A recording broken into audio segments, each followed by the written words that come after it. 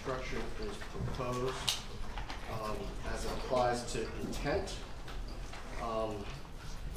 777.011 requires that the intent to commit the crime, it's in the plain language. Let me start over. So in other words, in order to be a principal, Ms. Adelson had to have a conscious intent that the criminal act be done, and that she did some act or said something intended to and did incite, cause, encourage, assist, or advise the other person to commit the crime. Sorry.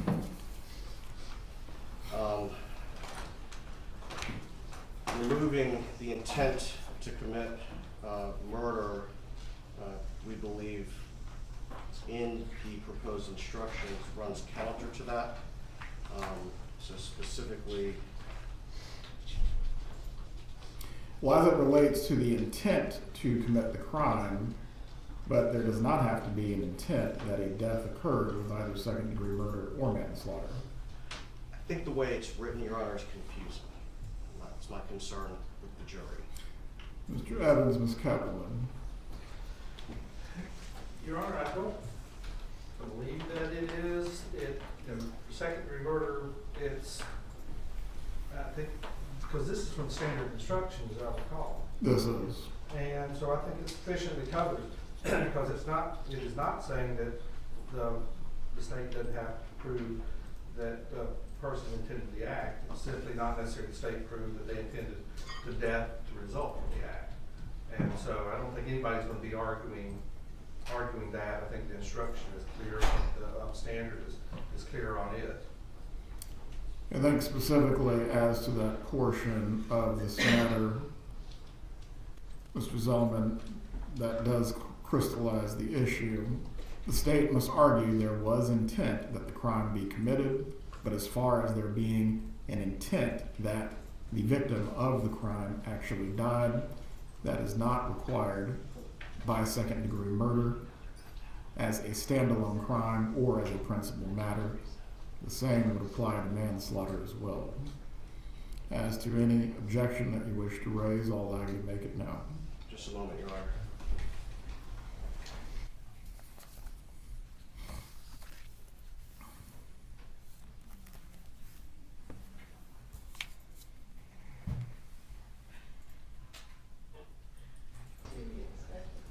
Ms. Fulford is explaining what I'm about to make, what I'm about to request to make sure that our client agrees with that.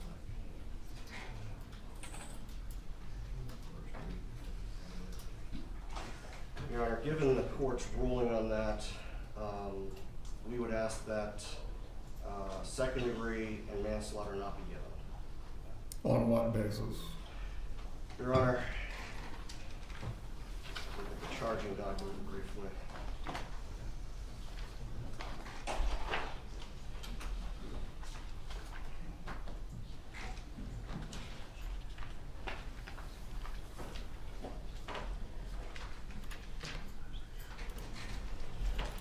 As I indicated previously, Your Honor, it's our position that the two sentences at the end of the principal instruction, specifically for second-degree murder, it is not necessary for the state to prove the defendant intended the death of Daniel Markel. For manslaughter, it is not necessary for the state to prove the defendant intended the death of Daniel Markel.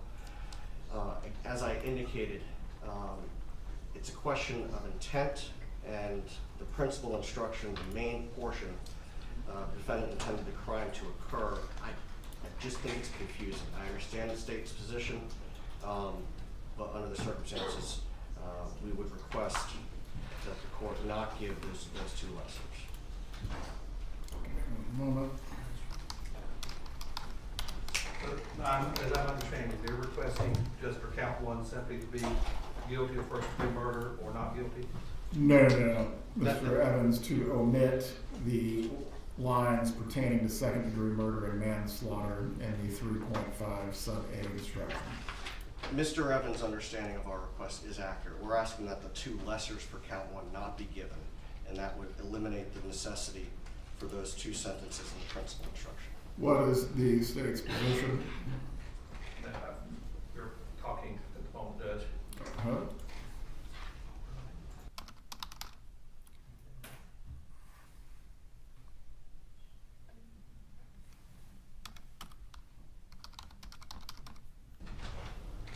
we're fine with doing away with the lessers on count one. On this matter, I will need to take a call quickly from the defendant. Ms. Adelson, please rise, raise your right hand, be sworn.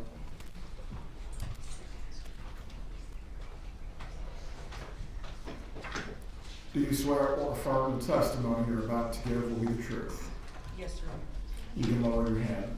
Ms. Adelson, you understand that lesser included crimes are something that is available depending on what is charged as a crime. I understand that, Your Honor. Do you also understand as well, if you waive your ability for the jury to make this finding, they can only make a finding as to what is charged first-degree murder? Yes, that's correct, Your Honor.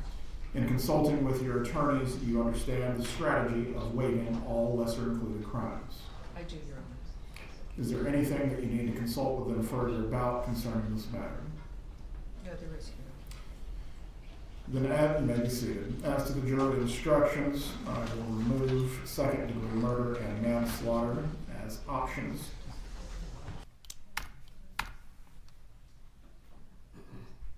Given that, Your Honor, I believe moving the two principal instructions directly after count one would also be appropriate. We'll remove any reference from second-degree murder and manslaughter in the principal instruction as well.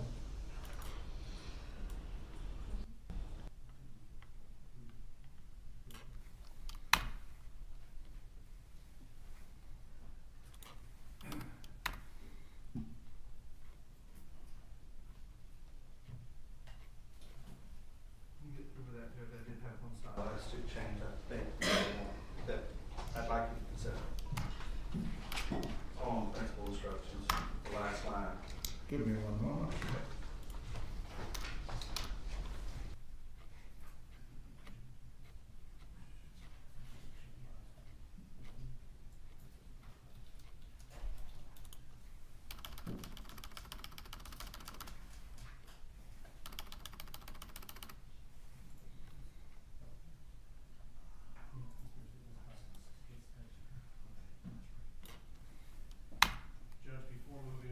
Two principal instructions after count one, Mr. Evans raised to the point. Give me one moment.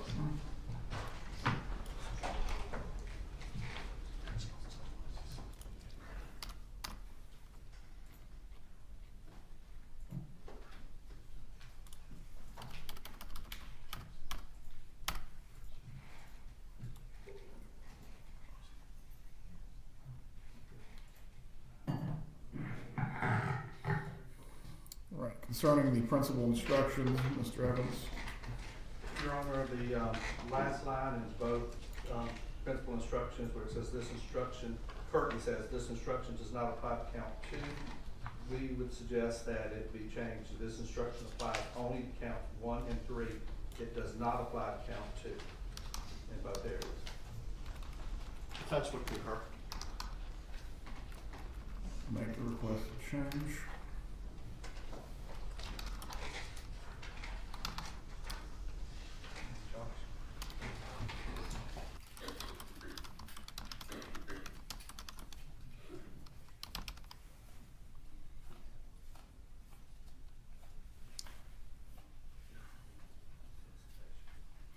Let me repeat it once again, so this reflects what is requested. This instruction only applies to counts 1 and 3 and does not apply to count 2. Yes, Your Honor, Yes. and given that principle applies to count 3, I'll withdraw the request to move principle after count 1. So it seems more, it would be more consistent with the fact that principle applies to count 3. The positioning of the instructions will be introduction to homicide, count 1, count 2, count 3, principle 3.5 sub A, principles 3.5 sub B, intent, and then moving on to plea of not guilty, reasonable doubt, and burden of proof. Yes, sir, and I see you have added 10, the language that was agreed to by both sides. Yes.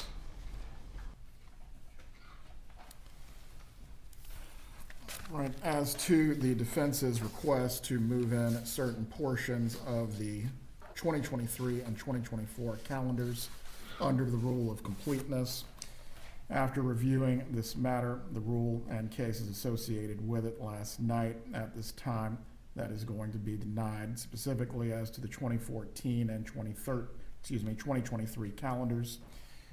These are not what the court would deem as a unified recording or writing.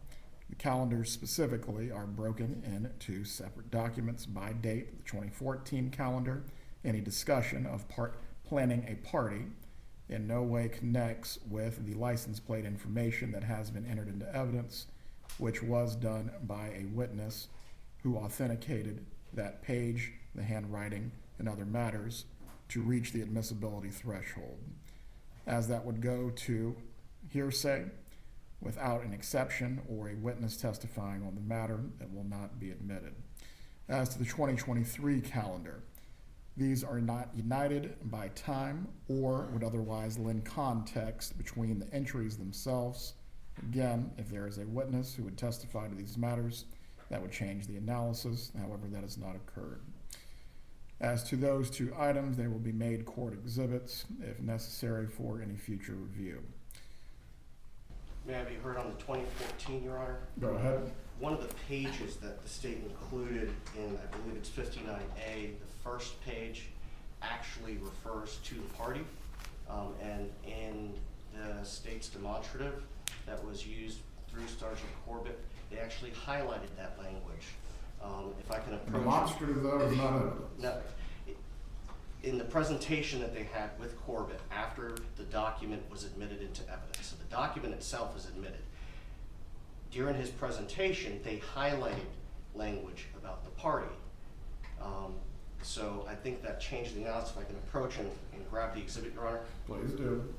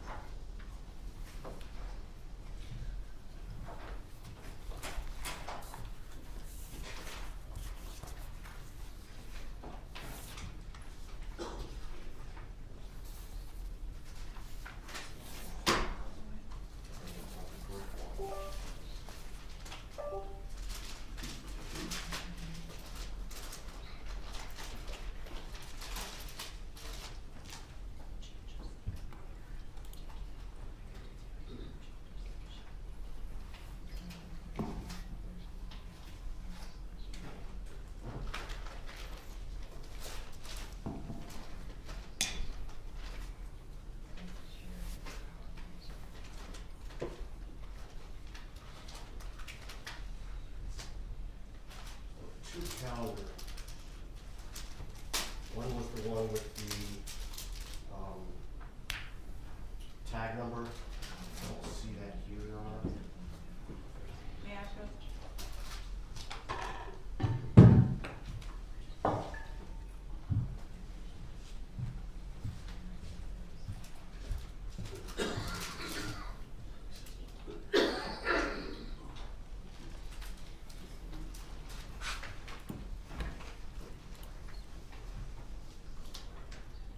Exhibit 142, Your Honor. And the reference is on the Friday, June 13th. It's pretty much in the middle of the page.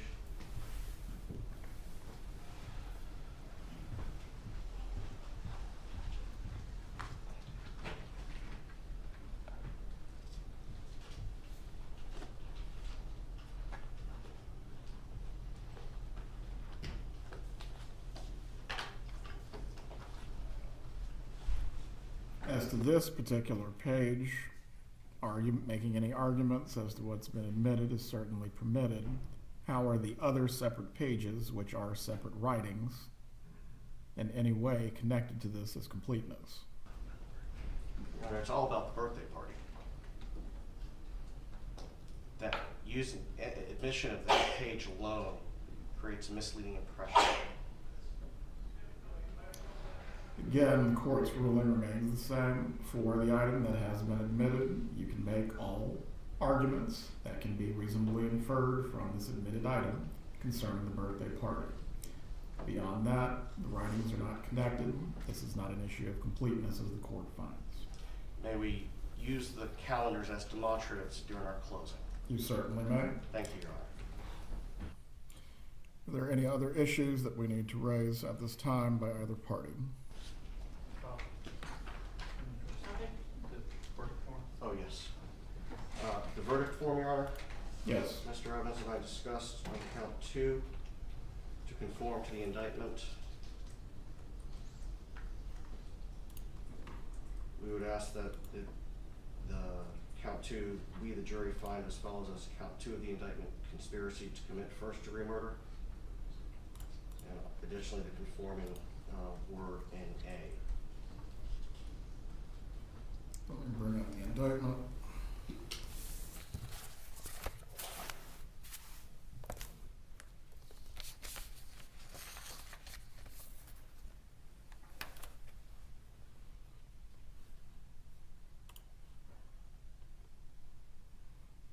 So you wish for it to read conspiracy to commit first-degree murder. Yes, please. As to the solicitation, do you wish for that to read the same as well? Yes, Your Honor.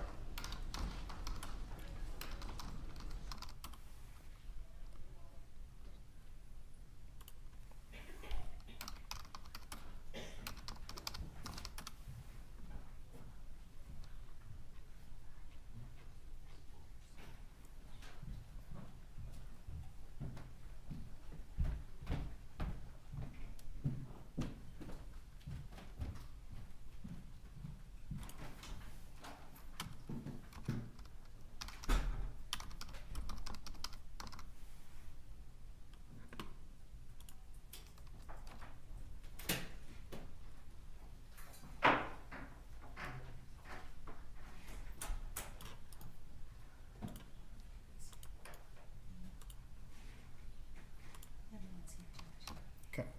Thank you. Believe that stays with the evidence.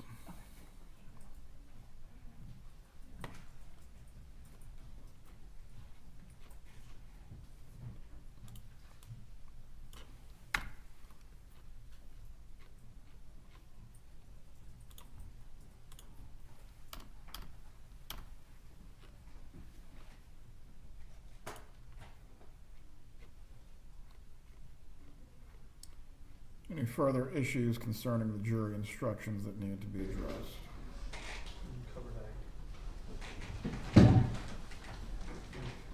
Your Honor, I just want to make sure you under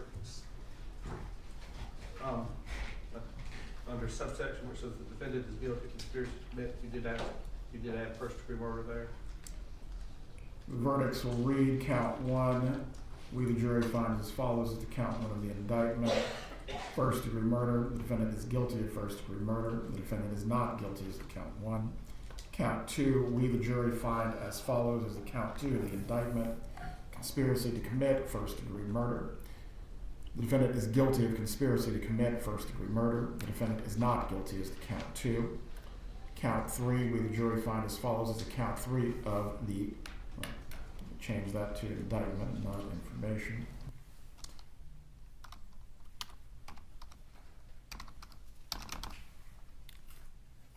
Count 3 of the indictment: the defendant is guilty of solicitation to commit first degree murder.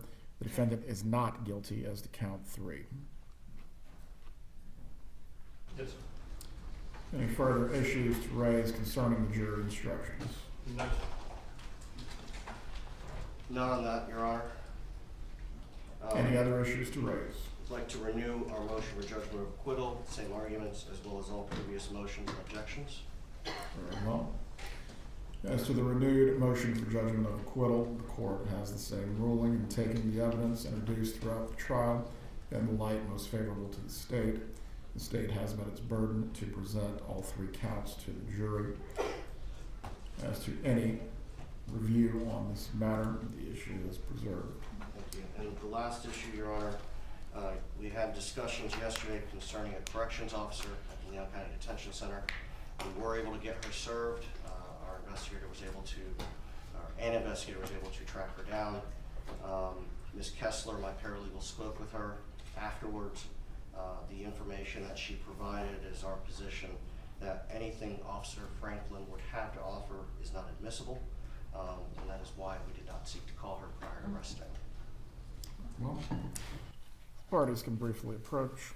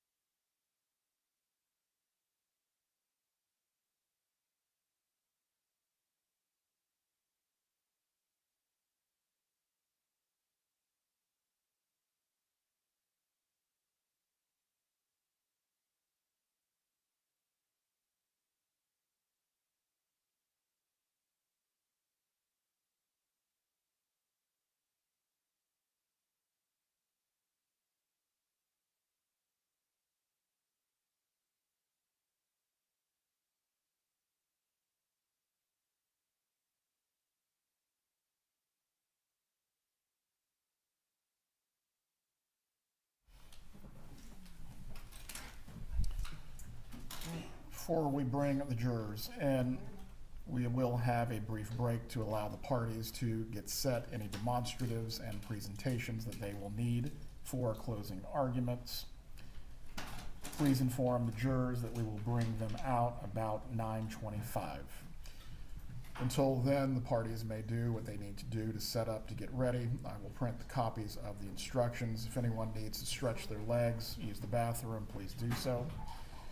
As to all observers for the closing arguments today, and this is very important, once again, you are not to make any gestures, you're not to make any facial movements, you're not to any way indicate to the jurors that you agree or disagree with what is being argued or what is being said. Phones need to be put away and placed on silent or turned off. Does anyone have any questions? Given what was brought up yesterday, that there was either murmuring or some sort of improper influencing or attempt to improperly influence the jury, that is not going to be permitted. You will be removed and also subject to contempt. Please raise your hands now if you have any questions. Otherwise, I expect you to conduct yourselves accordingly. We will resume at 9:25. The parties are to prepare for the closings at this point, or all presentations and demonstrations.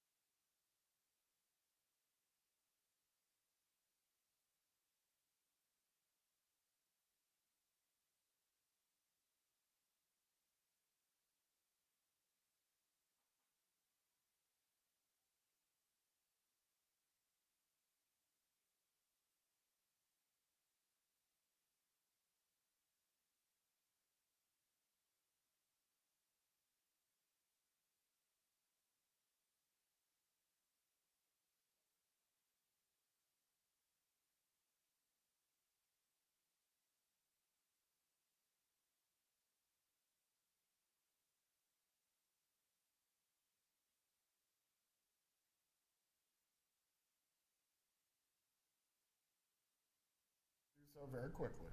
Yes.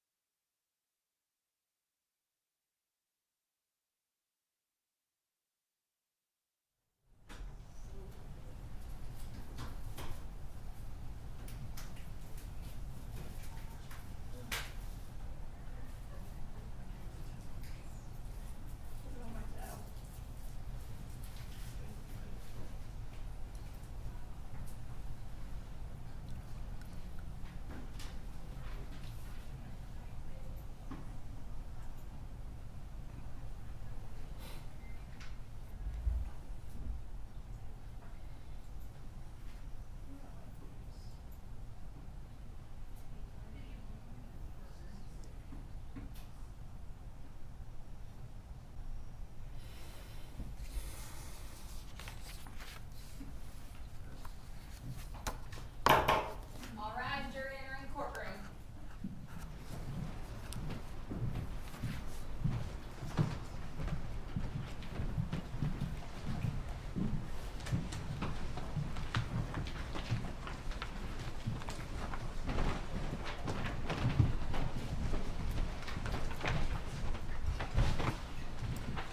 Everyone can be seated. Good morning, members of the jury. Good morning. Before we get started with the instructions on the law and the closing arguments by the attorneys, I will have a stipulation to read to you. When the parties agree that certain facts are true, that is called a stipulation of fact. You must accept stipulated facts as having been proven.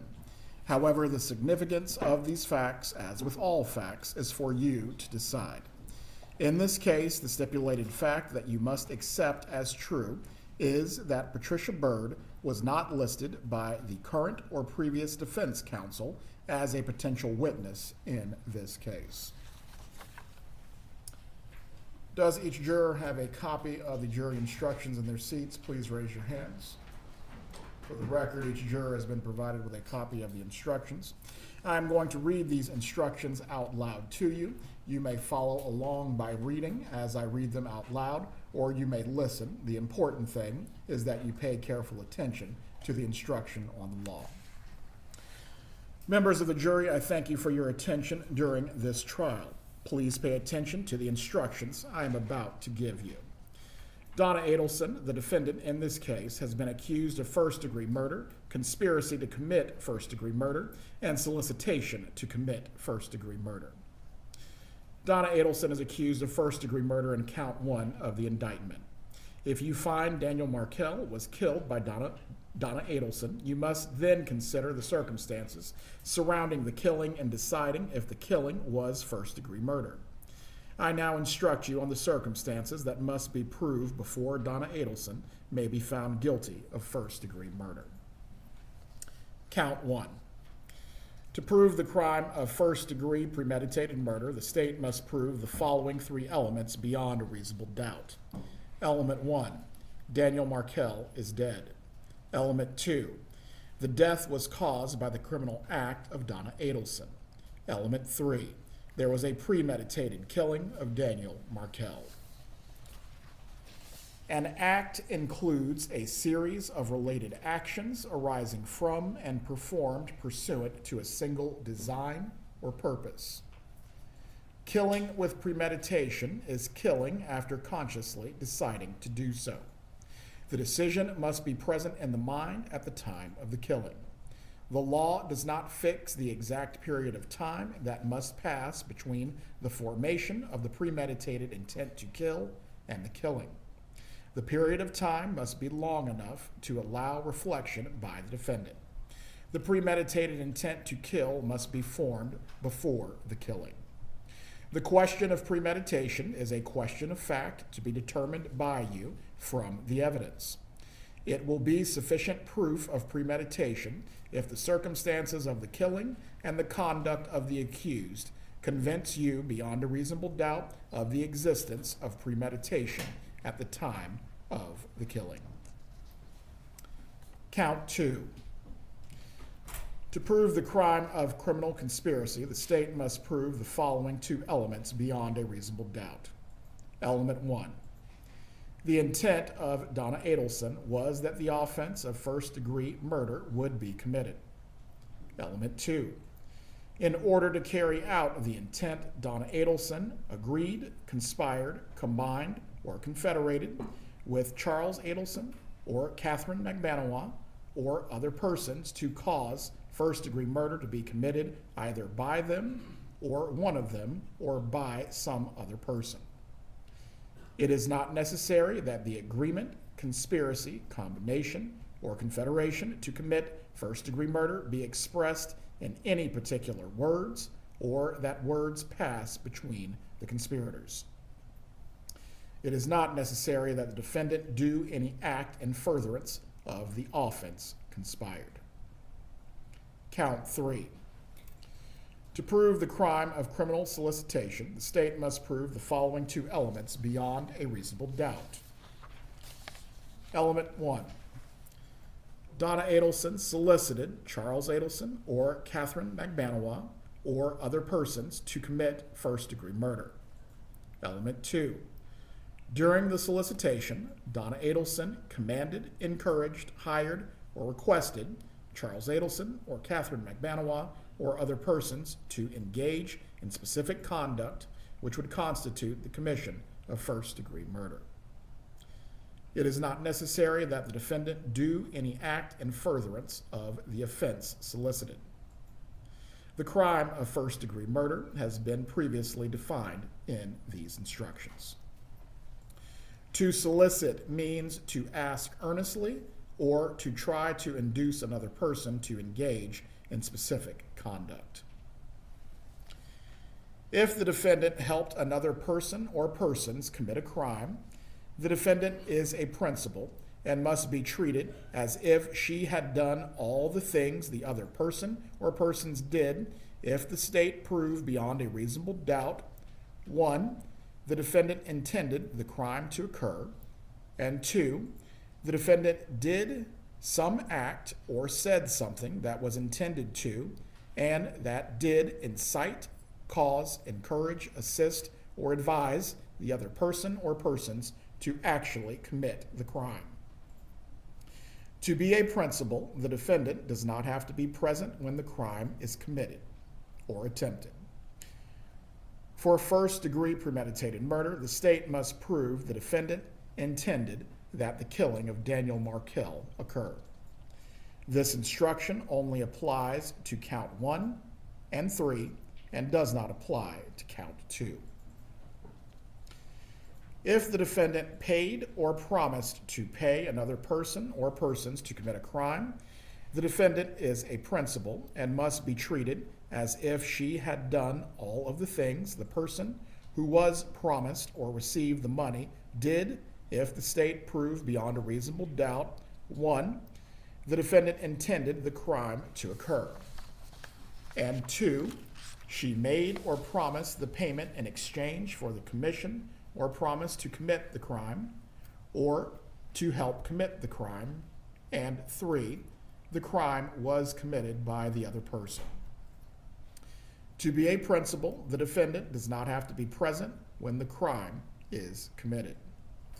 This instruction only applies to count 1 and 3 and does not apply to count 2. The intent with which an act is done is an operation of the mind and therefore is not always capable of direct and positive proof. It may be established by circumstantial evidence like any other fact in a case. The defendant has entered a plea of not guilty. This means you must presume or believe the defendant is innocent. The presumption stays with the defendant as to each material allegation in the indictment through each stage of the trial, unless it has been overcome by the evidence to the exclusion of and beyond a reasonable doubt. To overcome the defendant's presumption of innocence, the state has the burden of proving the crime with which the defendant is charged was committed, and the defendant is the person who committed the crime. The defendant is not required to present evidence or prove anything. Whenever the words reasonable doubt are used, you must consider the following. Proof beyond a reasonable doubt does not mean proof beyond all doubt. A reasonable doubt is not a mere possible doubt, a speculative, imaginary, or forced doubt. Such a doubt must not influence you to return a verdict of not guilty if you have an abiding conviction of guilt. On the other hand, if after carefully considering, comparing, and weighing all the evidence, there is not an abiding conviction of guilt, or if having a conviction, it is one which is not stable, but one which wavers and vacillates, then the charge is not proved beyond every reasonable doubt, and you must find the defendant not guilty because the doubt is reasonable. It is to the evidence introduced in this trial and to it alone that you are to look for that proof. A reasonable doubt as to the guilt of the defendant may arise from the evidence, conflict in the evidence, or lack of evidence. If you have a reasonable doubt, you should find the defendant not guilty. If you have no reasonable doubt, you should find the defendant guilty. It is up to you to decide what evidence is reliable. You should use your common sense in deciding which is the best evidence and which evidence should not be relied upon in considering your verdict. You may find some of the evidence not reliable or less reliable than other evidence. You should consider how the witnesses acted as well as what they said. Some things you should consider are: did the witness seem to have an opportunity to see and know the things about which the witness testified? Did the witness seem to have an accurate memory? Was the witness honest and straightforward in answering the attorney's questions? Did the witness have some interest in how the case should be decided? Does the witness's testimony agree with the other testimony and other evidence in the case? Has the witness been offered or received any money, preferred treatment, or other benefit in order to get the witness to testify? Had any pressure or threat been used against the witness that affected the truth of the witness's testimony? Did the witness at some other time make a statement that is inconsistent with the testimony he or she gave in court? Has the witness been convicted of a felony or a misdemeanor involving dishonesty? Was the witness present in the courtroom during the testimony of another witness or other witnesses? Whether the state has met its burden of proof does not depend upon the number of witnesses it has called or upon the number of exhibits it has offered, but instead upon the nature and quality of the evidence presented. The fact that a witness is employed in law enforcement does not mean that his or her testimony deserves more or less consideration than that of any other witness.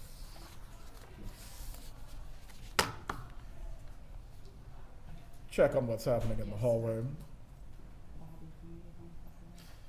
Expert witnesses are like other witnesses with one exception. The law permits an expert witness to give his or her opinion. However, an expert's opinion is reliable only when given on a subject about which you believe him or her to be an expert. Like other witnesses, you may believe or disbelieve all or any part of an expert's testimony.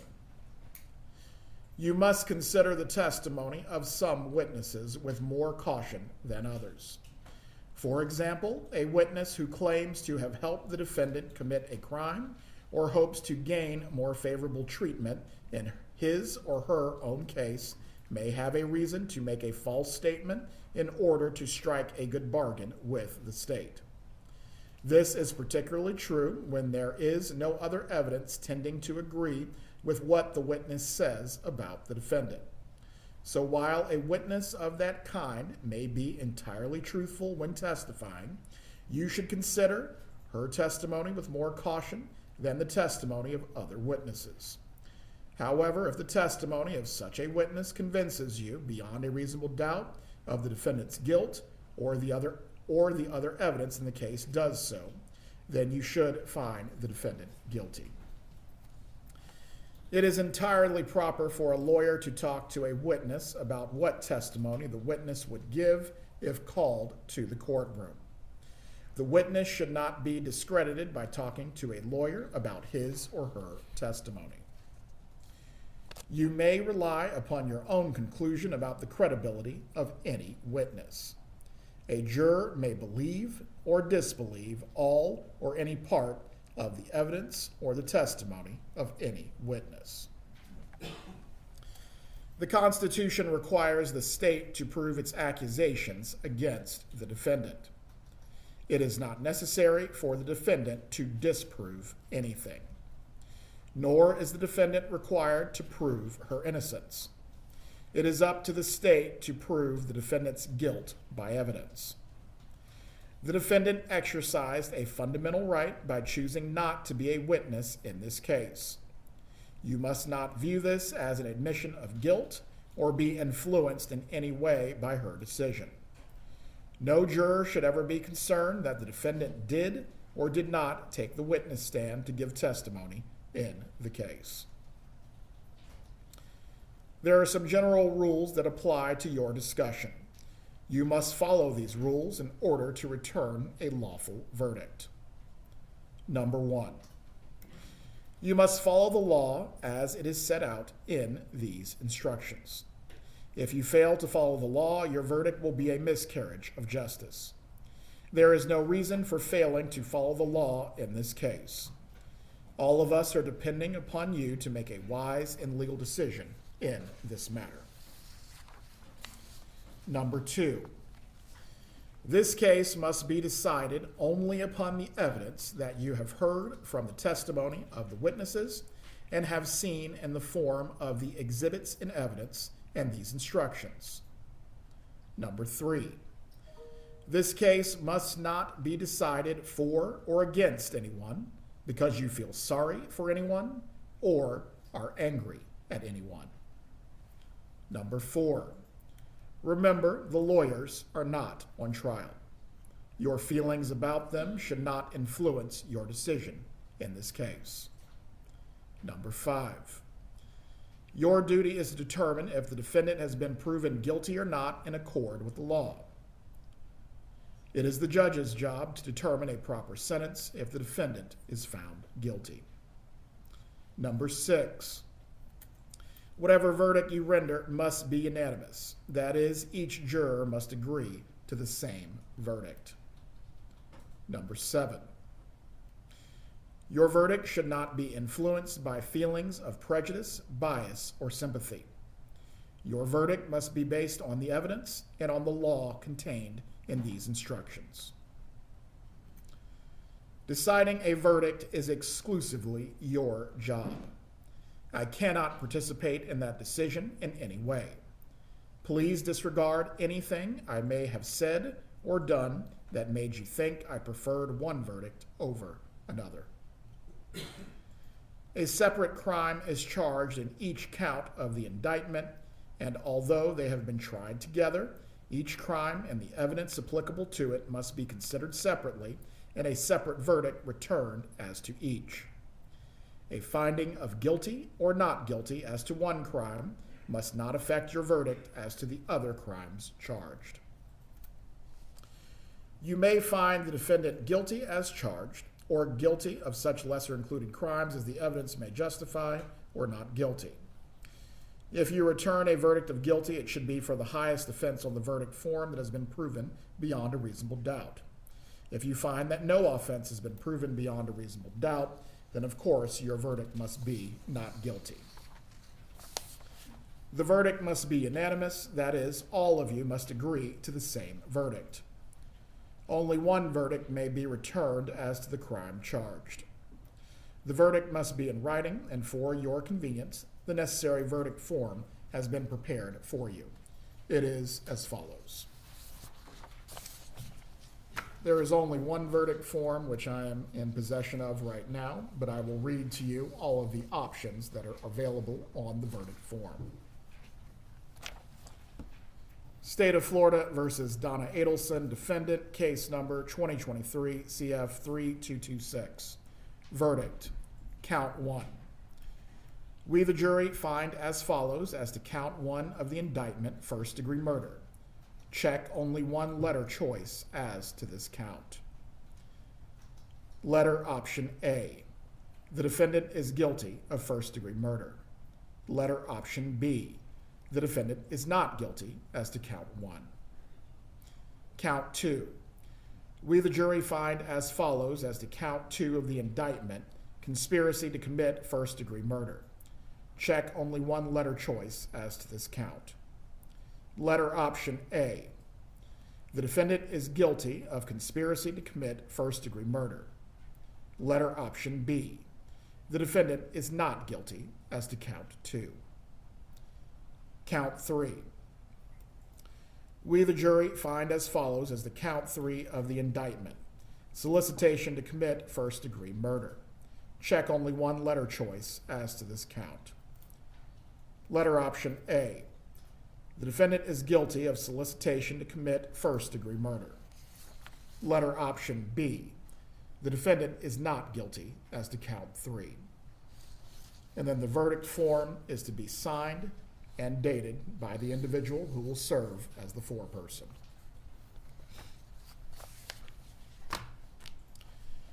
Both the state and the defendant have now rested their case. The attorneys now will present their final arguments. Please remember that what the attorneys say is not evidence or your instruction on the law. However, do listen closely to their arguments. They are intended to aid you in understanding the case. Each side will have equal time, but the state is entitled to divide this time between an opening argument and a rebuttal argument after the defense has given its closing argument. Whether or not you take notes, you should rely on your memory of the evidence, and you should not be unduly influenced by the notes of other jurors. Notes are not entitled to any greater weight than each juror's memory of the evidence. Is the state prepared to proceed with its closing argument? Yes, Your Honor. May it please the court. Counsel.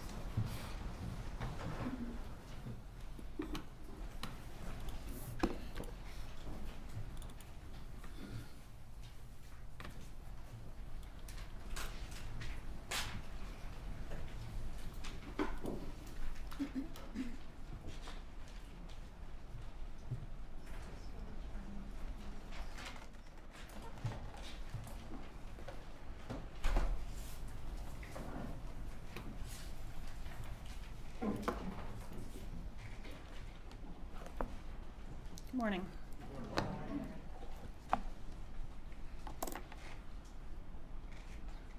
Well, this is Dan Markel.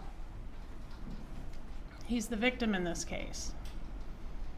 A son, a brother, a colleague, a mentor, a professor, a friend, but most of all, a father, an Abba, a dad. A dedicated and loving father whose downfall was brought about by the fact that his number one priority was maximizing his time with those little boys in the wake of a bitter divorce from their mother. Defense called witnesses to come in here and give you an expert opinion that his divorce and the subsequent litigation was not contentious. Not contentious to whom? It was contentious to Dan Markel. It was contentious to Wendy Adelson. And it was contentious to this defendant.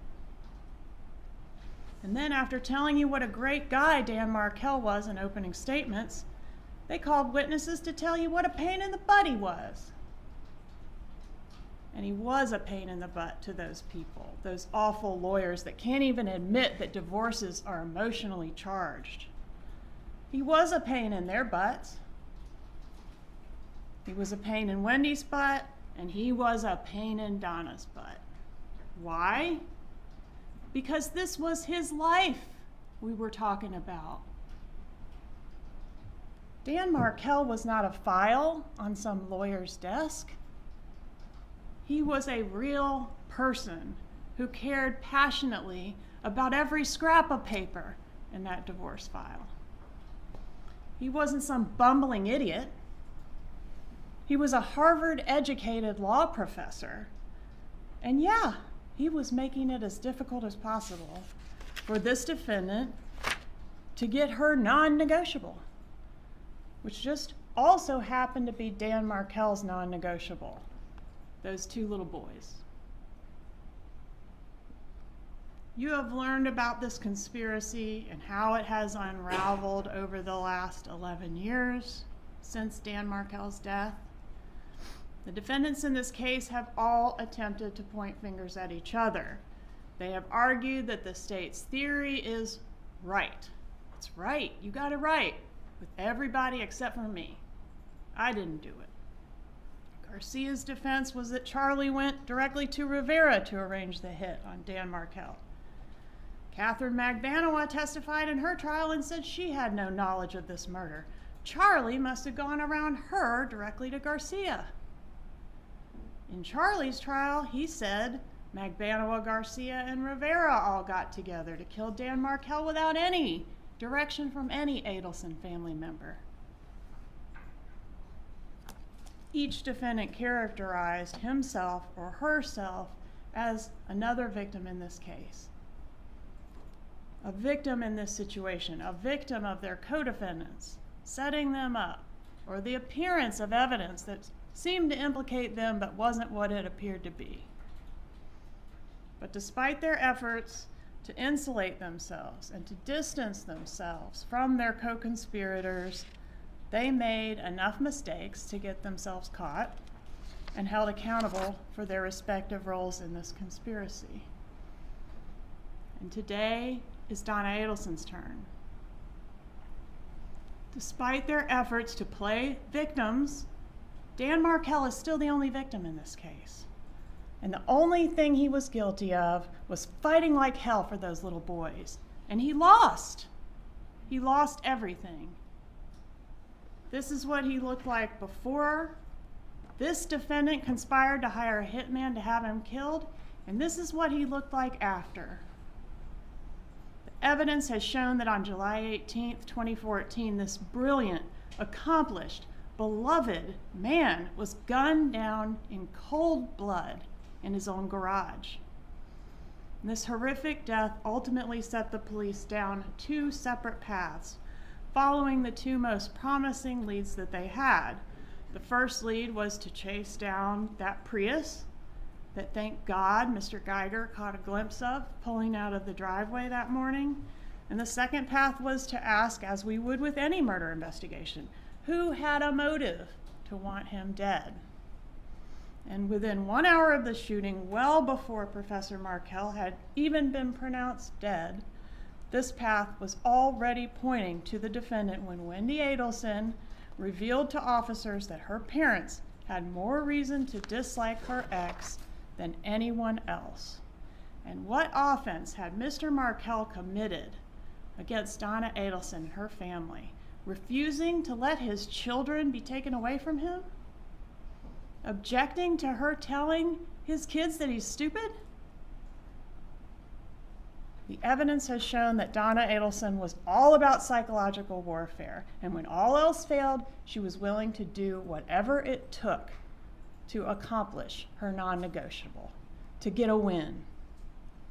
In order for you to render a verdict of guilty, the state must prove to you beyond a reasonable doubt that these crimes were committed and that this defendant is the person who committed the crimes, or in this case, one of the persons who committed the crimes.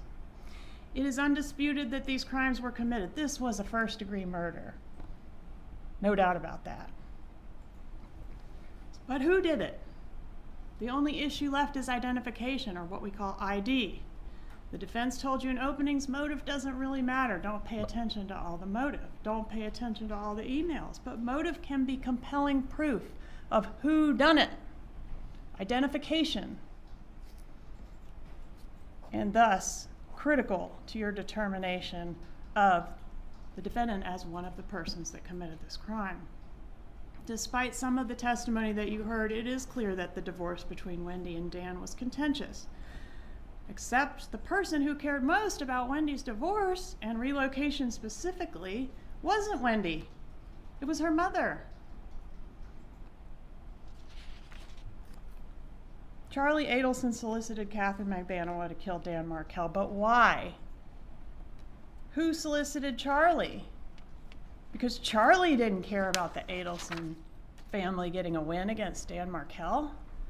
He didn't care about relocation. He didn't care about Wendy's divorce. He cared about go-karts and jet skis and pretty girls. But he also cared about getting things done for the number one woman in his life, and that was his mother. She managed Charlie's life for him, and in return, he solved problems for her. That pattern is seen throughout this case. He talks to Wendy on the defendant's behalf to get her to pull the plug on the Tallahassee house, to date Dave and invite him to Mother's Day, to pursue a medical malpractice job, even though that's not even her area of the law. And on and on and on. She micromanaged Wendy's life. Charlie knows how to manage Wendy in a way that Donna can't, or knows how to talk to her in a way that Donna can't. And Wendy needs their help, right? Because according to them, she doesn't even have enough of a brain in her head to run her own life without their help.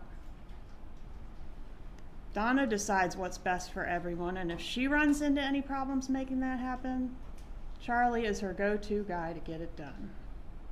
He is the problem solver. And what was the biggest problem that Donna Adelson had in 2014? Dan Markel. Wendy filed her petition for divorce on September 10th of 2012, and the defendant was right in the middle of it. In the fall of 2012, the defendant told her son, Rob Adelson, that she had been in Tallahassee for several months, renting a new place for Wendy. She used her own maiden name to do that, to disguise the identity of who was renting it, arranging for movers, moving money around, and getting things set up for Wendy to leave Dan. Then Wendy calls Dan Markel and delivers the news that she's leaving him. How does she do it? She tells him she and the boys are moving out of the marital home, and the defendant gleefully, that was Rob's word, reported to Rob, her son, that she and Wendy strategically planned to deliver that news to Mr. Markel so that he would get this bomb dropped on him right as he's about to take the stage to deliver this lecture. According to Mr. Markel, in one of his filings, quote, while the husband was away on a short business trip, the wife left the husband in the marital home, taking with her the children's furniture, clothing, toys, and whatever assets, both marital and non-marital, she desired. The evidence has shown that from the start, this defendant was very involved in managing Wendy's divorce. In October of 2012, defendant writes an email entitled, Things to Discuss at Your Mediation to Make Sure You Have in Writing for a Settlement, in which she refers to Wendy as a hostage and a prisoner in Tallahassee. That's what she believed. The email also includes the suggestion that Wendy pursue a restraining order against Dan Markel, that Wendy should go for 100% full custody of those two kids and relocation, and the threat of this conversion to Christianity. Quote, if he leaves you in Tallahassee, the children will not be attending Hebrew day school. That's not a threat, just a warning. A warning that her friend, Miss Cunningham, on the stand dismissed. Oh, that was just a foolish thing to say, right? But the characterization of these threats as, just something that was a one-off heat of passion thing has been completely destroyed by the evidence in this case, because she repeats it. She plans it with a lot of specificity. Wendy even admitted that her mom was serious about planning a baptism for these kids to change their religion as a ruse to try to strong-arm Dan Markel into giving up those kids. This is an example of the defendant operating with the emotional subterfuge as described by her daughter, Wendy Adelson. Also remember how her son, Rob, described her. She has rigid and fixed ideas of what she wants. And as long as you comply, things are fine. But when you don't comply, things are not fine. Wendy even admitted that if Dan had relented and moved to South Florida, or at least allowed her to move there, they might have co-parented happily ever after. But Dan did not comply, so things were definitely not fine. The defendant ends this email with, quote, we will help you in any way possible for you to come here. In October, this defendant drafted language for Wendy's petition to relocate, including allegations that Wendy had been upset about having to live in Tallahassee since 2005, and a mention of putting the boys in a Christian school and on a non-kosher diet. Again, that's not a threat, just a reality. And the suggestion that the boys live in South Florida with Wendy and Dan just fly back and forth to see his kids. He can just come see them every other weekend by airplane.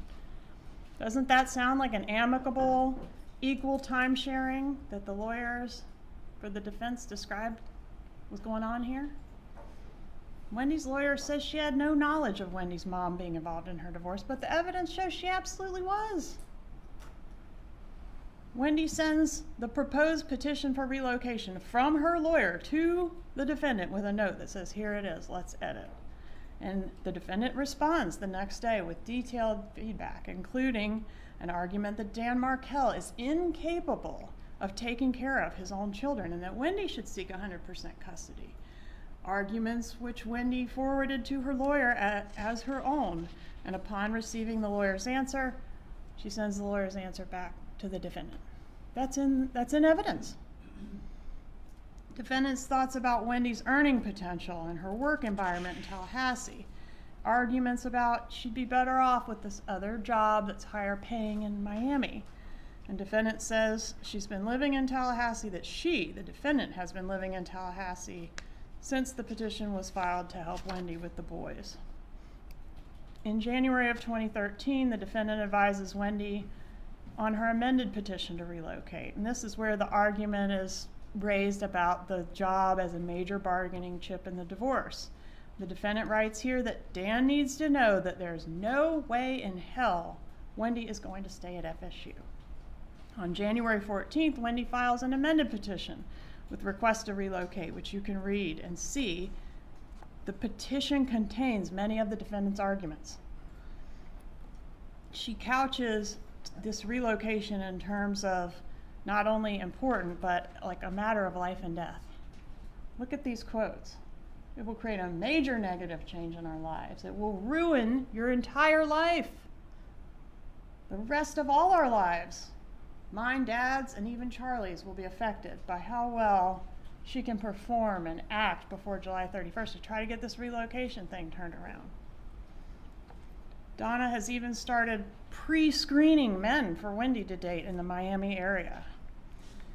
In February, Dan files his response to Wendy's motion to relocate, alleging Wendy took his stuff when she left. The sole reason for relocation is to be close to her mother and family in South Florida, and that contrary to what Wendy put in her pleading, he was not seeking to leave FSU. He wasn't trying to move. Wendy failed to comply with their Skype agreement, that Wendy exhibited deceitful behavior, made false statements, showed a lack of integrity, and had unclean hands. Those are some pretty nasty words. Maybe not the worst thing that the defense experts ever seen, but pretty nasty. Dan Markel requests sole decision-making authority for these kids regarding education, medical, and religious matters. The defense lawyer witnesses said, oh, that was never going to work. Maybe that's true. But these were concerns that Dan Markel took seriously. There's tons of discussions in evidence in these binders before you, in the pleadings and in the emails about Dan Markel's desire to raise these boys in accordance with his faith and his concerns that his wishes were going to go right out the window as soon as the boys went over to be with Wendy or her mother. And defendant took this matter seriously too. She made it crystal clear in these emails that she had no respect for these boys' fathers' wishes for them regarding religious practices. In this email, defendant says she's sitting at Wendy's kitchen table working on Wendy's response to the filing we just talked about that Dan Markel made. So much for her having no involvement in her daughter's divorce. She says in this email to a friend, all Wendy wants out of this is to relocate to South Florida where she has us and Charlie. Danny is making it very difficult. On March 5th, 2013, defendant sends a long email in response to every paragraph of Dan Markel's arguments against relocation, including that Dan's religious practices are fanatical and dangerous to the boys, and that Dan Markel is psychologically unfit to have custody of his children. It's not sounding very amicable, is it? In opening statements, the defendant's attorney acknowledged that Dan Markel was an intelligent, accomplished professor and a dedicated father, and the state could not agree more. But the evidence has shown that her client didn't agree with that. Donna Adelson repeatedly paints Dan Markel as a self-important idiot who's not fit to care for his own children. On March 6, 2013, Dan Markel sends Wendy an email threatening to take her to court over her failure to cooperate with the Skype thing. That comes up repeatedly. Here he says, you've made zero efforts to facilitate that when you or your mother could have easily done so. I don't want conflict or tension. I desperately want peace and joy.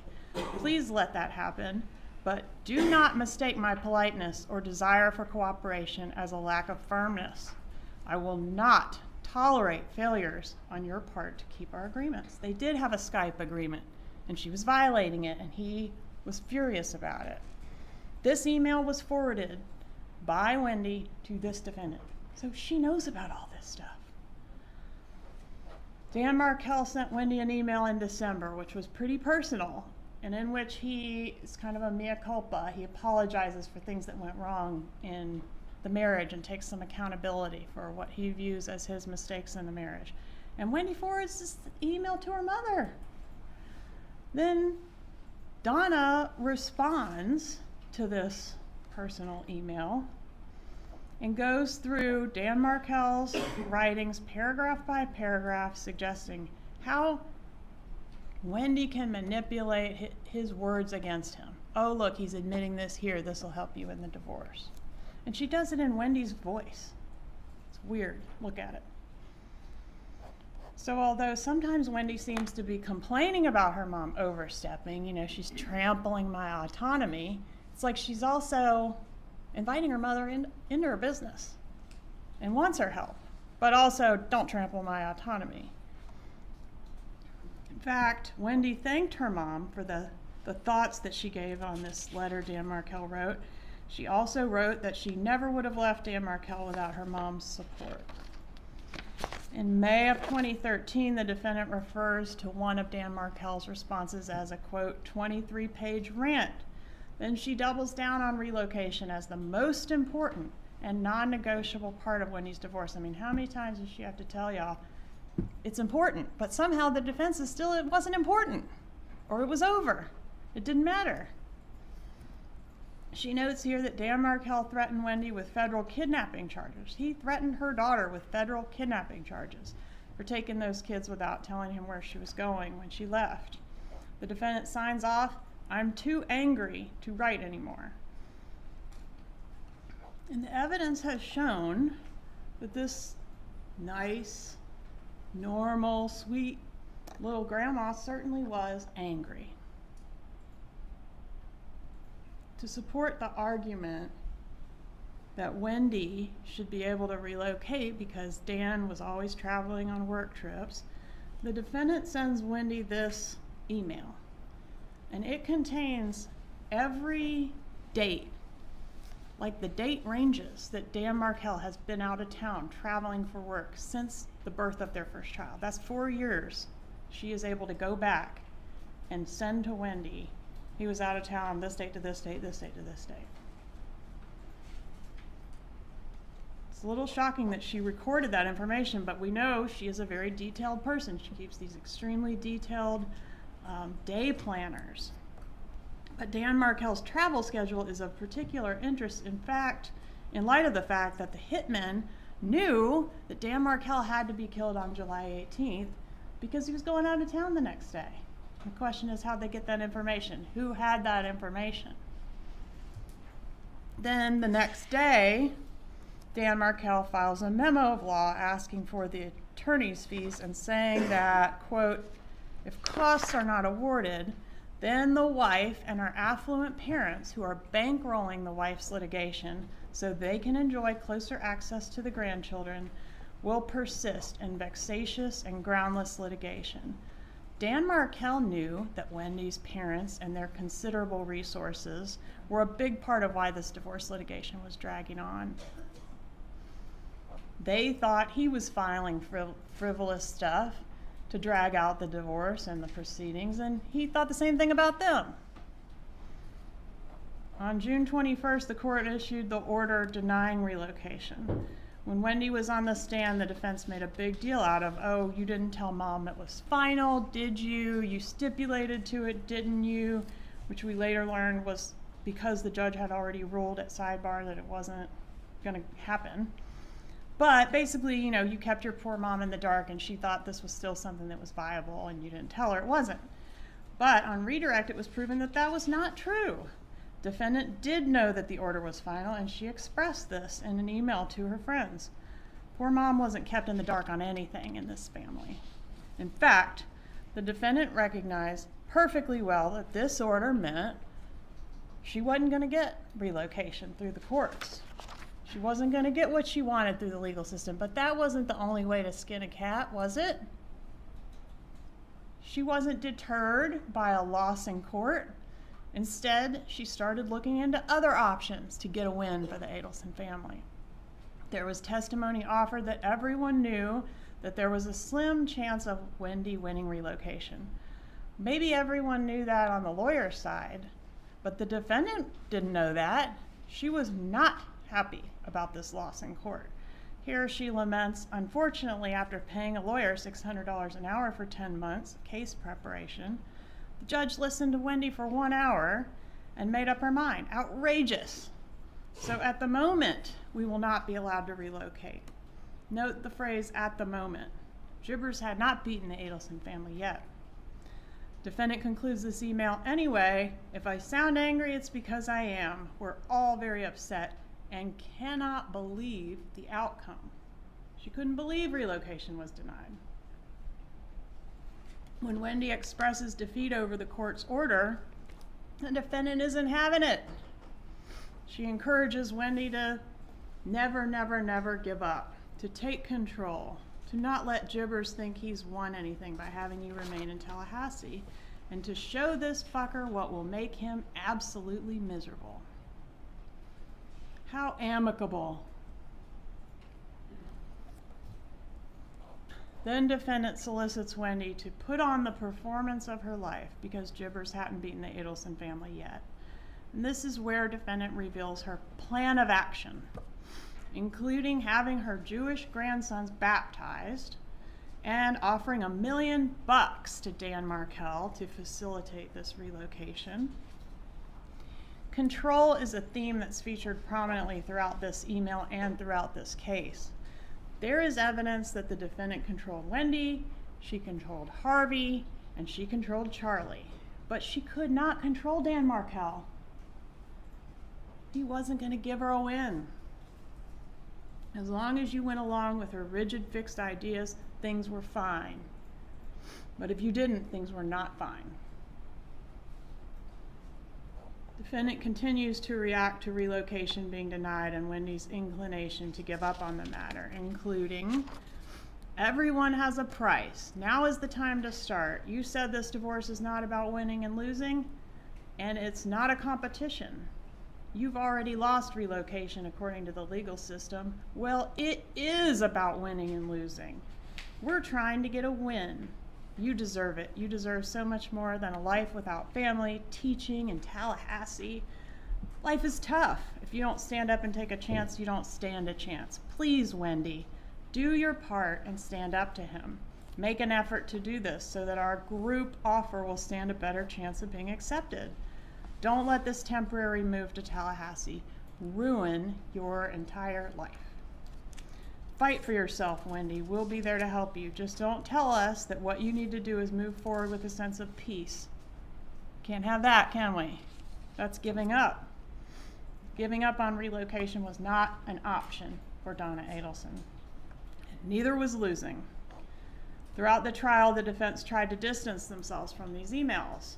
One of the ways they did that was by trying to put them off on Harvey. They pointed out, hey, this is a joint email account. One of these is signed Mom and Dad. And there's a few that are signed Mom and Dad, but it's clear that the defendant is the author of these emails and that she's the one driving the bus on this relocation effort. And during the presentation, we highlight all the dad and I language, all the indications in there that Donna is the author as opposed to Harvey being the author. According to her own daughter, Wendy, she's the dominant force in that household. And according to her son, Rob, she is a controlling person as opposed to the more passive, go with the flow type of personality that the dad, Harvey, has. In opening, the defense attorney told you that this defendant was a normal person, and you don't have to decide she's not a normal person. You're the judge of the facts, right? Was a crime committed? Is this the person that committed the crime? But in this email, she suggests that dressing her Jewish grandchildren up in Hitler youth uniforms would be acceptable. That would accomplish her goals. The ends justify the means for her, people. That is illustrated here, and it sums up this entire case. The defendant wanted this done because that was the only way left to get a win. If he had submitted, if he'd let her take those kids, he'd be alive. If he'd moved to South Florida himself, he'd be alive. But he would not submit. She could not get that win. He was a huge problem, and she made it Charlie's problem.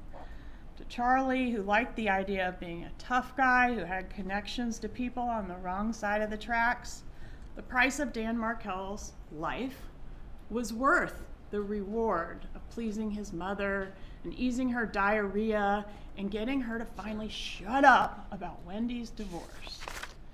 In the mind of this defendant, all their lives depended on the success of this relocation effort. She tells you as much herself in these emails. Listen to her.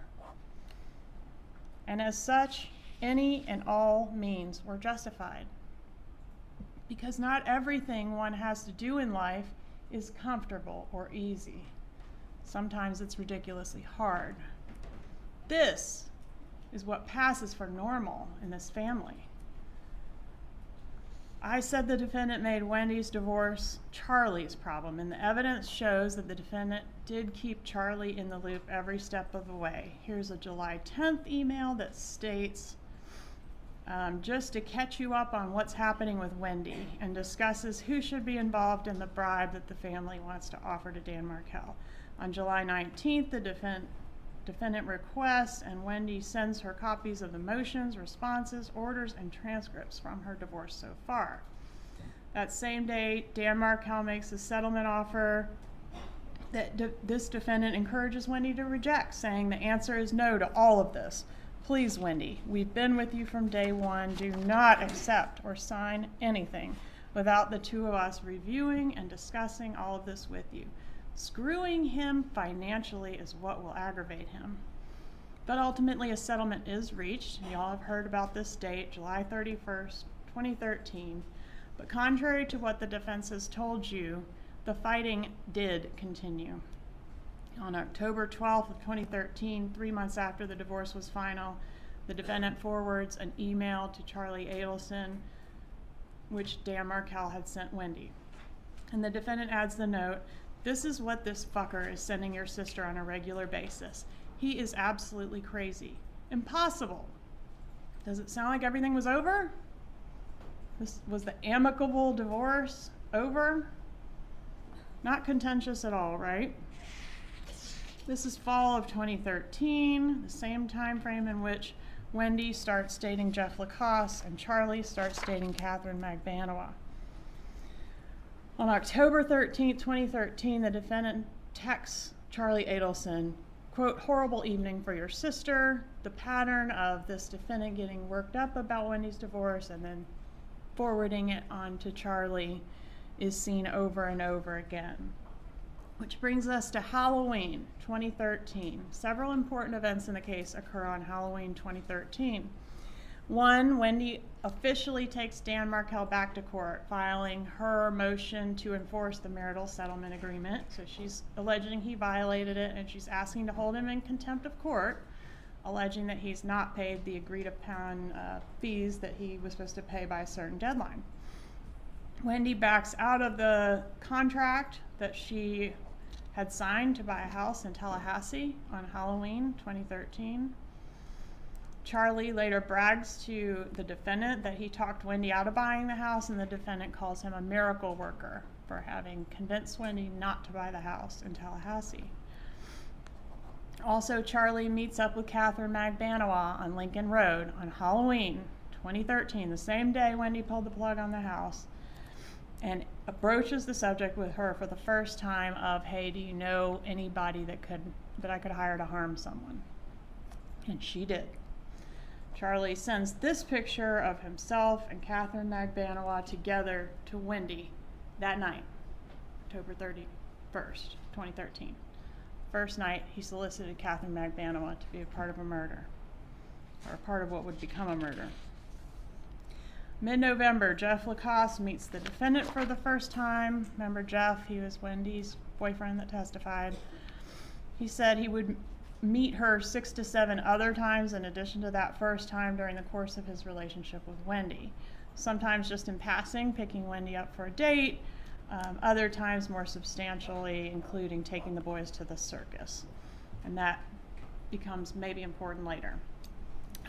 Meanwhile, the fighting continues into December. We're in December of 2013 by now. On December 16th, Dan Markel emails Wendy and the parenting coordinator that was assigned to help them try to navigate these issues about the defendant, Donna Adelson, disparaging him to his kids. In this email, he introduces what he calls a major issue. The headline on this concern is not buried, guys. Like he says, I'm introducing a major issue. He very plainly gives a preview of the grandma motion, which will ultimately be filed in March of the next year. And here he says that on November 8th, one of the boys announced at a Markel family dinner that grandma, referring to this defendant, says you're stupid. Grandma says you're stupid. Then the following Monday, on November 11th, when Dan Markel was buckling the boys in at the park, they both tell him that grandma says you're stupid. When asked why, they say because you're trying to take her sunshines away from her. When asked who are her sunshines, the boys answer they are her sunshines. Then again on November 30th, while playing with the older child, that child repeated the statements to Dan Markel, grandma says you're stupid. And again when asked why, the child repeated that the defendant said that Dan Markel was stupid because he was trying to take grandma's sunshines away from her. Markel implores Wendy to address the situation as he would like to avoid a hearing in which his kids are going to be primary witnesses against their grandmother. He assures her that he will, though, if necessary, seek judicial relief that prevents contact between the children and their grandmother. This lawyer that testified said, oh, that wasn't going to work. Well, he didn't think so. Oh, well, that's no big deal. I've seen much worse than that in my career. Well, yeah. Dan Markel hadn't seen much worse than that. Dan Markel had a big problem with grandma saying he was stupid, and he wanted to take it up and address it with the judge if necessary. Dan Markel emphasizes that this is a matter he takes very seriously and says that the defendant's actions could lead to the termination of Wendy's parental rights. Is that true or not? Doesn't matter. He thought it was true, he threatened it. And those are fighting words. Going to terminate your parental rights? Wendy forwards the email to the defendant the next day, December 17th. And what's the response? Wow. That's a response we see from the defendant quite a bit. She's usually more verbose, that's true. But why is the defense working so hard to say that their client didn't see this email and didn't know about these allegations? I mean, isn't it clear that Wendy is sharing all the issues relating to her divorce with her mother? Wendy communicated with her mother on all these filings, and this one pertained directly to her mother. Of course they discussed it. Are you really to conclude that nobody was fighting anymore prior to Dan Markel's murder when the evidence leads you to conclude the exact opposite? This was a pressure cooker, and it was being turned up hotter and hotter with each passing day. Not only is this a situation that's escalating between the actual parties to the litigation, but now the defendant has moved from working behind the scenes, helping Wendy with the divorce, to actually being the subject of the pleadings that are before the court. There was supposed to be a hearing on that issue. One thing Dan Markel wrote in this email is, quote, I fear that the children's best interests are not being pursued so much as what grandma wants. If he only knew how legitimate that fear really was. Those weren't just some ugly, foul words thrown around in the heat of the moment, folks. They continued well past the finalization of the divorce. Here on January 10th, 2014, so now we're into the year where Dan Markel is killed. 6 months after the divorce is final, defendant says of Dan Markel, wow, is he on drugs? Is he also going to pay $70K plus the legal fees and interest that bastard owes you? So the bad blood is going strong here 6 months before the murder, and the divorce wasn't really final anyway, in the sense that we're continuing to have pleadings get filed back and forth. In February of 2014, Dan Markel emails Wendy threatening to file motions, exposing her for what he said was hiding assets, $200,000 worth of assets from the court, and giving false testimony under oath. And also to accuse her attorney of misconduct. Her lawyer witnesses say none of that's a big deal, none of that was going to be successful, but he thought it was going to be successful. To him, it's a lot of money. To him, it's a big deal. The next day, on February 15th, 2014, we see a text from the defendant to Charlie. Wendy's totally stressed out. Yesterday was a rough one. She will probably have to go through another depot. Outrageous. Rob Adelson testified that his mother told him they were, quote, depoting Wendy to death. But then their expert witness got up there and said Wendy was never deposed. I guess they didn't provide her with that information or any of these emails or text messages post July 31st, because this thing was not over on July 31st. In this text, defendant accuses Dan Markel of stalking Wendy, and Charlie agrees. The defendant tells Charlie to keep the conversation with Wendy light and don't bring up the divorce drama, which kind of implies there was divorce drama going on. There's a sense in this email and elsewhere in the evidence that defendant and Charlie have to tiptoe around Wendy, like she's this damsel in distress that needs the two of them to step in and help her handle her business. On February 17th, 2024, defendant again reports to Charlie how Wendy's hearing went and talks about how there are plans to seek to have Dan Markel forced to submit to psychological testing. Here, defendant is 7 months after the divorce and just 5 months before the murder, responding to Dan Markel's filing a request to produce, and she says it's time to give it to him. Let's aggravate him the way he's trying to aggravate you. And what can your attorney do to be proactive to give him some grief? Can't you meet with her and work out a plan of attack? Something has to be done with this asshole. This is 5 months before the murder. Here, defendant texts Charlie about Wendy yet again. If you speak to Wendy today, tread lightly. Don't ask questions about the depot, her lawyer, etc. Tough time, and she's really stressed out. The asshole showed up at soccer yesterday, and she goes into a story about, he showed up at soccer and they got into it. And then she ends with such a fucker. Super amicable. Then we have this text on March 4th, switching gears. This is about the birthday gift. Defendant texts Charlie that she's going to call him from the bathroom in Gainesville where she can have some privacy. Please pick up because I will have very limited alone time today. Erase this text after you read it. Then the defendant says we'll speak privately about Dad's birthday gift. So erase after reading. You might think, well, maybe she was just trying to keep the birthday gift a surprise, but why does Charlie need to erase it? Harvey's not with Charlie, Harvey's with Donna. And according to Rob, there were no birthday gifts for Harvey unless the murder was supposed to be the birthday gift. Plus, in the text, Donna wants Charlie to delete after reading the text that doesn't mention the birthday. She doesn't say anything about deleting the one that does mention the birthday. Rob Adelson was present at the birthday party, which did take place between the two trips that the hitmen took to Tallahassee. And there were no birthday gifts, according to him. The defense suggests that the friends coming to the party was part of the surprise, but then they also suggest that Harvey sent the Evite, so I don't think they can have it both ways. You can't send the invitations and be surprised by the friends.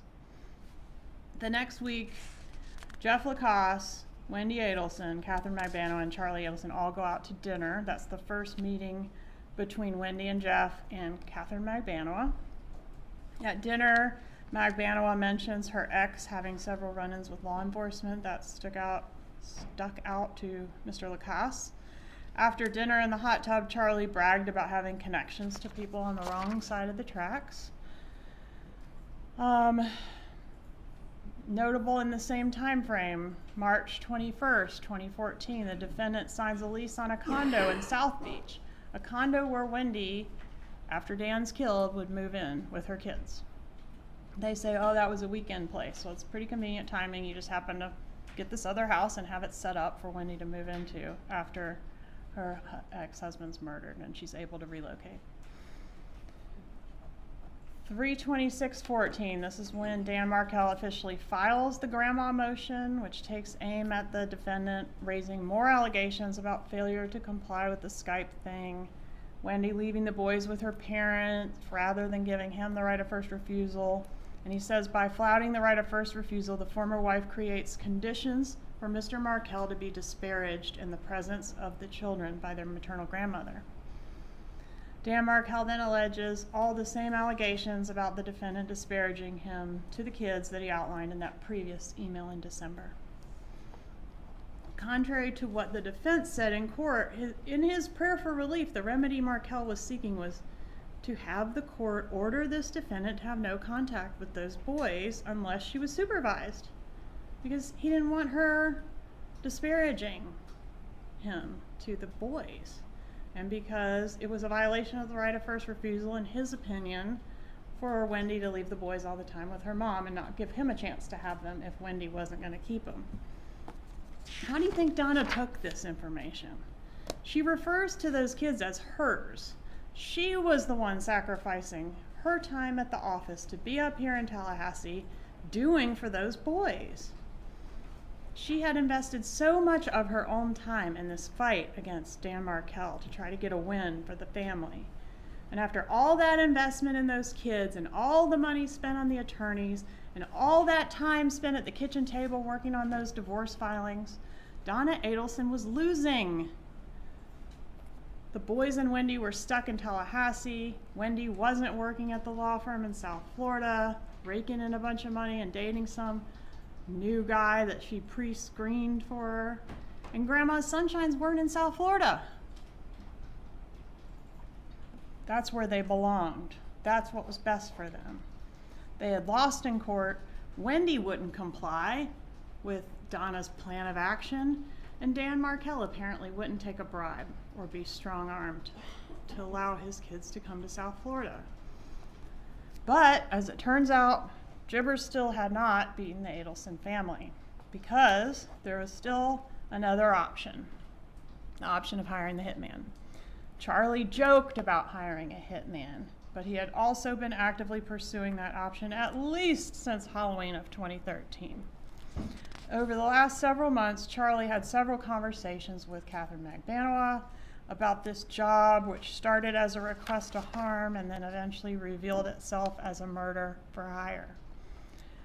Recall that Magbanoa said that often when she and Charlie would discuss the murder and the pressing need to get it done, he would emphasize to her that the toll that Wendy's situation was taking on his parents emotionally and physically, as they were stressed to the point of being physically ill. So he would often tell her that's the motive. That's why we need to get this done. It's like stressing out my mom. On May 16th, 2014, 2 months before the murder, Wendy was added as a resident to that condo in South Florida. On May 30th, 2014, Donna sends Charlie the text, quote, "Horrible morning with Danny. Tough conversation with her." This text was sent less than 2 months before the murder. The drama is continuing. Everyone's still fighting. It's contentious.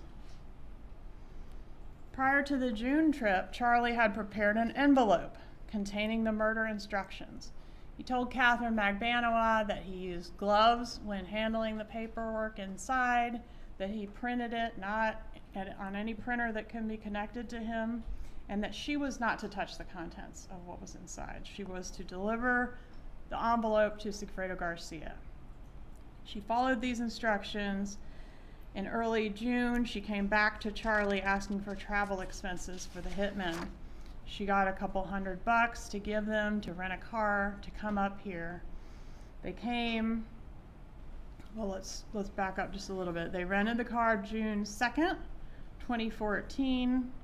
Magbanoa drops Garcia off at the rental car place, and then Magbanoa calls Charlie on the way home from the rental car place. And you saw the evidence of this in Sergeant Corbett's presentation. Charlie immediately calls Donna on the landline after hanging up with Magbanoa. How do we know that he talked to his mother and not his dad, since it was the landline? Well, because a few minutes after that call, he talks to Dad on his cell. So probably didn't talk to Dad on the landline, and then a few minutes later talked to him on the cell. Garcia and Rivera travel to Tallahassee. This is June 4th, 2014. Rivera notes that Garcia is in possession of a piece of paper. The paper has a photo on it and some information. This information allowed them to locate and follow Dan Markel's vehicle, a black Honda Accord with the tag number 534YBM. Information that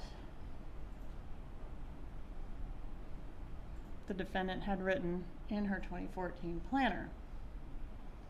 Wendy and Jeff Lacoste have their coffee date, at which she cancels their planned trip to California on July 11th through the 17th. She offers no real explanation for why she's canceling, except to say that she's real worried about being able to pick up the boys on the 18th. The 18th, of course, ends up being the day that Dan Markel is killed. Later that night, Jeff Lacoste goes to Wendy's, and she's a nervous wreck. She won't tell him what's wrong, but her stomach's upset, and he goes and gets her Pepto-Bismol. The killers are in town when that happens. The hitmen spend a day and a half following Dan Markel around Tallahassee. Here they are near the park there by his residence. They scope out his residence, and although Rivera had already purchased the murder weapon, a revolver that he got on the streets for the express purpose of killing Dan Markel, they lost him, or he was with the kids, or for whatever reason they did not get the job completed on the June trip. After the hitmen failed to get the job done, Charlie tells Donna on June 7th of 2014 that he's still working on Dad's birthday present, and she says, "I know you'll come through." Sometime around June 11th, Jeff Lacoste went over to Wendy's residence and observed her living room TV to have some impact damage. This was the same TV that Charlie got Wendy as a divorce present because it was cheaper than hiring a hitman. The location and damage to the set did not appear consistent with something the kids could have caused, at least to Jeff. Note that this is over a month before the murder that Jeff observes this damage, so it was hung out there for a while. June 13th, the defendant has a note in her calendar to consider canceling Harvey's birthday party if that's what he wants to do. Now this is between the June and July trips, that there's a note to herself to talk to Harvey about whether or not he wants to cancel the party. Rob Adelson testified that there was no illness or anything going on in the family that he knew of that would potentially result in the canceling of Dad's party. This note may be contemplating that if the murder had happened on the June trip, that Harvey might decide it's not appropriate to go through with the party and we need to cancel these invitations. Wendy took a photo with Catherine Magbanowa on the beach 2 days after that note to self in the planner. Here she is in front of the South Beach condo, pictured with Catherine Magbanowa. That photo was taken June 15th of 2014. Wendy sends Rob a text with a picture of her and Jeff Lacoste. This is June 28th of 2014. She includes a request to her brother Rob not to tell her parents about her relationship with Jeff. This suggestion of a secret boyfriend later prompted Rob to suggest Jeff as a potential suspect to the FBI, a secret boyfriend. This was also a little odd that she sent this because Wendy never talked to Rob about her boyfriends, and also because Jeff had already met her parents several times. June 30th of 2014, the defendant comes and gets Wendy and the boys from Tallahassee to take them down to Miami. Remember how she doesn't let Wendy drive with the boys to Miami. She rents a car and comes here and picks them up and drives them to Miami herself. And I think Harvey comes with her. Wendy was to be in South Florida for 2 weeks. In the time between the June and the July trip, Charlie begins to put more pressure on Catherine Magbanowa to get the murder done. On several occasions when he and Magbanowa were discussing the murder, Charlie would step out of the room to call his mother and then return and advise her that the murder needed to get done as soon as possible. because his parents were so stressed and worried about Wendy's situation. Charlie painted Dan Markel as an awful person to Catherine Magbanowa. He was making Wendy's life hell. He was stressing out her parents. Katie knew somebody who could get this thing done, and he wanted it done. Magbanowa understood that the murder was needed urgently to relieve the stress on Charlie's mother. July 1st, 2014, we have a single call from Garcia to Harvey Adelson.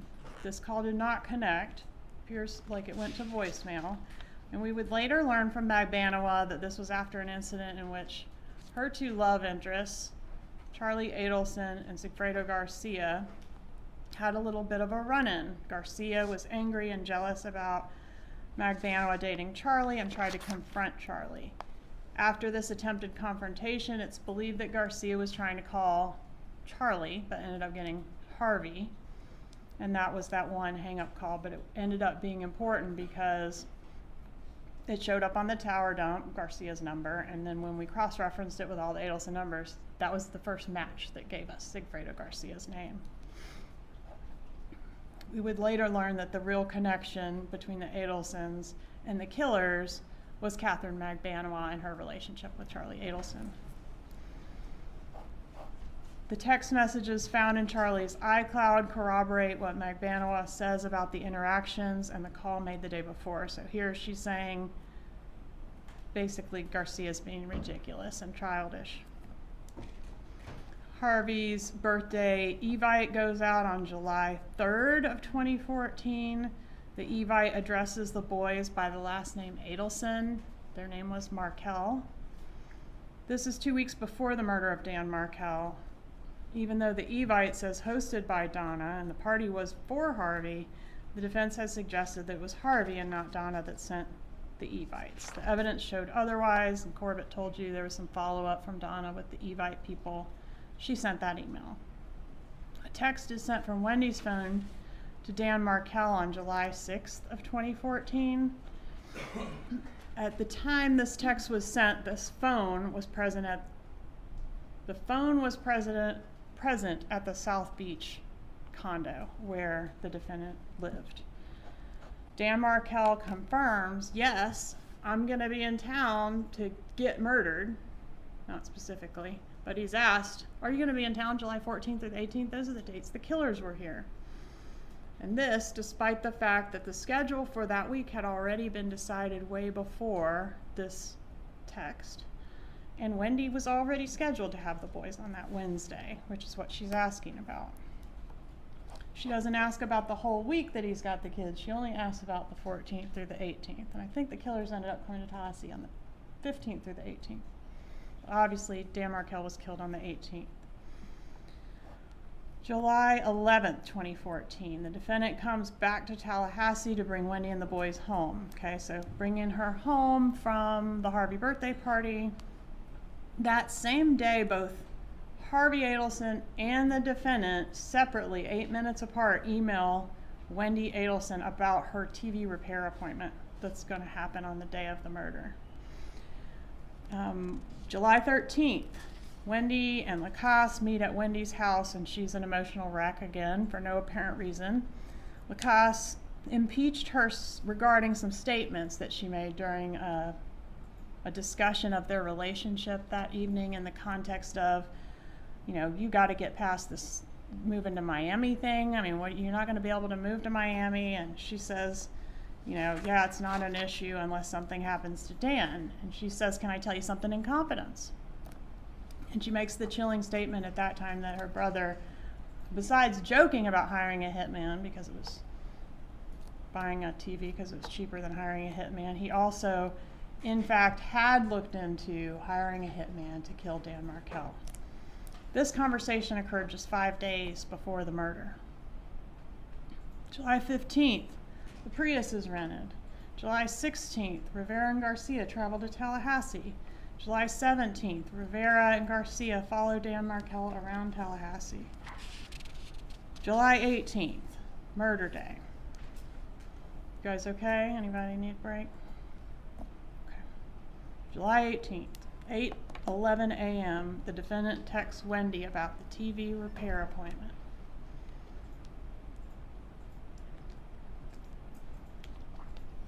The TV repair appointment was planned for between 8 a.m. and noon that day. And she says, they are on their way over now to help you with the TV sets in your living room. In case she didn't know which TV set it was. This is the TV that Charlie bought as a divorce present because it's cheaper than hiring a hitman. Could it be a coincidence that this TV is also the alibi for Wendy on the day of the murder? While he's being murdered by a hitman?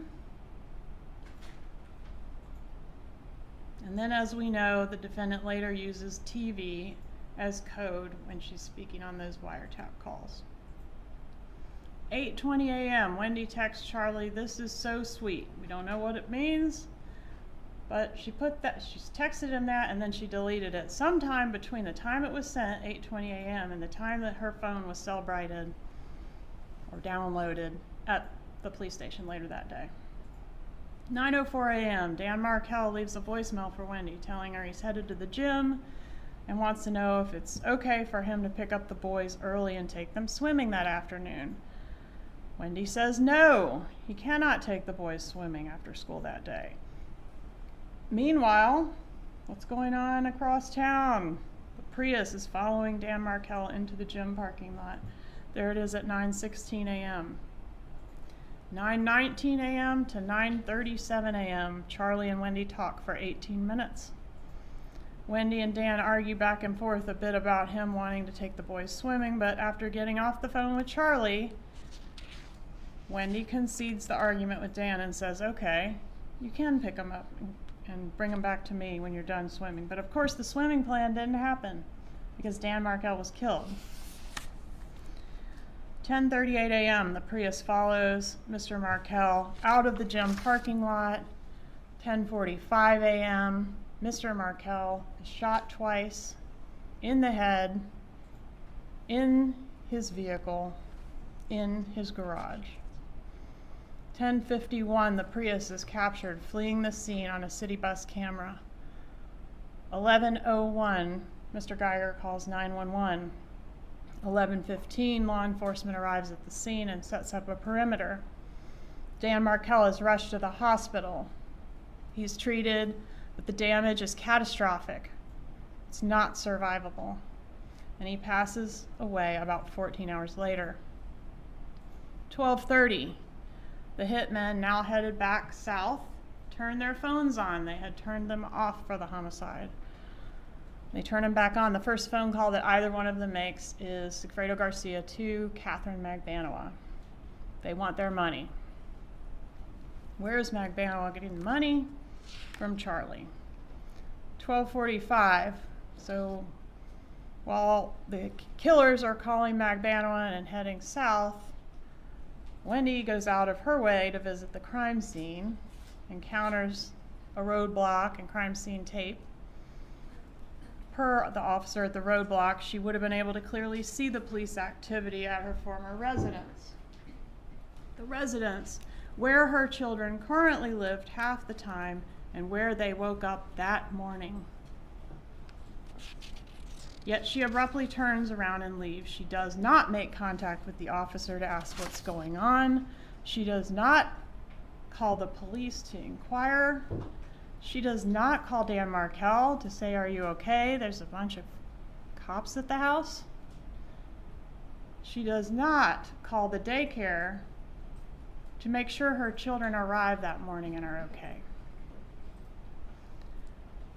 Instead, she proceeds to the ABC Liquors, purchases her Bullet Bourbon at 12:49. She's later approached by law enforcement at lunch and gives a law enforcement interview in which she says, my parents have more reason to dislike Danny than almost anyone else. This echoes Rob Adelson's testimony that his mother hated Dan Markel at the time of his murder. And even from the periphery, it was known to Ryan Fitzpatrick as Charlie's friend that his mother did not like Dan Markel. In her law enforcement interview, Wendy suggests her mother as someone who is very angry at Dan Markel. She suggests Charlie when asked if someone might do this on her behalf. She calls her mom, and the defense has put that call into evidence. 7:04 p.m., she tells her mom that there's been a shooting, and afterwards, Wendy expresses relief that they sounded surprised. 8:59, defendant arrives at Charlie's with the murder money. How do we know she went there and that they aren't just old people that drive really slow? Well, there's a text message outside your house. I guess we're going to find out what that means, but I guess it's not going to be outside your house. And he says 10 men. Guess we're going to find out what that means, but apparently it doesn't mean I'll be there in 10 minutes and meet you there and get the money. About 10 o'clock, Catherine Magbanowa joins Charlie at the house. Here they are making plans for that meeting. Next slide, please. Charlie answers the door with a gun in his hand. He's extremely amped up. He tells Magbanowa, my parents just left. They both end up taking Xanax and sleeping over there for the night. The next morning, July 19th, 2014. So this is early morning hours, 1:25 a.m. I think we need the next slide.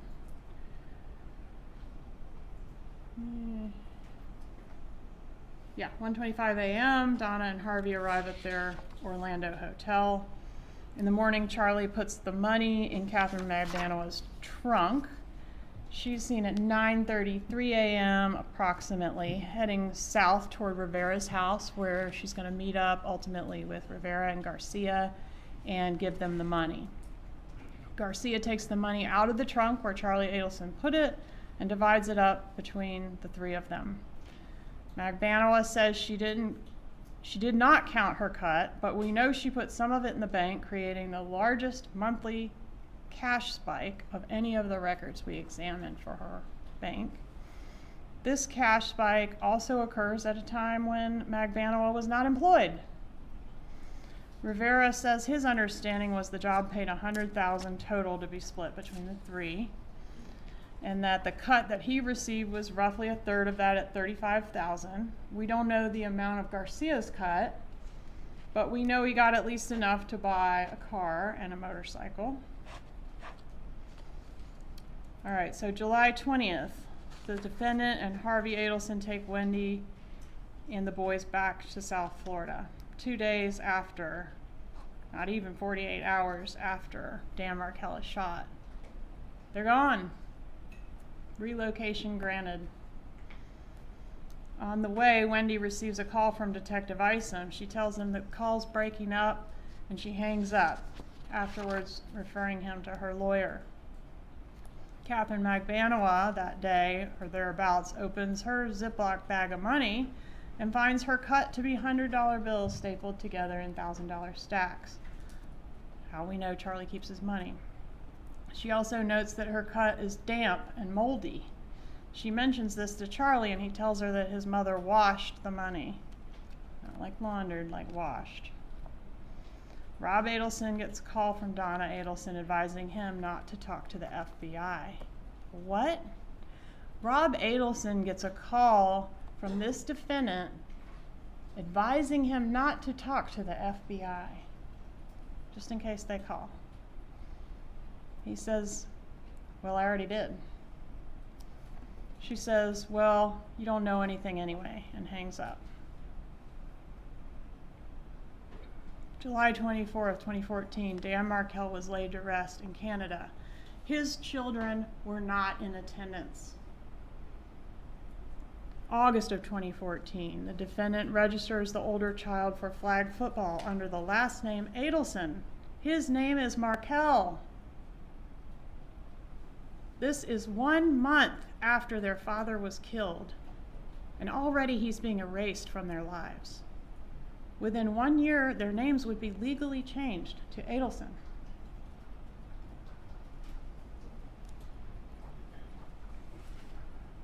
9/12/14.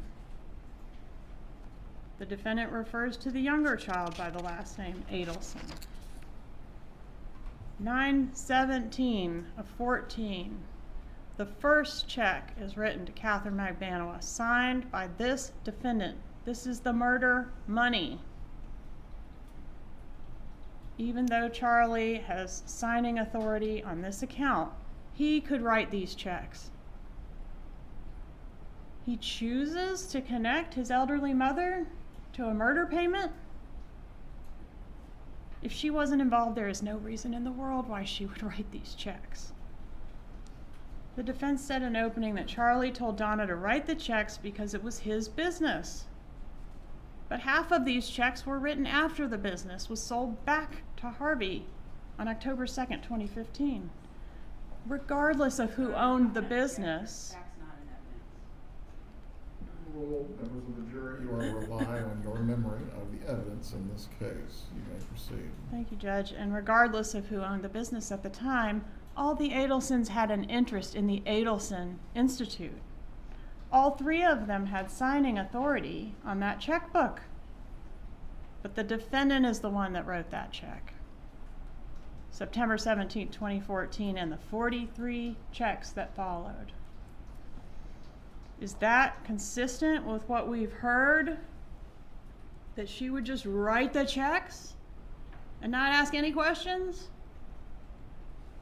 We've heard that she is assertive, she's controlling, she's a details person. She ran that business and those people's lives. She ran a tight ship. We've seen her weekly planners where she plans out every detail of her own life, making meticulous notes. She kept detailed information about Dan Markel and lots of other things.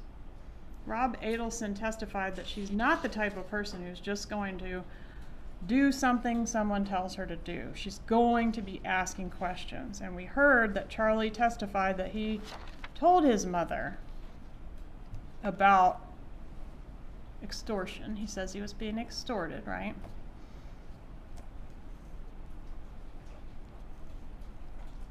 All right, let's fast forward to October of 2015. Charlie's had a couple girlfriends since the murder and is now dating June Mchinda. Remember her? June, one of Charlie's girlfriends that testified, she said they were enjoying a fairy tale relationship in October of 15.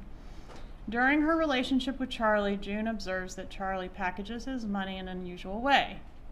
$100 bills stapled into $1,000 stacks. June also observes the defendant to be in control of the family and super involved with the grandchildren.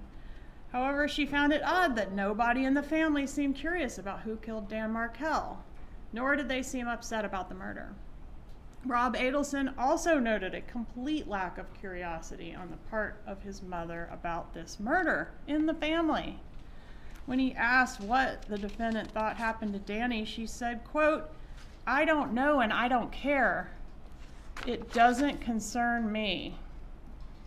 As someone who liked details and who always stayed on top of everything, her total lack of interest in who killed her former son-in-law, her grandchildren's father, is totally out of character. From July of 14 to April of 16, Donna Adelson got everything she wanted. Wendy and the kids were in South Florida where she could drop them off and pick them up, manage their schoolwork, their tennis, their piano lessons, and have her sunshines with her every day. All the while, she's steady paying for the murder of their father. Everyone is living their best life, thinking they've gotten away with murder until the bump. Everything changed on April 19, 2016, when the bump occurred. The undercover approaches Donna and hands her a piece of paper. The most human reaction in the world is to look at the paper. Uh-oh.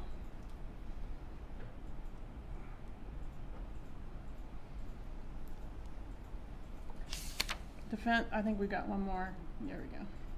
The defense told you in opening that this defendant is a normal person just like you and me. There is nothing normal about the way she conducts herself in the minutes, hours, and days after the undercover approaches her with that paper. The bump and the wire were designed to expose the co-conspirators and their roles in this conspiracy, and it did. Here, we're just 10 minutes later. There's only one thing a normal person would do if approached on the street by a stranger who appears to be threatening harm to them in some way. A normal, or maybe I should say an innocent person would, 1, look at the paper. She didn't do that. 2, get to safety. Get help, contact law enforcement or your husband or somebody that's going to come help you. Get somewhere safe. What you would not do is lead the bad guy right to the grandchildren. The last thing a normal, innocent person would do is go get her little grandchildren and walk right back down the same block with them where this stranger just approached her. But that is exactly what she does. Then she gets on the phone with Charlie and says absolutely nothing about Dan Markel. His picture's on the paper. What she does say on the wire, which by the way is direct evidence, I know y'all like that, some direct evidence. When Charlie asked Donna on State's 99 call A, Does it involve me or? Well, What's that? probably the two of them. There will be confidential, although more than so does it involve me or other people? Well, probably both of us. That is direct evidence. If anyone in that jury room wants to acquit her, make them tell you how that is not a confession. In call B, Charlie calls back because he can't stand it. And he asks his mother, will you send me a picture of the bump flyer? Yeah, let me ask you this. Do you want to take a picture of the letter and send me the song again?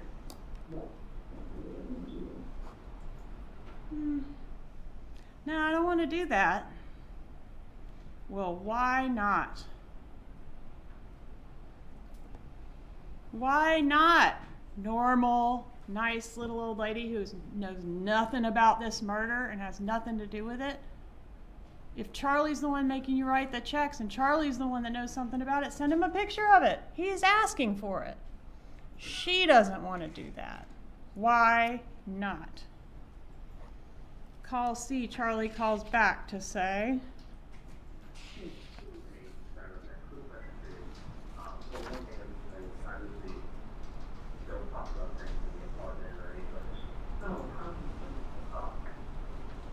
don't talk about things in the apartment. Oh, obviously. Obviously, we can't talk about things in the apartment. What's obvious? Is it obvious to you? What is kind of exactly what they asked for? The TV is probably like fine. This TV was probably about 5. She's the original code talker. This TV, and look what he says. Well, they asked you for $5,000. He decodes it. He's not the one talking in code. He's decoding it and saying what he's picking up what she's putting down. There's no TV mentioned by the undercover operative that approached Donna Adelson on the street. A couple big takeaways for you, please. Innocent people do not talk in code. Second big takeaway, TV is code for the murder throughout this case. You got Charlie's joke, Wendy's chilling statement to Jeff Lacasse, the alibi of the TV, and now here we've got this TV again. A TV that's the alibi for Wendy. It sat broken for over a month so that a repairman could come out to be her alibi on the morning of the murder an appointment that her parents set up for her, which was pointless because the TV was smashed and of course could not be repaired. Then she claimed she had an 18-minute phone call with Charlie about the fact that a smashed TV can't be fixed before she got in her car and went to the crime scene, where she did not get out of her car or make any phone calls or make any inquiries about what was going on at the house where her kids lived.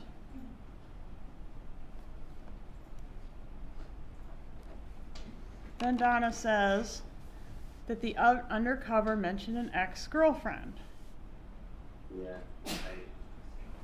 You mentioned, ex-girlfriend. Whereby, without knowing which ex-girlfriend, Charlie calls not his most recent ex-girlfriend, not the one before that. He only calls one, Catherine Magbanowa, because that's the only one he did a murder with.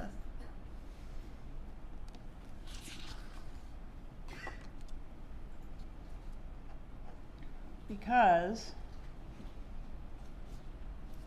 he probably did have a general idea what his mother was talking about. When Charlie brings up going to the police, his mother says, that's not a good idea. Why not? Then instead of notifying the police, Charlie and the defendant leave the safety of her very secure building and meet at a marina just 300 yards from where she was approached by the undercover. They were observed speaking very intensely to each other in low tones. After that meeting, Charlie goes to Dolce Vita. This is the restaurant where he meets up with Catherine Magbanowa, and we are able to capture some of that conversation that was had there. In that recording, we hear Charlie make statements that are not only incriminating, but that also are totally inconsistent with the defense that he would later offer at trial. Pause on the wiretap here for a moment just to go to what his defense was and what we've learned about that defense. I told you earlier that he said that Magbanowa, Garcia, and Rivera acted alone. They just came to Tallahassee and killed Dan Markel, kind of in the hopes that they would get paid. There are several pieces of evidence that Charlie had to explain, and he designed a defense that he thought would do that. First, he had to explain that he's got this close connection between his girlfriend and the hitman. So the obvious defense there is, she heard me griping about Markel and she thought she was doing me a favor, so she did it on her own. Well, the problem with that is, normally you're not going to have your extortionist spend the night with you. You're not going to have the woman that has murdered your former brother-in-law spend the night with you. You're not going to inquire about her plans to go to the pool the next morning if she's, just murdered your ex-brother-in-law. So to explain these messages, he testified that he did not believe she was a part of it. She wasn't one of the extortionists. I was extorted by the killers. I had nothing to do with it. No one in my family had anything to do with it. But I thought that Magbanowa was just a victim of the hitmen too. She was a go-between for them. She was protecting him from them. All the money he and his mom were paying her, cash and checks, were going to the hitmen, not for the benefit of Catherine Magbanowa. Even the checks that were being deposited into her bank account, he said he believed she was taking out and giving the money to the killers. It was just funneling through her account so she could get insurance for her kids. So Charlie testified that he had previously mentioned to Magbanowa the $1 million offer that his family was going to give Dan Markel, and from that she deduced, he's got a bunch of money. So she ran her mouth to her associates, and her associates took it upon themselves somehow to figure out who Dan Markel is and where he was and kill him on their own. Per Charlie, it was Katie alone that came to him on the night of the murder and demanded money on behalf of the hitmen, with the threat that if he didn't pay, they would kill him or other members of his family. Since he didn't have that much money, Magbanowa then negotiated a layaway plan with the hitmen for him to pay her monthly to go toward this amount of money that the hitmen were demanding. He agreed. He opened up his safe, not at gunpoint or anything, and gave her all the money that was in there. And because she needed to show proof of employment to get insurance, that's why that money was funneling through her account. It was all for the extortionist. The problem for Charlie with that was that he had already agreed to put Magbanowa on the payroll between the two trips. You see here in June, he hadn't done it yet, but he says, no problem. Okay, so he'd already agreed to do it before she allegedly extorted him. Even though he had signing authority, it's this defendant that wrote those 44 checks. So if he's being extorted, why doesn't he write the checks?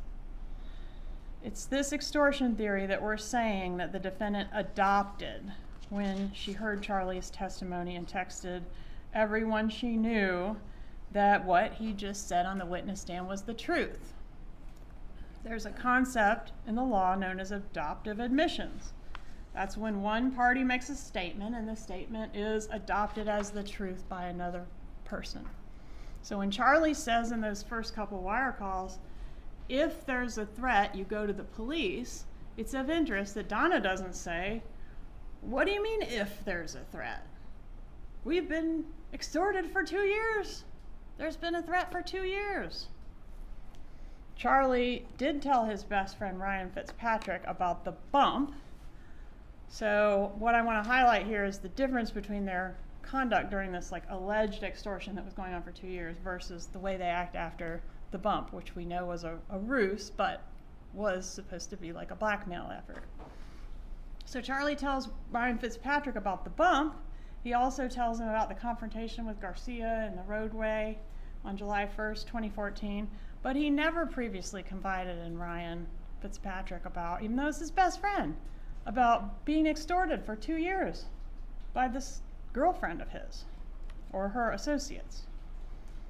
Ryan also noted a major change in Charlie's demeanor around the time of the bump. He was displaying a level of stress and anxiety that was not present before the bump, evidencing that his story about being extorted the whole time is false. June Mchinda noticed these changes in Charlie's behavior as well, but she also noted a major change in this defendant's demeanor after the bump. Although she didn't know about the bump, around this time she observed the defendant to be a mess. She had a swollen face, was crying, and said she was on painkillers for stress. On the balcony of the Icon, which I'm not sure this is the right balcony, but some high-rise, the defendant told June Mchinda she felt Danny was haunting her from the grave. Why would she make that statement unless she felt guilty about having wronged Dan Markel? So keeping that all in mind, let's see if the other evidence in the case makes sense with this Charlie version of events that this defendant has adopted. Starting with his statements to Catherine Magbanowa at the Dolce Vita restaurant. Charlie says to Catherine Magbanowa, if they had evidence, we'd have already gone to the airport. Even if they bug your phone, you're still not talking about any of this. Like his mother, Charlie emphasizes that the co-conspirators should not talk about what they know on the phone. The cops would only bug your phone to get information about the murder, right? I mean, why are we not talking on the phone if we had nothing to do with it? Why are we not talking on the phone if we're being extorted and we're the victims here? Why are we not reporting it to the police if we're being extorted and we're the victims here? If the cops are listening, we're not reporting it to the cops because we're afraid they'll come kill us if we do that. Well, talk about it on the phone. If they're listening, they'll hear and they'll know you're being extorted, but they don't do that because it's bull.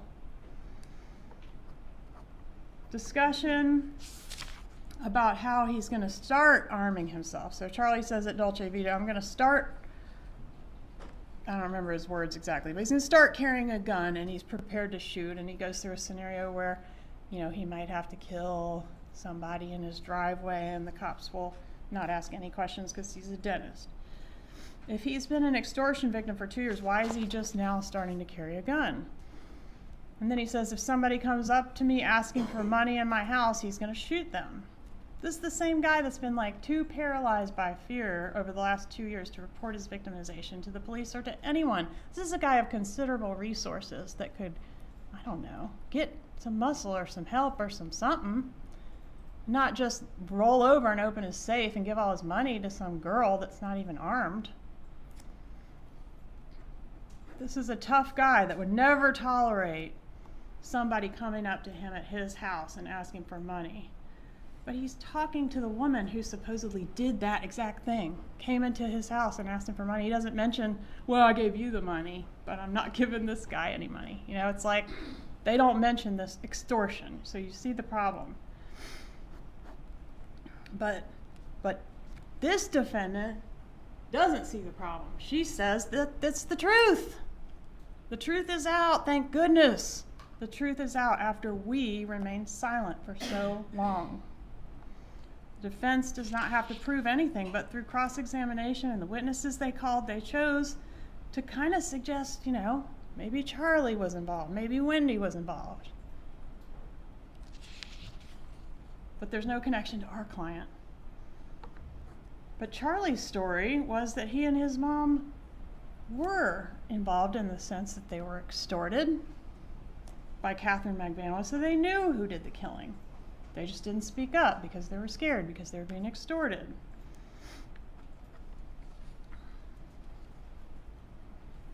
Donna Adelson calls Charlie's story the truth when it suits her to support her son and proclaim his innocence during his trial, but now she kind of wants to distance herself from that because it's ridiculous story. It's not the truth. The truth wasn't out.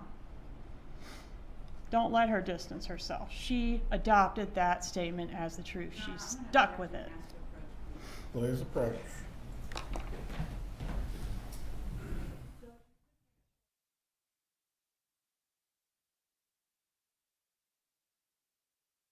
I'll take you to the jury room.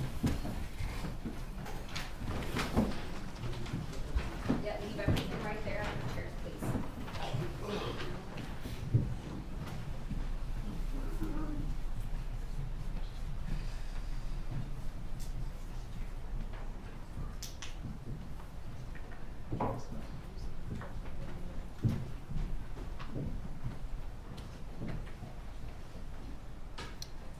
Everyone can be seated. Ms. Fulford, you may argue what you're seeking to raise. Thank you, Judge. The comments being made in the closing argument of the state, and I don't like to interrupt closing, so I apologize for that. But there have been several comments that have been made that are burden shifting and commenting on my client's right to remain silent. She's stood before this jury and said that the defense has some other version. She said this in a text, but now they're saying something different. We don't have an obligation to answer any of this. She's insinuating to the jury that we're going to come up there and provide her version of events. She chose not to testify. Ms.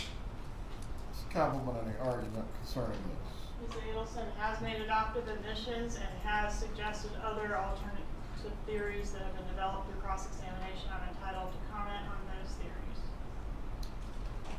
Concerning this, Ms. Fulford, as I've heard the closing argument and the evidence, my recall of it and my notes as well as to what occurred during the trial, there were adoptive admissions as it relates to statements that occurred during Charlie Adelson's trial. While she has not testified, the prosecutor has not made any direct comment on her not testifying in this trial. Also, as well, it is clear she has no burden to prove anything. The state is entitled to argue reasonable inferences from the evidence in the record. We will take a break at this time. If the defendant needs to use the restroom, bailiffs, please take her. If anyone else needs to, please stretch your legs or use the restroom at this point as well. Ms. Cappleman, on my clock, you have 35 minutes remaining.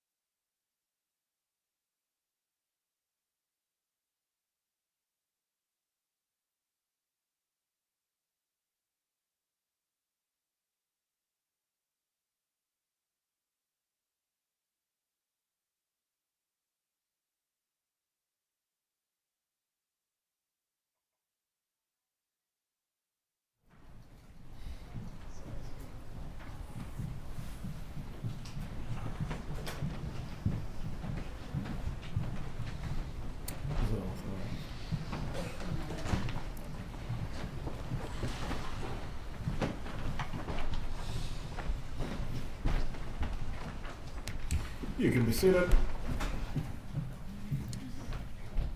The objection is overruled. Ms. Cappleman, you may continue with your argument.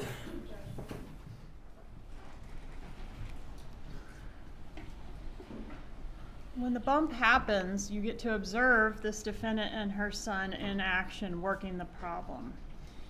Neither of them would ever just lay down and let themselves get victimized by anyone. The bump is an actual recorded example of how these two act when they're threatened by an extortionist, in this case a blackmailer, and it's the complete opposite of how they say they've been acting before in the previous extortion. Several other things to note about this. Let's just compare like the two extortions, the prior one and the one with the bump. So when the bump happens, they resist, right? They don't open their safe up. It's only $5,000 compared to thousands and thousands of dollars they've been paying. $5,000, they don't pay. They resist. They take action. There are in-person meetings between Charlie Adelson and his mother, Charlie Adelson and Catherine Magbanua, and eventually with Dad too, about the bump and what to do about it. The defendant eventually downloads a recording app and records a call to the would-be blackmailer.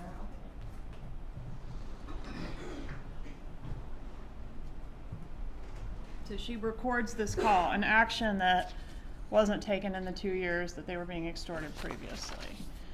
Charlie tells Ryan Fitzpatrick about the bump, although he never mentioned being extorted over the previous 2 years to Ryan Fitzpatrick. They investigate the bump. This defendant questions every aspect of the undercover. His look, his words, his behavior. You know, it's done like that, it's not done like that. Charlie enlists Catherine Magbanua to find out who it is and to handle it, right? Charlie says he's not going to take it lying down. He threatens Nazi shit if they mess with his family. Katie, I don't care what I spend. You'd better kill him because he's going to be a big problem. If he can't do it, I'll have someone else do it. Now these guys want an extra $5,000. You're going to kill him when you've been paying, I don't know how many, $100 and some odd thousand over the past 2 years. You weren't killing anybody then. They don't pay the money. If Mrs. Adelson has been blindly writing these checks every 2 weeks for 2 years, and her son has been paying additional monies each month on the layaway plan to the extortionist, and they've done nothing to investigate it, nothing to report it, nothing to stop it, but now they're going to launch a full-scale investigation over $5,000 more? They don't call out Catherine Magbanua. According to Charlie and this defendant, they've been paying Magbanua now for 2 years, or at least funneling money through her. And here Charlie is talking to the person that's been collecting that money over all those months. But at no point does he acknowledge in that Dolce Vita recording or even allude to this long history of payments he's been making to her. This long history of extortion that's been ongoing through her. While they're still in the restaurant, Charlie gives Magbanua instructions. Say my friends have no idea what you're talking about, and frankly, I don't know what you're talking about, but the name sounds familiar of who's incarcerated, so I'm going to give you something as charity to help the less fortunate, but do not contact these people again or they're going to the police. The whole time you're talking, just say, I don't know what's going on, and only use the words help and charity. Charlie proceeds to give Magbanua a whole lecture on blackmail, which is pretty ironic in light of the fact that his defense is she was blackmailing me or extorting him. And these are just a selection of the incriminating quotes from the Dolce Vita recording that you all heard. After the meeting with Magbanua at Dolce Vita, Charlie calls the defendant in call F and tells her he had coffee with a friend and gave her some good relationship advice. Well, at this time, Catherine Magbanua is living with Sigfredo Garcia. Relationship advice. This means he talked to Katie and she's going to talk to Garcia and they're going to handle it and deal with the problem. Donna seems to understand this from the use of the term relationship advice. In call G, she's less sure than Charlie that this is the police. That's his theory. She's worried it might not be accurate. She says she has a different theory. He assures her repeatedly it's being handled, there's nothing to worry about, don't freak out. Magbanowa does not want to make that phone call though, and neither does Garcia. And you hear him pretty emphatic on that wire that he's not making that phone call. But everybody starts lying to each other about having called it because everybody wants to reassure the co-conspirator up the chain that it's all good, I'm handling it, it's not going to come back on us. Charlie expresses concern that if they pay the money, they'll create a monster that will demand more and more and more money. And the defendant replies to that exactly. So these calls go up and down the train cars, back and forth and back and forth and back and forth. Donna to Charlie to Katie to Garcia and back, over and over again.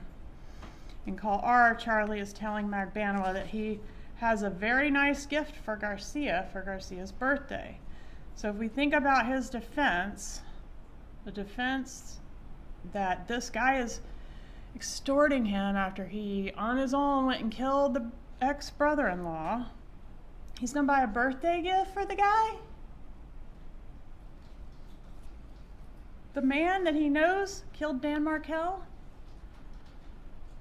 And Donna says this is the truth. The truth is out. Once Charlie and the defendant finally decide for sure that the bump is an undercover as opposed to a real gang member, bad guy, you have never seen two people so happy to be under investigation for first-degree murder in your whole entire life.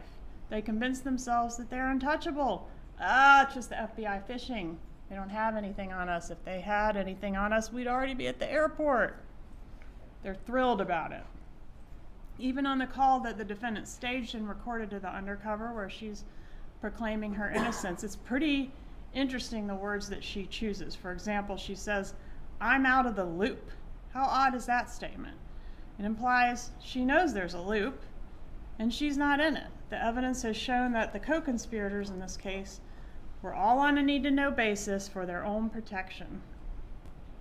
That's why Catherine Magbanowa wasn't shown the murder instructions. That's why no Adelson had any contact with the hitmen. And that's why the defendant didn't attend the murder meetings with Charlie Adelson and his mother. They were insulating each other.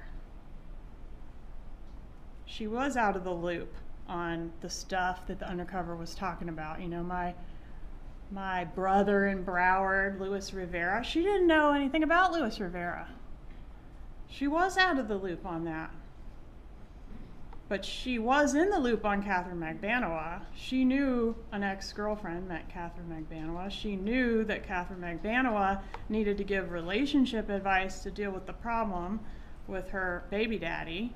She was in the loop on paying for this murder, and she was in the loop with Charlie to get a win for the Adelson family. In May of 2016, after the bump, the defendant stops writing checks. The bad guy comes up to you and wants more money, so what do? You stop writing the checks you've been writing for 2 years under some threat? She's still not going to the police, but apparently she's not scared anymore. She's gonna stand up to him and stop writing the checks, okay? Why? Isn't it because she's gotten spooked, because she's figured out this is law enforcement and they're getting close? In May and June of 2016, Garcia and Rivera are arrested. The news of this makes it all the way to Rob Adelson's operating room. When Rob next speaks to his mother, he says, "Hey, they got the guys. They arrested the guy that shot Danny." Getting no response, he brings up the matter again, like, "Did you hear they got the guys that killed Danny?" And she responds, "I've got to go," and she hangs up. That is the last time that Rob Adelson has talked to his mother. because he knew, and she knew he knew. A couple other problems for the defense that I want to point out as far as this whole Charlie story goes. These are kind of mind benders, so bear with me. In 2016, after the arrests of Garcia and Rivera, but before the arrest of Magbanua, there's a text indicating, this is Charlie to Donna. Charlie says, basically that his lawyer was meeting with Garcia's lawyer. If Garcia acted alone and then extorted Charlie, why is Charlie's lawyer meeting with Garcia's lawyer? This is your extortionist. In fact, regardless of whatever the defense is, why are the two of them meeting? Unless they have common interests. And while Charlie's lawyer is at this meeting, he runs into Magbanua. Magbanua hasn't been arrested yet. She's up there seeing Garcia's lawyer. Well, why is she doing that? According to Charlie's story that this defendant adopted, Magbanua is not in on it. She's a victim too of Garcia, her baby daddy, who's a bad dude. Why is she up at his lawyer's office? And when they learn that Magbanua was up there, Charlie says, oh, my lawyer ran into Magbanua while he was up there. He said she's nice and pretty, and Donna says, just like all your girlfriends. Well, why isn't she saying, what do you mean? Why is she up there? I thought she was a victim of Garcia, just like us. All right, so here's another text. This one's from August of 16. In this one, Charlie and the defendant are discussing a newspaper article in the Tallahassee Democrat, which talks about a drug dealer that the killers had contact with when they were here in Tallahassee from Miami. And somehow Charlie deduces this drug dealer is going to be the state's star witness, and they're basically spitballing alternative defenses. This is August of 2016. They've known, supposedly, who the killer was. The truth came out that the killer was Garcia and that they knew about it since the time of the killing. But here they are saying, well, maybe a drug dealer killed Danny and a drug deal gone bad. And this is because the extortion thing hadn't been invented yet. The extortion thing didn't get invented until right before Charlie's trial in 2023, when he's trying to think of what he's going to say from that witness stand to explain all the evidence against him. Rivera gives a proffer. That's on September 30th of 2016.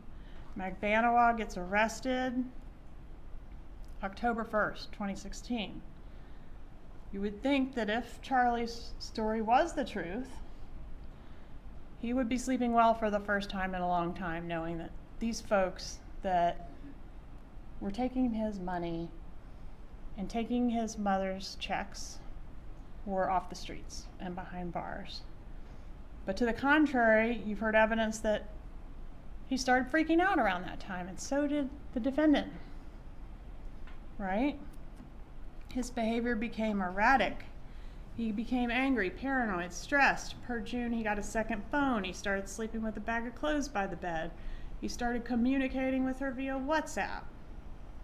In April of 2022, Charlie gets arrested. In that Dolce Vita restaurant recording, he repeatedly refers to the bump as a blackmail attempt. He uses the word blackmail on the Dolce Vita recording. But in trial, he switches that up to extortion, claiming that he and his mom have been extorted by the hitman. That was going on since 2014. But interestingly, in October 16th of 2023, so just 7 days before Charlie's trial started, this defendant, Donna Adelson, Googled the difference between blackmail and extortion.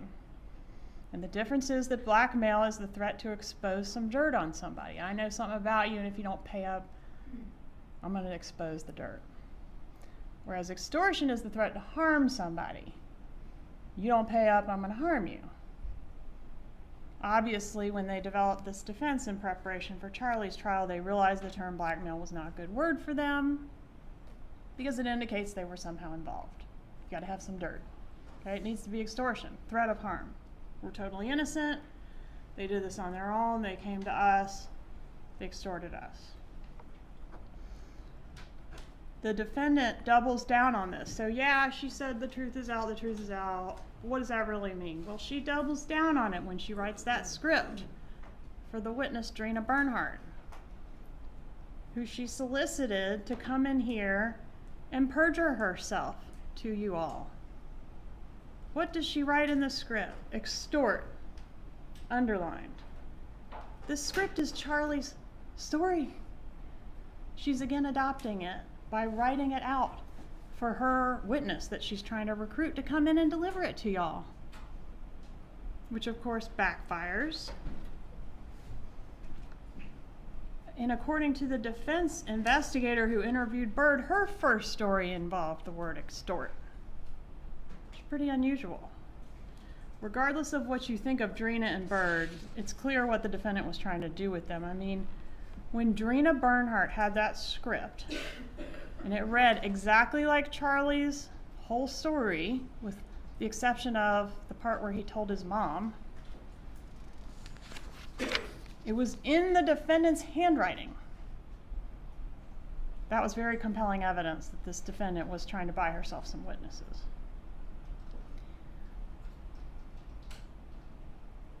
I do want to talk about one more piece that has to be dealt with regarding this whole story of the extortion. And that's that Wendy wasn't in on it. Okay, there's a text November 1st of 2023. So this is after the truth comes out.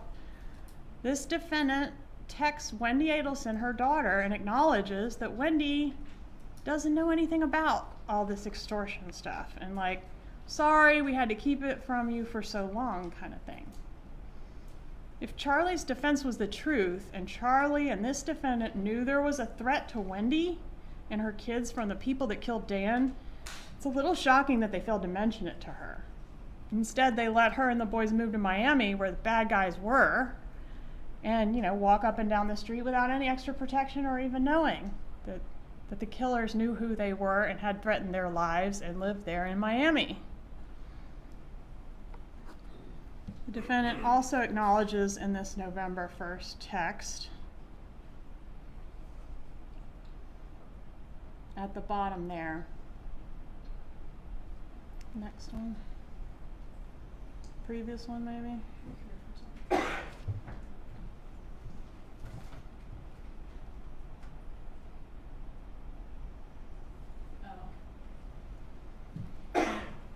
Okay, on that text, which is in evidence, it says, get the quote, "You know I'm next." This is the defendant to Wendy Adelson. "You know I'm next, but that won't happen. I'll take care of that." An important insight into her state of mind when you're considering this evidence about her flight to Vietnam. All right, 11/6/23, Charlie's jury is deliberating. The defendant gets angry about Wendy sending prayer hands. I guess, you know, your brother's on trial for his life and you're sending prayer hands, an emoji. She says, protected his sister for years.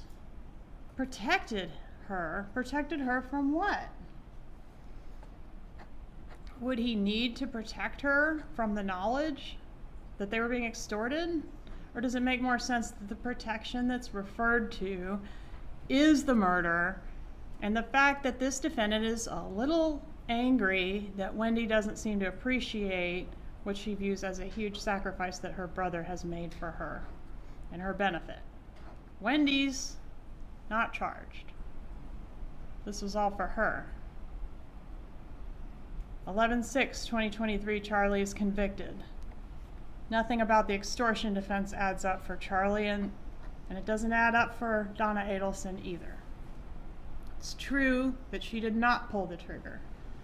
She's guilty of first degree murder as a principle, which we talked about at jury selection, about how a party who assists in the murder can be charged and convicted the same as the person that pulled the trigger, even if they're not physically present when the trigger is pulled, which is not disputed that she was not.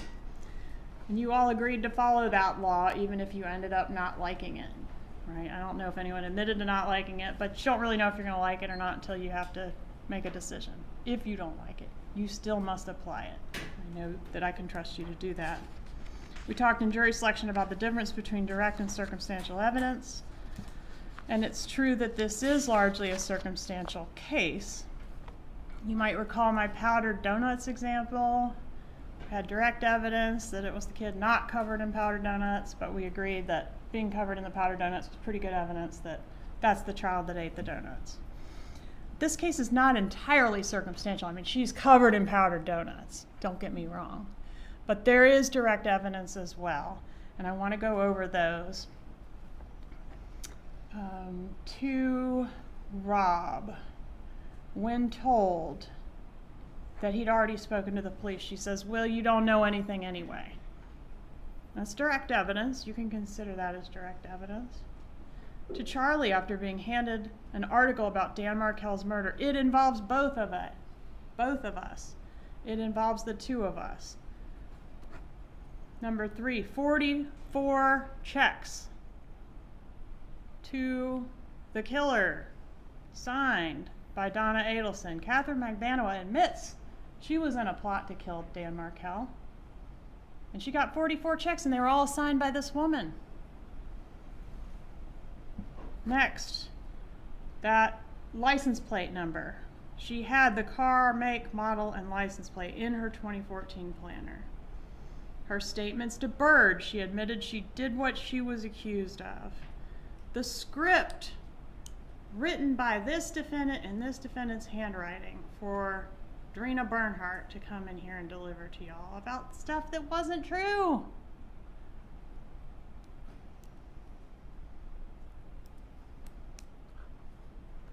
She also speaks in code. Innocent people do not speak in code, ladies and gentlemen.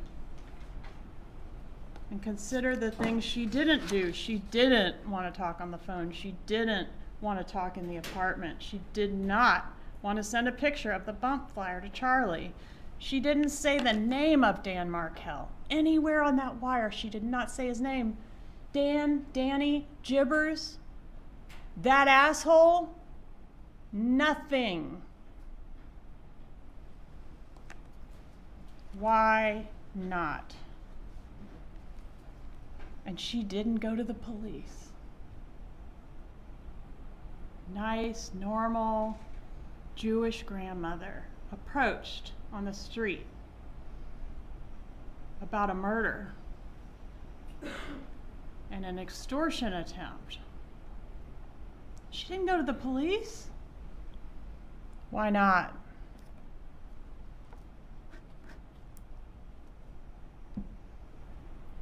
After Charlie's found guilty, the defendant sends this text to Wendy Adelson.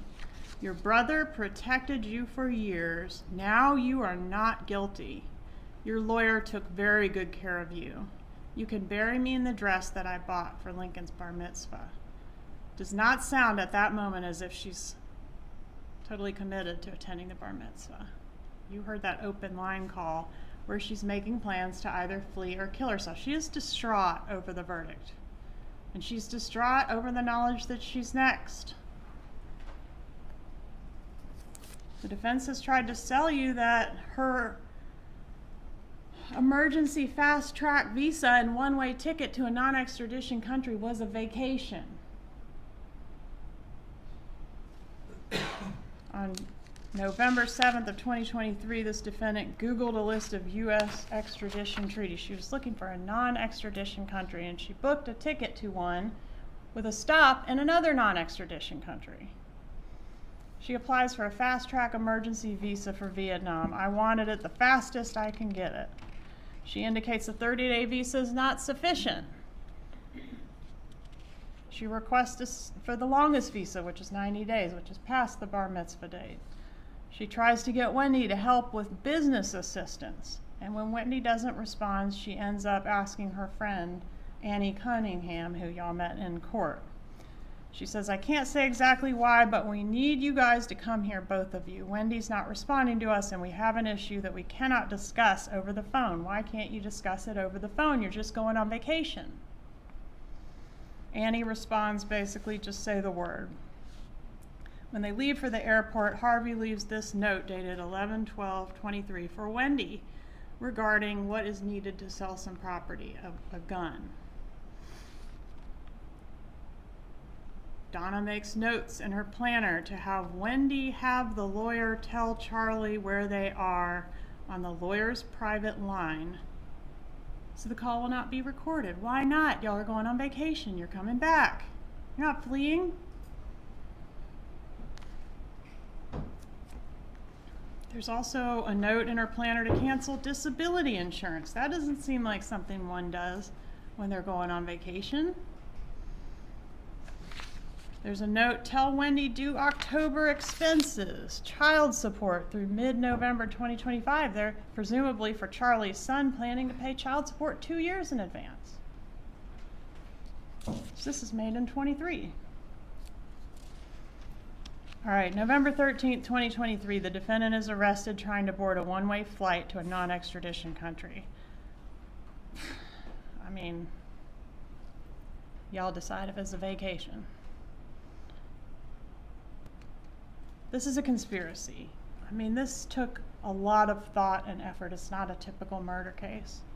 The defendant and her son set this up in a way that was designed to protect them. The main benefit of the structure of this conspiracy is that each party can insulate or distance themselves from each other. The primary risk of a conspiracy is that you're doing it with other people, right? You can get caught. Somebody can squeal. Somebody could give you up. And that's why the conspiracy is not shaped like this. Rather, they're not all huddled up together. They're going to be more like train cars. This is the way we see the communication flow throughout the course of the conspiracy.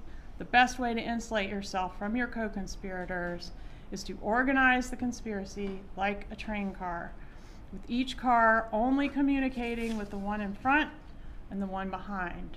That way, if someone gets caught or cooperates with law enforcement, they won't have enough information on you to give you up. And it's also very important to position yourself within the conspiracy such that those that have the most information on you are those most loyal to you.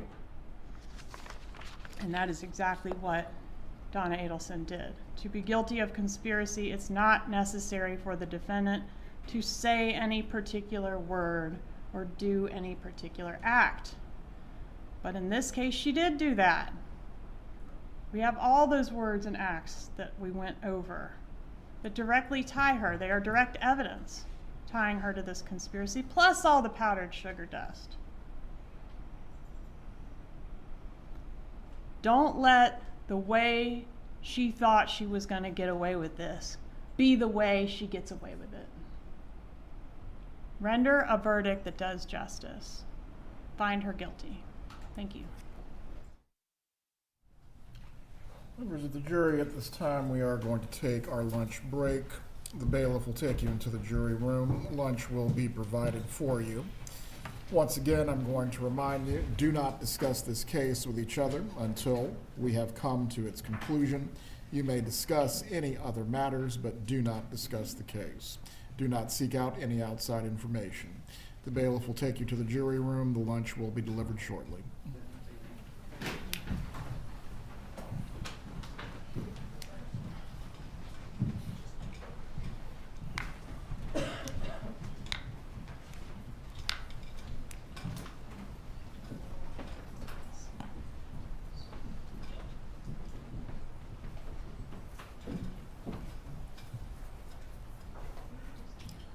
Everyone can be seated.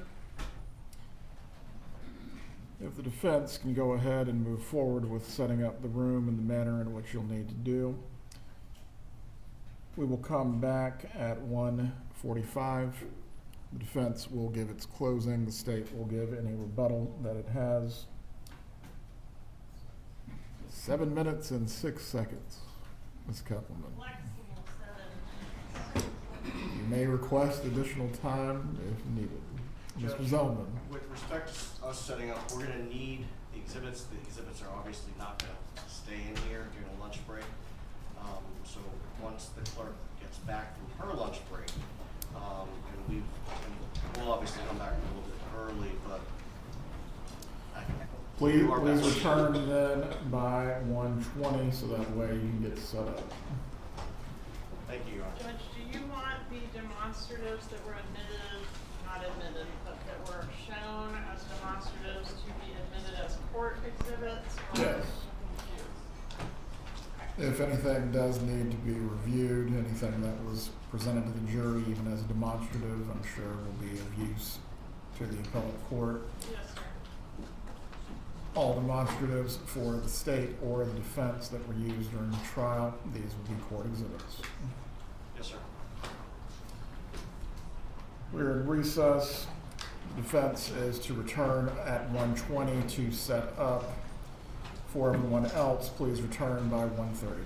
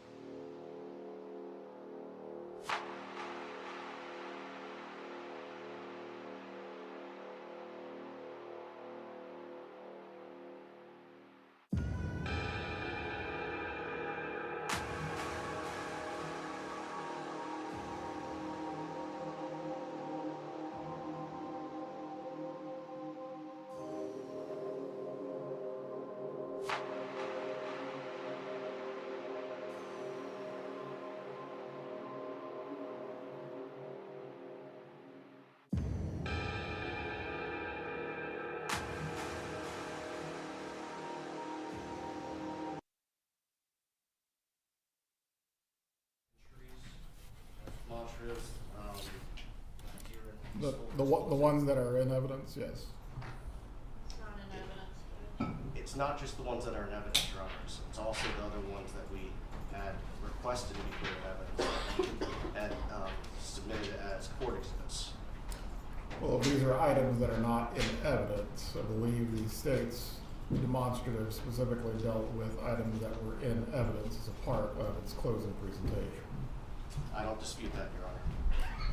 For anything that is not admitted at this time, it cannot be presented to the jury at this point as evidence for consideration or argument for consideration. The pages of the two calendars that are in evidence, you certainly can use. You can use the physical books themselves as demonstratives if you want to show the jury. Beyond that, getting into pages that have not been admitted and are not a part of evidence, what would be the proper basis of doing those? Again, Your Honor, the way in which it's been presented is misleading.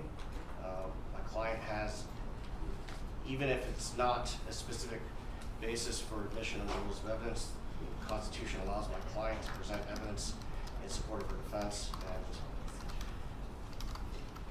just based on, as I said, the way that the state has misrepresented items in the calendar, we would like to be able to present that as argument to the jury.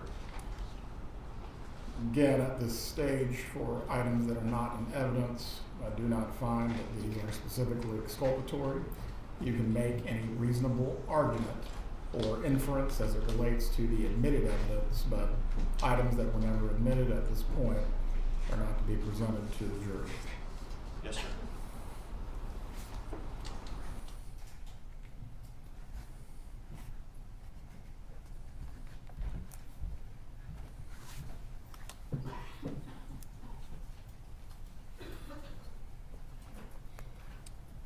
You can bring in the jurors.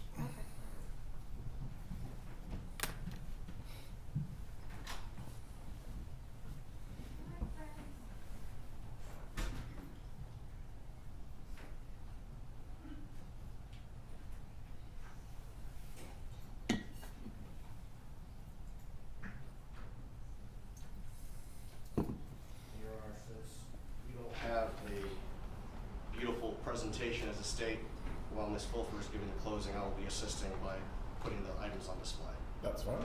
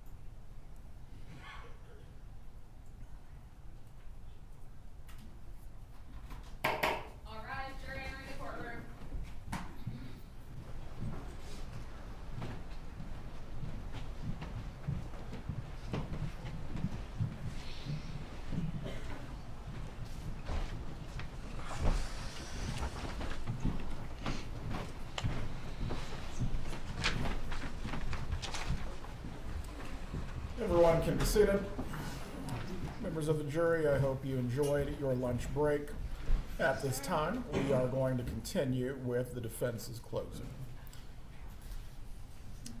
Defense, you may proceed. Good afternoon. It's been a long day. You've heard a lot, but I hope you'll stay awake so you can hear me too, okay? So, it's been what, 2.5 weeks, I guess, since you started this venture with us, and you've heard an awful lot. And I'd like to take you back to my opening statement. In my opening statement, there were some things referred to today that I'd like to address. The first one is that I stood up in my opening statement and said all of these wonderful things about Dan Markel, and then I called witnesses to attack him. That is not true. That is not true. In fact, the defense is the only part of this case that actually elicited evidence through testimony about the good qualities of Dan Markel. We elicited that on cross from his ex-wife, Wendy. And all of the things I told you in opening about what a wonderful man he was, a wonderful father, well-educated, successful, we elicited that testimony. And criticized today for having 2 witnesses who came and testified on the stand about the dissolution case and things that had been filed in it. That was not to attack Danny Markel. We didn't put that evidence on. The state is the one that made it an issue. They put those documents into evidence, the things that Mr. Markel had filed. So we're the defense, and we represent Donna Adelson, and we're just supposed to say, okay, well, they've put it in, let's just let it sit there. We have an obligation to represent our client, and what happened in that divorce, whether it was contentious or not, was an issue the state brought up. They've been calling this a bitter custody battle for years. And they started this case by saying the same thing. So to have the people who were actually involved in the case point out that there never was a bitter custody battle is important, because there never was one.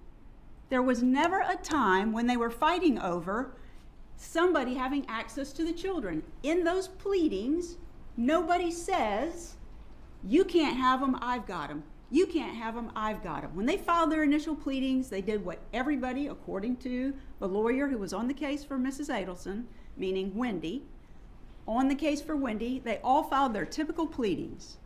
And in the beginning, you ask for certain stuff, and she asked for 5149, maybe for a tax purpose.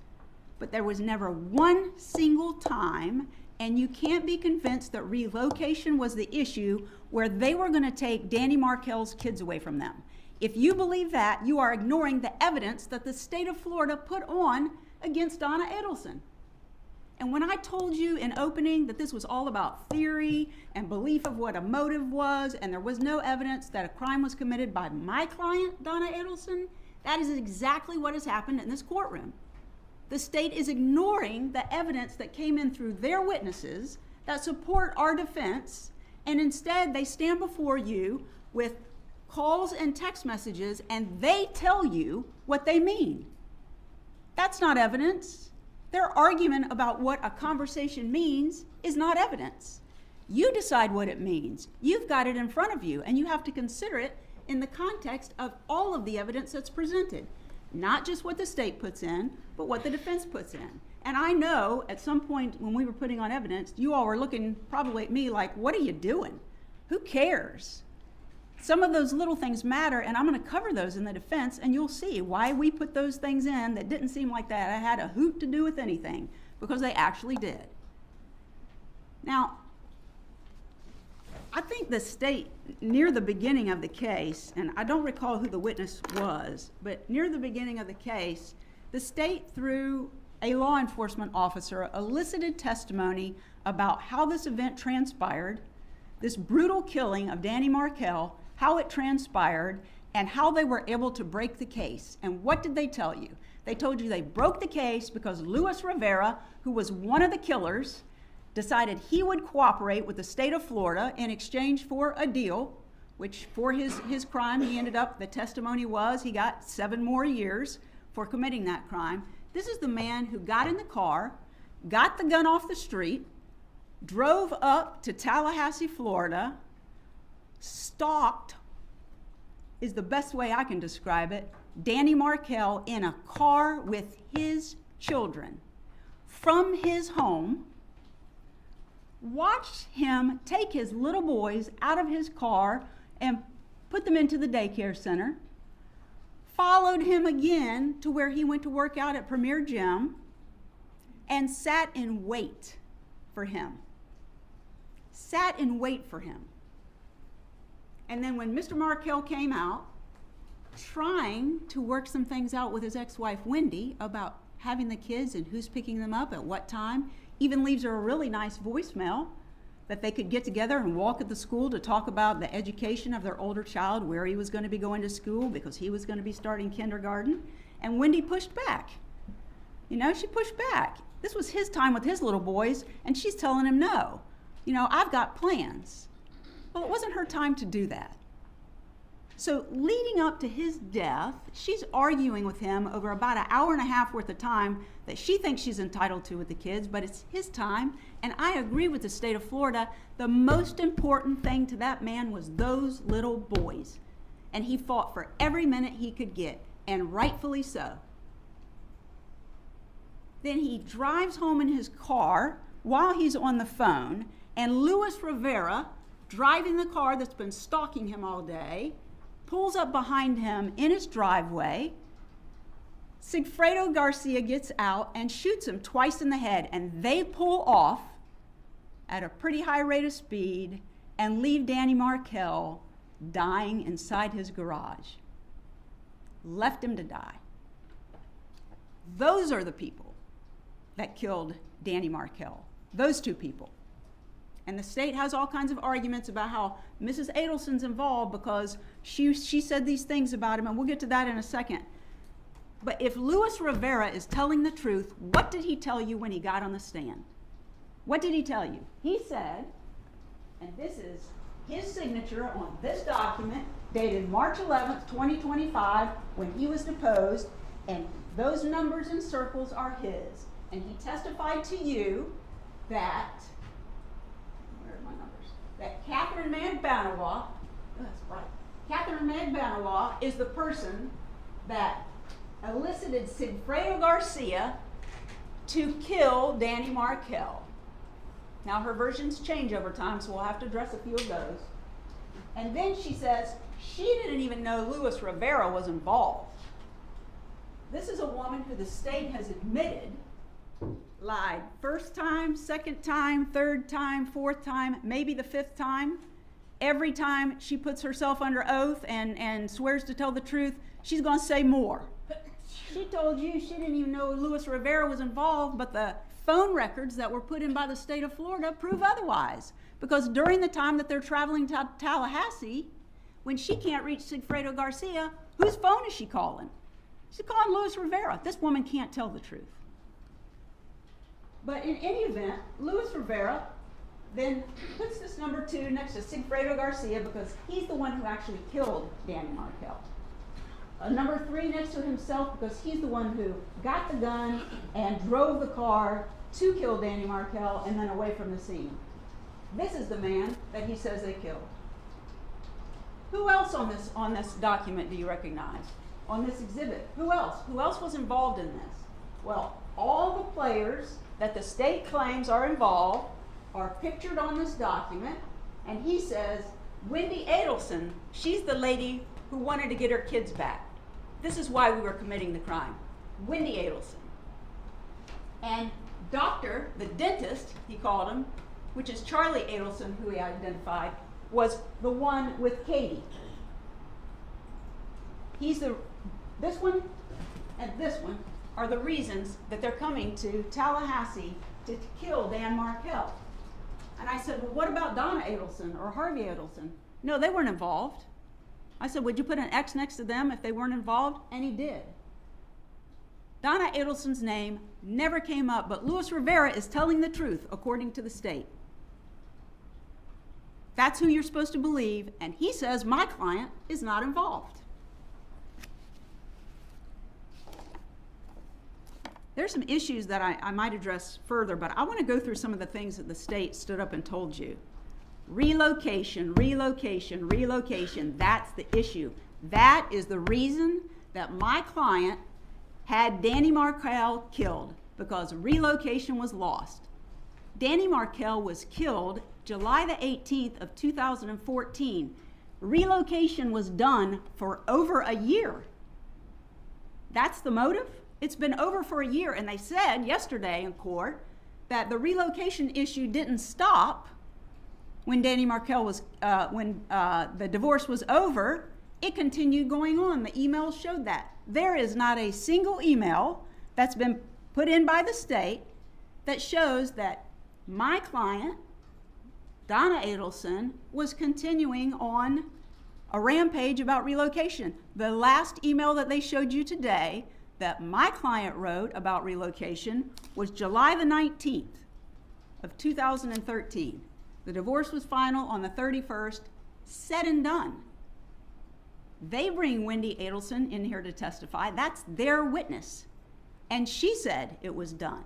Now, have Charlie Adelson and Wendy Adelson been honest with their mother?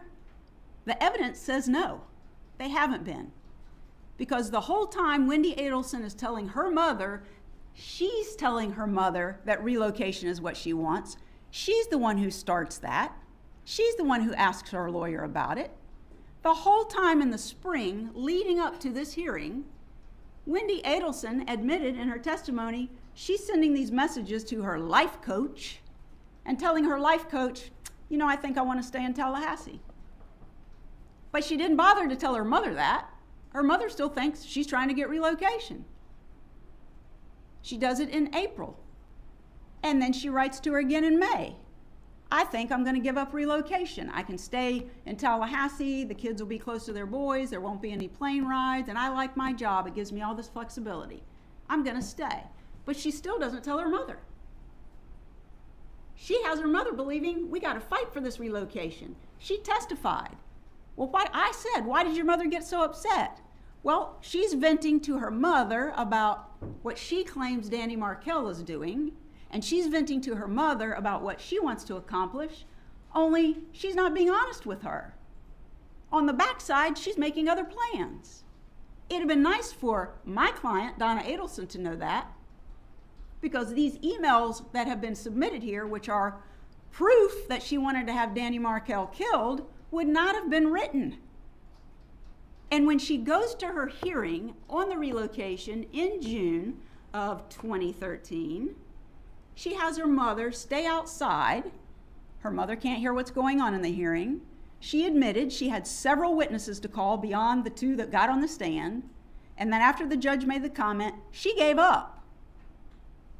She could have continued with the hearing and put her witnesses on. The judge could have ruled against her, and then maybe she has an appellate issue.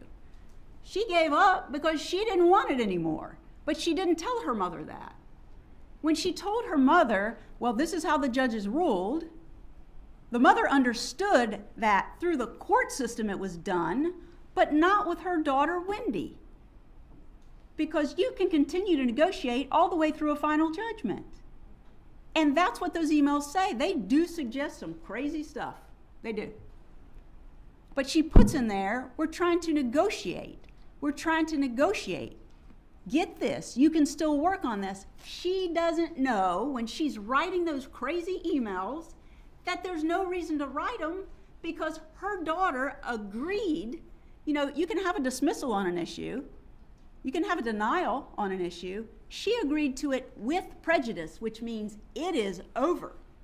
She already made an agreement. She's not going to seek relocation anymore. So my client is hanging out there trying to support her daughter, and now she's sitting in a court of law charged with murder because of what she wrote in emails. Because the truth is, you are here to judge my client based on her conduct leading up to and to the time of death of Danny Markel. That's her conduct. Can you consider things she said and did after to see if it corroborates that she was involved? You can. But her conduct leading up to the day that Danny was murdered is in this book that the state has entered with emails. It's separated between, where you can see it, where they lead up to the divorce, and then after the divorce until the time of the homicide. Now, my client did say ugly things about Danny Markel. During the divorce, she did. And the state has put them in. This is State's Exhibit 64.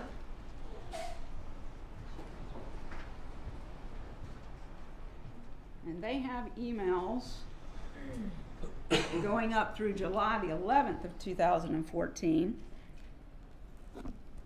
These are the bad names that my client called Danny Markel. During the course of a divorce where her daughter is constantly venting to her about what she says Danny is doing, she said some really bad names, and I'm going to say them, although you shouldn't say bad words in court. She called him some ugly stuff. The first one that they wanted to put in was from 2011. He was killed in 2014. They introduced this email from March the 28th of 2011 at 64A, and inside that email, they claim, shows the hatred for Danny Markel. And you want to know why?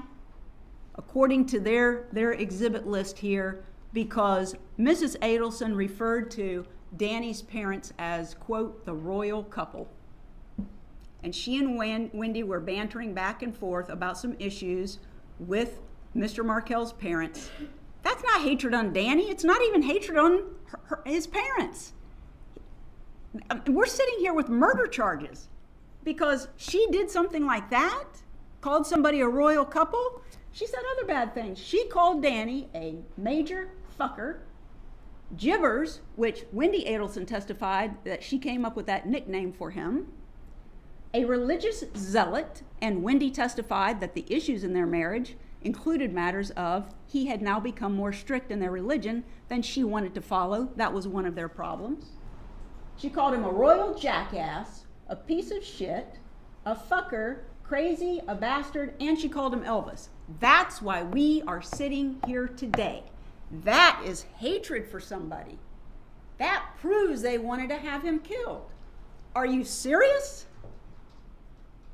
You call somebody some bad names and that means you wanted them dead? My client has lack of any ability to stop herself from saying things. She can't do it. And I'm not trying to be offensive to her, but she can't. And all of these emails that they have introduced prove it. She is not a one-word person. She goes on and on and on and on. And they believe that she had Danny Markel murdered because she said some bad words. There's not a lick of evidence in here that they submitted of what she did prior to July the 18th, 2014, where she said not a single word, that she wanted him killed, she was planning to have him killed, she was going to find somebody to kill him, she was going to pay somebody to kill him, she was going to kill him, that she was glad he was dead. That's not in here. And this is it. This is it. Before he was killed. You're judging her conduct before he died, up to his death. And that's all you've got. And I told you that in the opening statement. They have a lot of theories, and they like to spin evidence a certain way to make her look bad because she said ugly things. That is not proof of somebody having somebody killed. And that's it.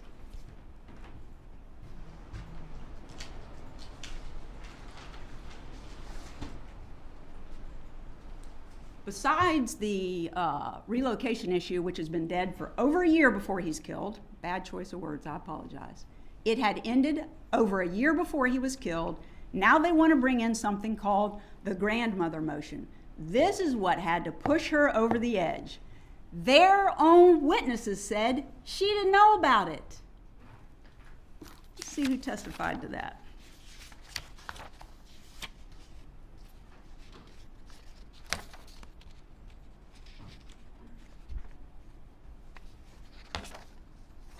Wendy testified, her daughter, that she never showed it to her and she never talked to her about it. But then there were two more witnesses for the state, and they were Craig Isom and Jason Newland. And when they testified on cross, they admitted that there was no evidence that that motion had ever been forwarded to my client. Not a single piece of evidence. What if she had gotten it? Do you want to know what it accuses her of? That a 3- and 4-year-old said that they called Abba, that she had called Abba stupid. Stupid. And That drove her over the edge? One, she didn't know about it, but two, somebody claiming you said the word stupid, that's what brings us to murder charges? It's unbelievable. But that's their spin that they want to put on it, because they've got this theory that she's the mastermind. And then they stand up here in their closing and they say, everybody who's been charged in this case, so they want to point at the other one, and point at the other one, and point at the other one. No, no, no, no, no. Who is pointing at these people? The state of Florida. The state of Florida is doing the pointing. They're the ones getting the warrants. They're the ones doing the investigation. They're the ones charging people, deciding who they're going to give deals to and not. That's them pointing the finger. That's not my client. There's no evidence of that. They bring the charges. They prosecute. They get the convictions. They get people sent off to prison. Not us. What? We're pointing the blame at the killers for killing them? They proved that those are the people who killed them.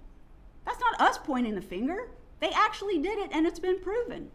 And we're distancing ourselves from Charlie Adelson? Let me tell you something. They elicited the testimony about Charlie Adelson over our objection, if you happen to remember that. It came in. Charlie Adelson is not on trial. You may be sitting in that jury room thinking, well, Charlie did it, and it sure looks like Wendy did it. That doesn't have an ounce to do with Donna Adelson doing a thing. Not a single thing. If you think he did it, he's been convicted. He admitted in his testimony that he is the person, although he claims he was extorted, he is the person that took $138,000 out of his refrigerator-size safe that he has at his house with the money exactly like he says he kept it, stapling $100 bills together in stacks of 1,000, staple, staple, staple, staple, staple. He said he took that money out of his safe and he gave it to Catherine Magbanowa that night. Whether that's his girlfriend and they're still fooling around on the side, that's between the two of them. That's got nothing to do with my client. He did it. But now they want to say Donna Adelson did it. Pick one. You don't like our theory? That's what they say. You don't like our theory? Oh, well, you like our theory on everybody else. Pick one. If you have prosecuted Charlie Adelson for paying the $138,000 stapled just like their other witnesses in this case said, why are they now saying Donna Adelson provided the money? Oh, wait. Oh, because Catherine Magbanowa, who's been sentenced to life and is telling her sixth story now, has decided she'd like to see her kids someday. So now she's going to come in and provide information that will help the state prosecute an innocent woman so she can go home to her children. That's what that's about. So she claims that this all goes down. Charlie puts the money, Charlie, not Donna, Charlie puts the money stapled just like she knows he does into her trunk. She drives it the next day to Sigfredo Garcia, her baby daddy. He takes it out of the trunk, and a day or two later, she gets hers back. And she says he puts it in her closet, and to this day, she wants you to believe that that money sat in her closet and she spent it along the way. The records that Miss Hull testified to, showing all her cash deposits, she clearly was doing something with it, right? But to this day, she wants you to believe she has absolutely no idea how much money she had. Never counted it. Really? She must have think y'all was born yesterday. But here's something. She's got this new thing she wants to testify to. That the money was wet, and Charlie told her that Donna had washed it. Her money's wet, that she hasn't touched, that's been somewhere else for these number of days. Well, what did Luis Rivera testify to about his money that he got? He said it was weird. Well, how was it weird? Well, it was stapled in $100 bills, stacks of 1,000. Not a single word about wet, and he got his money before she did. He got it straight from Sigfredo. This washing money wet thing is nonsense, and they've already proven that it was Charlie Adelson's money that was paid through Katie Magbanowa to those two killers. Whoops, it's gone. But now it's her fault. And I'm not sure what this is all about. The state standing up saying that the defense has suggested that Harvey is the one that did the Evite. We haven't said a single word, presented any evidence, or made any argument that Harvey Adelson is the one who created the Evite. Their witness that they called, Wendy Adelson, sat up there and said, what did she say? She probably did it because her mom doesn't know how. And then their other witness, Chris Corbett, Sergeant Corbett, who does all the media and cell phone tower stuff, he sat up there and he said it was clear to him from his research and investigation that my client, Donna Adelson, didn't have a clue how to work that.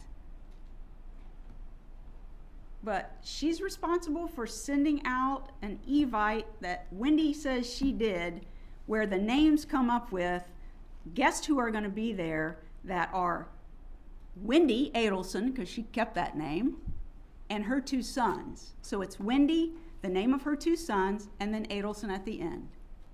If that's how it appears, Wendy did it, not my client. And there's more proof of that real quick to come.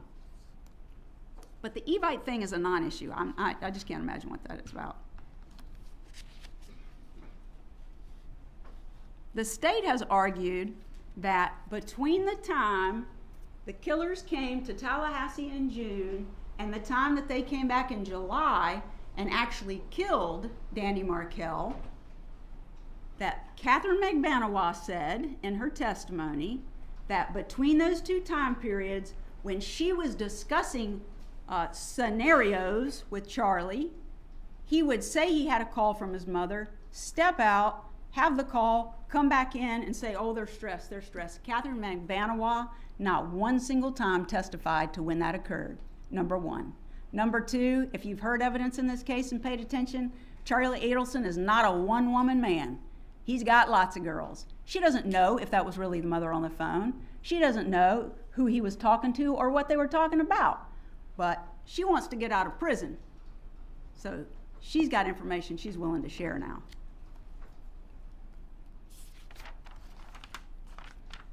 Charlie's business. There is a slide that the state had in its presentation this morning that they showed to you that shows that Charlie Adelson owned the dental practice up until 2015. Do you remember seeing that slide?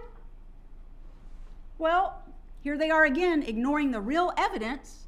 They got a theory and they got to spin it some way, but the evidence from their expert witness, Mary Hall, financial investigator, forensic investigator, Mary Hall, she's up here testifying for them, and she says that Charlie Adelson was the owner of the Adelson Institute until 2020. And yet their slide says, oh, he sold it back to his father in 2015. That's not what the evidence is from their own witness.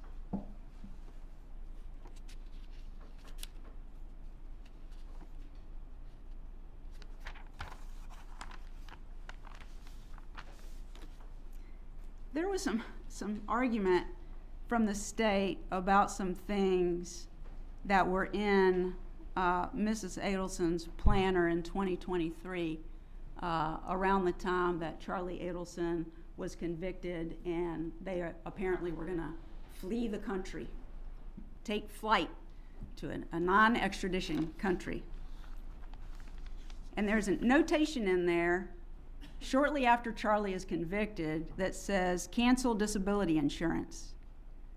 They want you to take what they believe that means as they were canceling their insurance because they were going away and never coming back. Could it be? Those were the words that were used. This is not a could it be situation. This is beyond a reasonable doubt.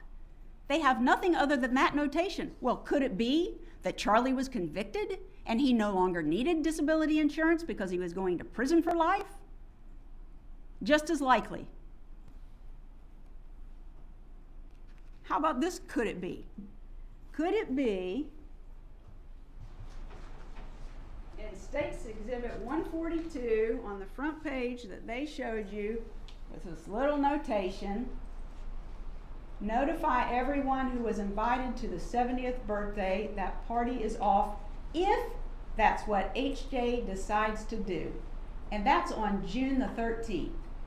Could it be, the state says to you, that if the killing had actually taken place the first time the killers came up, then they'd be canceling the party because Danny would already be dead? What? Does that, where is the proof of any of this? Could that be what it means? This is not, could it be? And a birthday present. The birthday present, according to the state, for a 70-year-old man is that they're going to have Danny Markel killed. Happy birthday. Let's have a party. What? There's no birthday present, according to Rob Adelson. Wendy Adelson, who was at the party and who was involved, and there are emails that tell this, involved in helping get a caterer for the party where the man came and cooked paella out on the balcony for everybody, but that's what Charlie decided to give. But you got to read the worst in every single piece of evidence that they present to you. You have to, because that's the only way you can convict, and they want you to convict her. There's no evidence that there was a birthday present to Harvey Adelson to have this man killed. None. But that's their theory, and they're still spinning it. And you gotta ignore the witnesses that they put up there in order to follow their lead into that jury room and convict my client. Let's talk about Rob Adelson. They brought him in here, and he got up there and he testified on the stand about allegedly all of these things that he claims his mother said. If you were paying attention by the time we got to cross-examination, what did we learn about Rob Adelson? Well, he's a doctor, and he's got little kids, so he's real busy, which is his explanation for why he rarely speaks to his family on the telephone and has, in that time period, only been down to see his family 2 times in a 2.5-year period. And he rarely talks to them on the phone, but somehow Miss Adelson has made all of these comments. This is a guy with an axe to grind, right? He doesn't have any of this information. He's not talking to them. They got him to come for the birthday party, and what was his testimony? He's a busy guy. He flew in the night before the birthday. He was at the birthday party and got up the next morning, packed his bags, and put him and his wife and his kids on an airplane and left because he was busy. He's not hanging out with his family. He's nowhere to be found. Oh, but you got to believe everything he tells you. A huge percentage of the argument of the state was, well, what did Rob say? What did Rob? Rob doesn't have the knowledge of anybody. He's not here. He lives in Albany, New York, and he's not around these people. But let's use her son, who's clearly estranged from the family, to try and bury her. You're smarter than that. So my client has been charged with the murder of Mr. Markel, conspiracy, the planning to commit murder, and solicitation, hiring the hitman that killed. We're going to go through the jury instructions briefly. The judge has already gone through them, but we're going to go through in a minute what actually is there that the state has to prove. And just like I said in opening, what the state thinks happened does not matter. What they believe happened does not matter. What spin they want to put on it does not matter. You can only make your decision based on the evidence presented to you, and up through the time that Dan Markel was killed, that's all they got. She said some ugly things, and she meddles in her children's lives. Meddles in their lives. Gets involved in their divorce. She's a parent. She's just being a parent, not a killer. She's a meddler, not a murderer. They haven't proven that to you.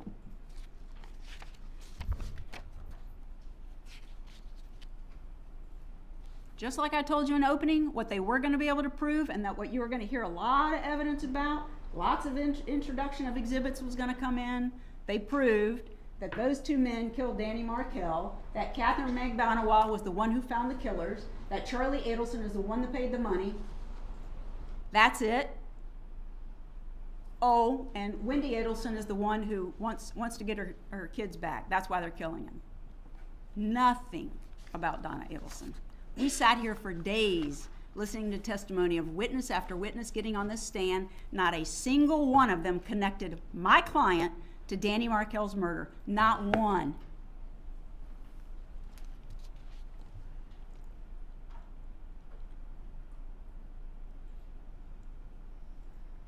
I think the state introduced a couple of exhibits. They would be 64C and F.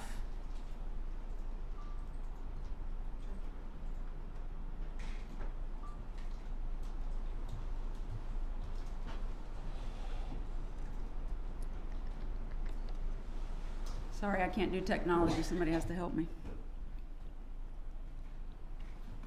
And these are emails where she's giving her daughter advice on what she should do, preparing for mediation.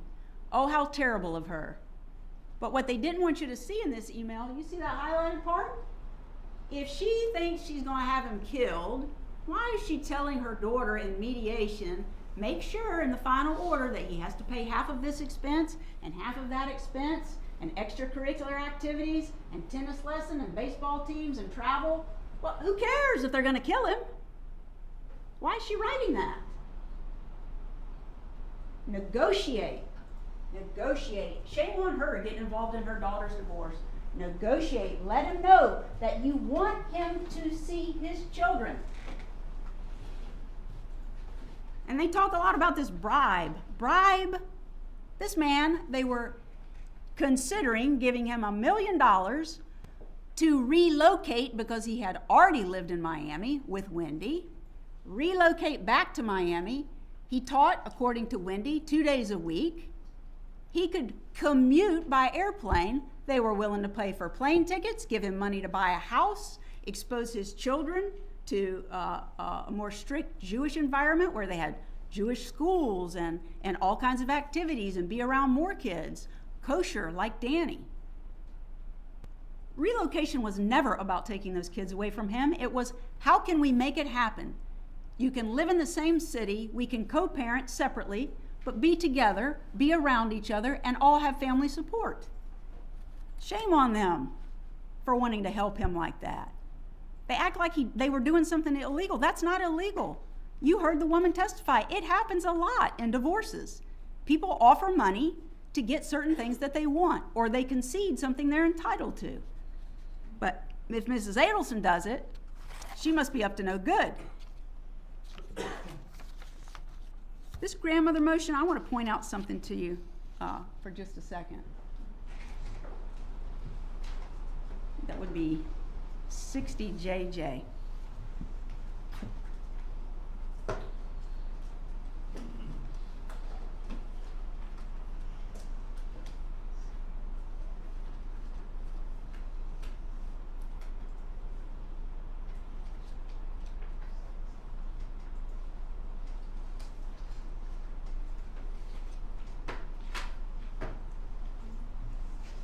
The state calls this the grandmother motion because they're prosecuting grandma. Sounds kind of cool, right? There's this terrible motion, this grandmother motion that was filed against my client, Mrs. Adelson. This pleading is actually entitled, let's see here, Former Husband's Counter Motion for Enforcement of MSA, which is Marriage Settlement Agreement, on Parenting Issues, and Motion for Contempt and Sanctions. And this pleading goes on and on about, he says Wendy's refusing to facilitate video teleconferencing with the 3 and 4-year-old, that she's failing to regularly facilitate telephone contact with the children, that she routinely violates the right of first refusal, resulting in the children missing days from preschool, that she violates her duty to inform that's in the MSA. She fails to follow clinical recommendations. She violates by refusing to communicate with Mr. Markel. She persists in inhibitory parental gatekeeping. Refused to provide access to have both children on one of the child's birthdays. The only single complaint he makes about my client is she called him stupid, according to a 3 and 4-year-old. And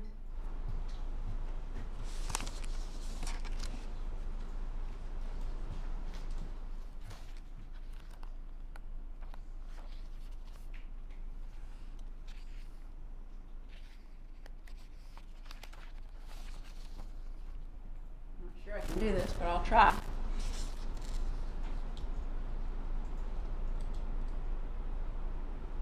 Number 6, this is the section. You can write a motion and put all your complaints in it and your legal argument, and then you ask for what is the relief that you want. He wants all kind of relief related to Wendy. And this is what they say. The state says that he's saying that the grandmother cannot have any unsupervised contact with the children. That's not what it says at all. It says consistent with the right of first refusal. And safeguard the children so she doesn't call him stupid anymore. This does not mean she can't have unsupervised contact. It means consistent with the right of first refusal. If grandma's in town and she's going to watch the children, according to their marriage settlement agreement, he has to be given the opportunity first if he wants to take care of the kids. That's what was agreed to in the divorce. That doesn't say no more unsupervised contact with grandma. Now, besides her not knowing about it, what is the evidence? I don't want to mess this up.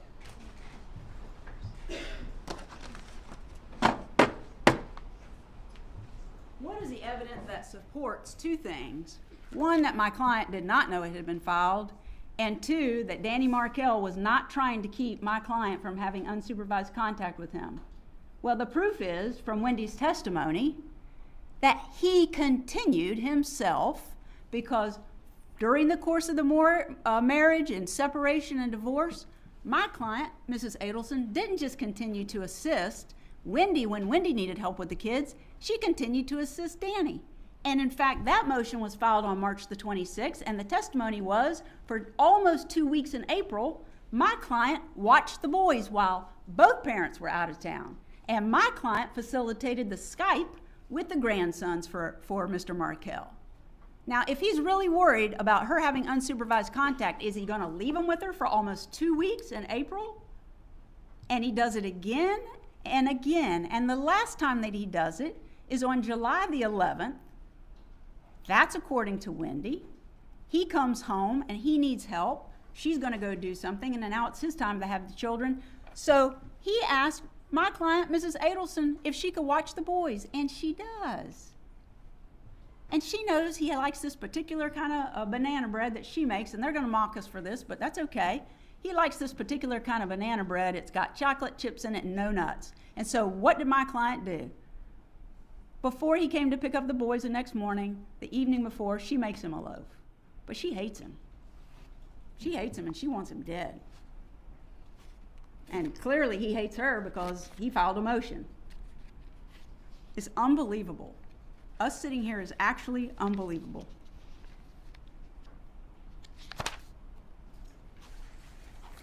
Now, I want to talk about the day that Danny was killed with respect to my client. We're not going to go through all the details again, but what is the evidence about my client? The state has said that my client tried to set up an alibi for her daughter. I don't know how it could have ever been considered an alibi, because the man was going to get there at 8 o'clock in the morning, and the evidence is he got killed around 11 o'clock. But State's Exhibit 64 FF is from the Geek Squad. And the state presented earlier that not only did Donna Adelson send an email to Wendy that morning, or before then actually, not only did Donna send an email to her about the appointment, but Harvey, the dad, did as well. And here is the form that was completed, not by Donna, they say Donna arranged it. Mr. Harvey actually made this appointment for the broken television. They had purchased a plan for protection on this television and believe they may get a replacement or a repair. When they made it, you have to fill out some information on the form. And what does this say? Would you be willing to accept a sooner appointment if one became available? Yes. Well, now, are you going to accept an earlier appointment if it becomes available, if you've got a homicide planned? That doesn't make any sense. This is supposed to be her alibi, but they're agreeing you could come earlier if you want. And then the mother sends an email. Do we have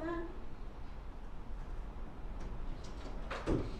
And what she tells her daughter is, If you can't keep Friday, July the 18th between 8 a.m. and noon, call that number to reschedule. The contract is under Harvey Adelson's name with Dad's cell phone number, but the purchaser is actually Miss Donna's name and cell phone number, and she provides her with a work order. Here, we did this for you. Like we do everything else for you, and apparently that's a bad thing according to the state, helping your kids this much. But here, we helped you out, but if this doesn't work out for you, change it. A fake alibi, that's what they want you to believe. You gotta read bad into every single thing they present to you to come to the conclusion that they come to. Now let's talk about Defense Exhibit 71. There was, according to the testimony that you heard from the state, Wendy Adelson was interviewed at TPD the day that Danny was killed. They went and found her at a restaurant, and they've introduced these pictures about what she did that day and where she went and how she took the long way around. But she's sitting at TPD being interviewed, and she has requested to be able to call her mother. And unlike other exhibits where the state hired someone to enhance it so you could hear the call better, they didn't do that in this case. And the recording is actually inside the room. You can see it. That's an interview room at TPD. And not only are you hearing what Wendy is saying, there's the victim advocate that testified that my client was shocked when she heard the news, but my client is actually on the other end of the phone, so it's not real easy to hear. But if you put the headphones on, you're actually going to hear some things, and you can hear what my client's reaction is to finding out that Danny Markel has been shot, excuse me. Can we play that? If you could just please put your headphones on. It's not easy to hear.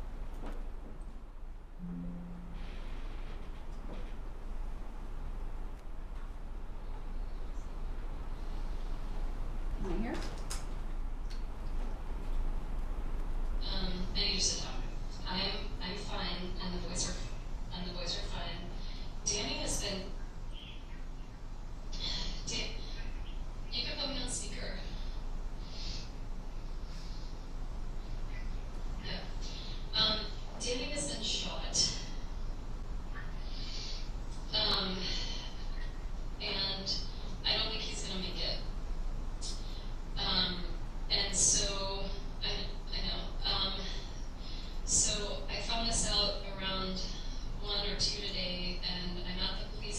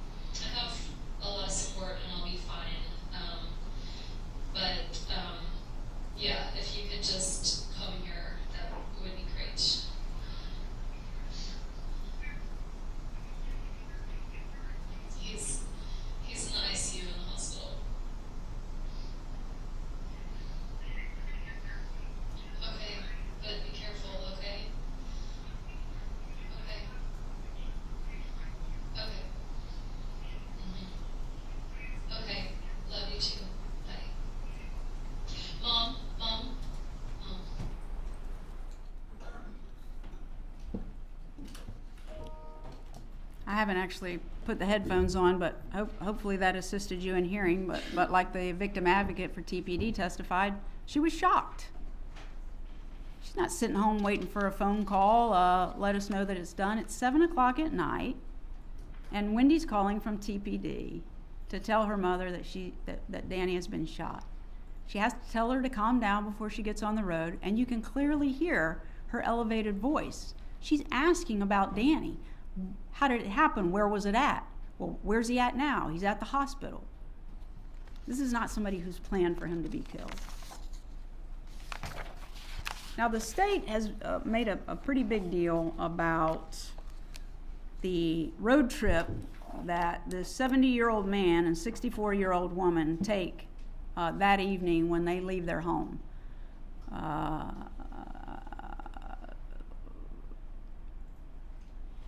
It's 11 years into this case. It's this July that just passed before the investigator in this case, who's given testimony again and again, after he's deposed, decides, I'll go ride the route.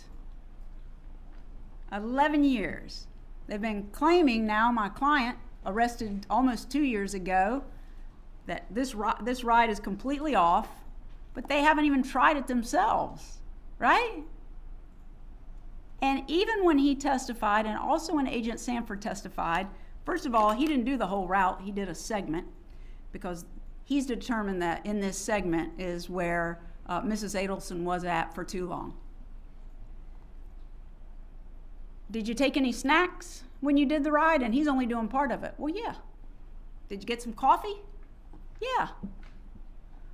But they've calculated this drive for these folks who have just received horrible news and they're clearly upset about it, that they had to be at their son's house dropping off money that was washed, because there's a period of time that it takes them longer to get to their hotel in Orlando than it should have. They took into consideration nothing with respect to their age, that they hadn't had anything to eat. They didn't calculate any time in to stop and get gas, or to use the restroom, or to maybe sit down and have a meal. None of that's counted in. It's got to be a strict from here to there, and you're not there, then you must be doing something bad, and it must have something to do with murder. They give no consideration to that whatsoever. But what's stronger than that is their own testimony from their expert. They have all of these slides that they've shown you where they can show where everybody is in the entire world. And did you notice that for the killers, they had collected records with SunPass and cell towers, etc., and they have a whole map that they're showing you where they went and what they got. They got the SunPass records for the killers. Agent Sanford said that my client was a person of interest from the beginning, but he had her locked in a year. And yet here we are 11 years later, and they never bothered to get her SunPass records. They can get them, they got the killers. If they want to tell you that they're stuck in a certain area and they've gotten off in a certain place, all they had to do was get those records. But they didn't do it. They can prove where the killers are, but not my client. But one thing for certain that they did say is they cannot put my client's phone at Charlie's house during this time period that they say that they took too long to get somewhere. They also testified that there is never a point in time that evening where Charlie's cell phone is hitting on a tower and either Harvey or Donna's cell phones are hitting on the same tower. They don't even have them in the same vicinity, much less the house. But they want you to believe that means Mrs. Adelson was there dropping off money. They have no evidence of it. It's just their theory. That's all it is. You can't convict somebody based on theory. You have to have evidence beyond a reasonable doubt. Now, how about this text message that says outside your house? According to them, outside your house means outside your house. I'm not saying that's illogical to jump to that conclusion, but do you have any evidence of it? No, they can't put her there. And according to State's Exhibit 142,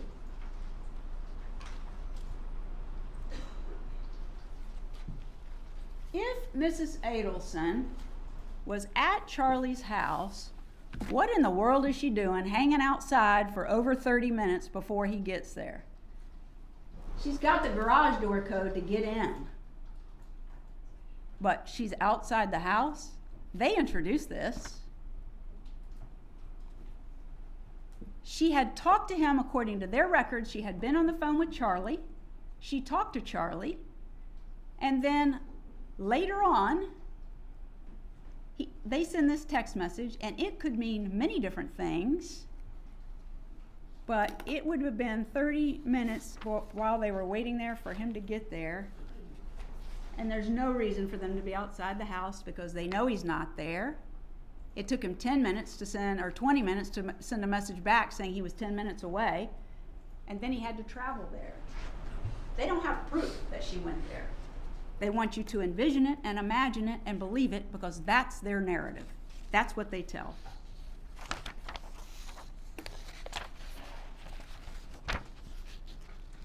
And I don't think I said it before, but the witnesses, the additional witnesses that testified that Charlie kept his cash, these $100 bills stapled together, that was Miss Umchenda and Mr. Fitzpatrick. They both testified they knew Charlie well, and that's what he did.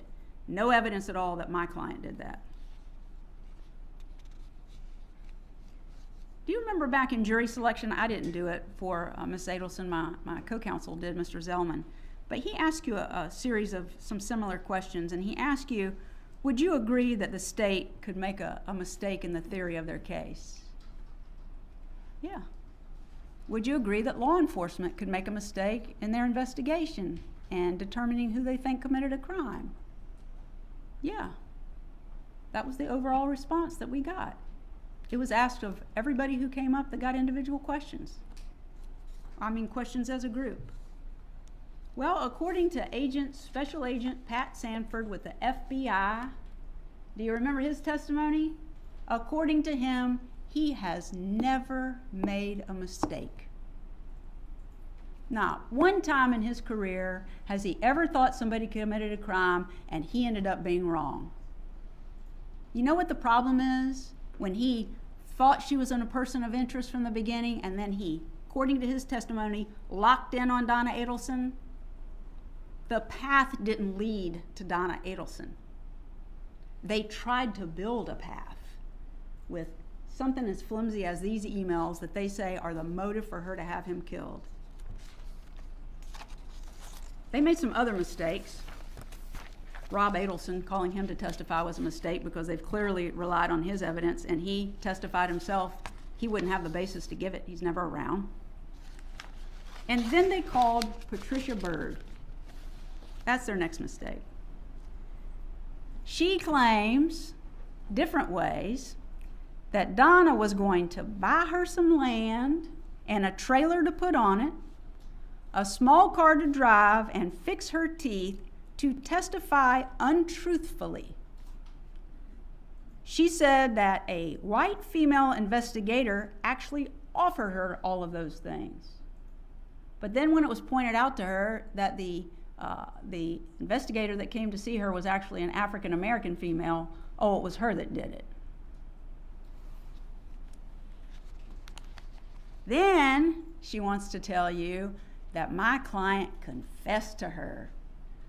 I asked her, did she do what they said you did? And Miss Donna said yes. Well, she's not clear on this confession because when Mr. Zellman was asking her questions, she couldn't remember if it was Donna said she wrote the checks or she confessed to the whole crime.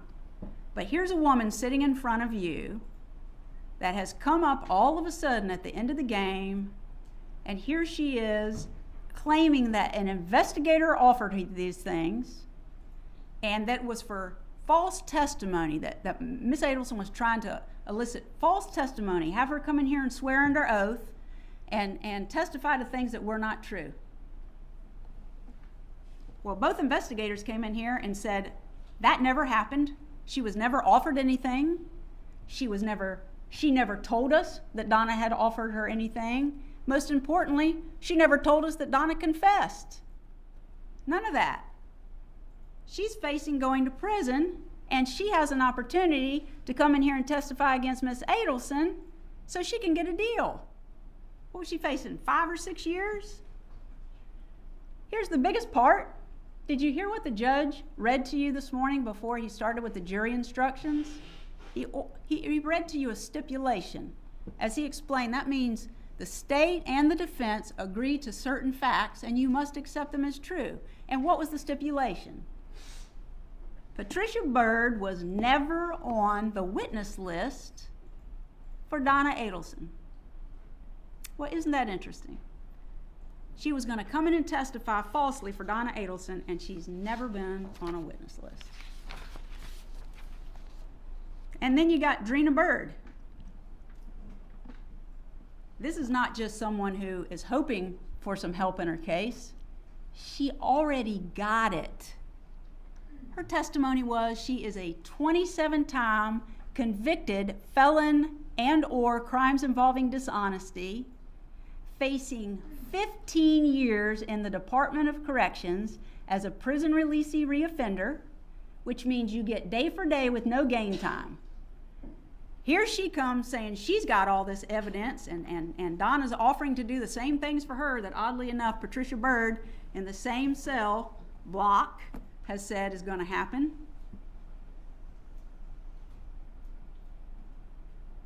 What does she do? We tried really hard not to bore you by playing the whole tape, but there's an exhibit that we put in, and it's the video of where Donna and Miss Bernhardt are sitting at a table. Oddly enough, Miss Byrd wasn't there, and she told you that she was with Donna Adelson day and night talking about her case. She wasn't anywhere around when they're sitting at this table, but you can watch that video again. I would just like you to recall this. Who shows up to that table first? Drina Bernhardt does. Who shows up with paper and a writing instrument? Drina Bernhardt does. And while they're sitting at the table, is Donna sitting there just telling her? No, they're having a conversation. How does the writing start? Miss Bernhardt gets out her little hot pink folder, paper, whatever it's called, notebook, plops it open, shoves it towards Donna Adelson, and starts tapping on it. Let's get busy writing. You don't hear those words, but that's what she's doing. Here, write. And allegedly, she's going to do the same thing, give false testimony, and her name is not on a witness list.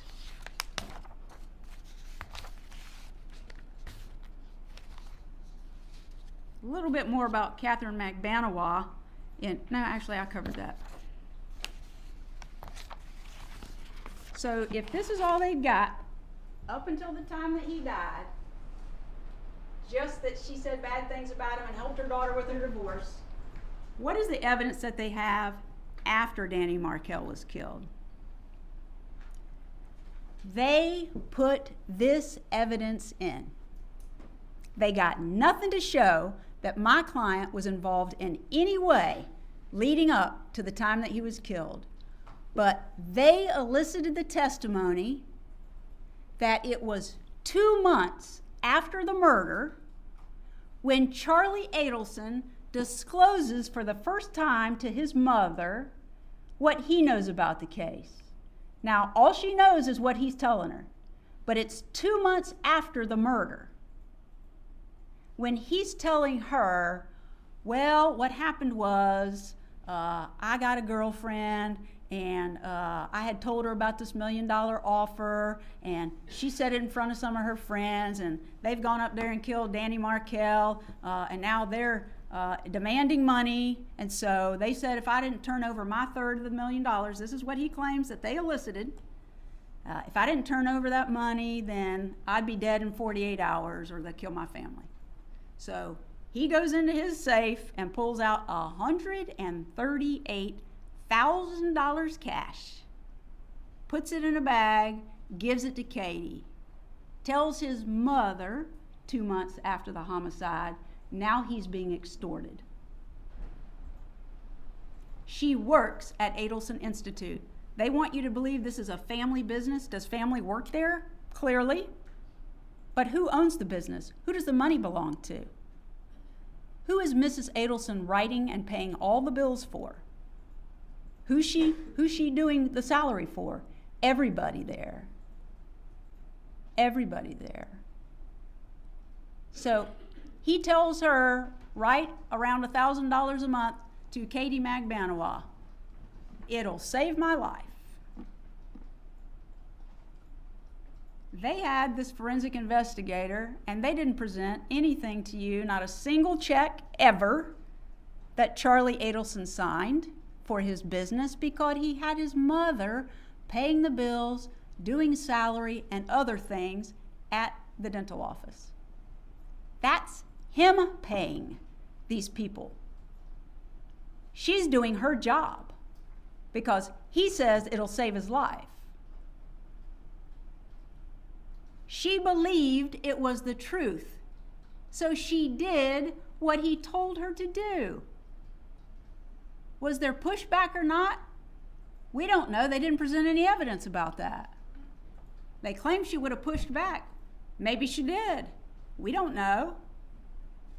But what we do know is it's 2 months after the murder before she knows what has gone down. That's their evidence. But she conspired with people to have him killed. She got the hitman to have him killed, and she wanted him killed, and he ended up dead. She doesn't even know about this going on. And the only version she knows is what her son has told her. Did she say, oh, the truth's coming out, the truth's coming out, the truth's coming out? She did, because that's what Charlie had told her the truth was. And that's her son. And she believed him. And she didn't want her son to die. She wrote paychecks at Charlie's instruction. That's not her giving cash and paying off murderers. That's a paycheck to Katie. That's it. That's all she did. So we're bumping along, and now we're in 2016, and it's a bump. Law enforcement testified to you that they created this scenario where they could try and get information to further investigate this homicide. So they've locked in on Mrs. Adelson, so they're going to set her up. Funny thing is, Mr. Sanford testified to what probable cause is, that you have to get a wiretap on somebody's phone, and you have to have proof that a crime has been committed, and this is likely the person who committed the crime. It's not proof beyond a reasonable doubt. It's the same that you have to get a warrant to arrest someone. But when they do this bump in April of 2016 to June, who do they get wiretaps on? Charlie Adelson and Catherine Magbanawa. Not Donna Adelson. But they're just sure she's the mastermind behind this. So what do? They follow her. They watch her daily routine. They pick a location where she is taking her grandchildren, Mr. Markel's children, to and from school. And they decide that's where they're going to do this bump. This is State's Exhibit 113 of the bump on the street that took place on April the 19th of 2016.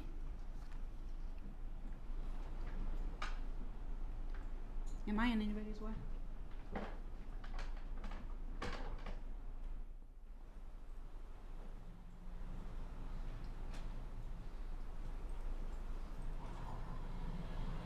Black shorts.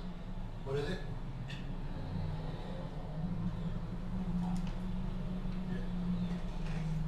Okay, bud.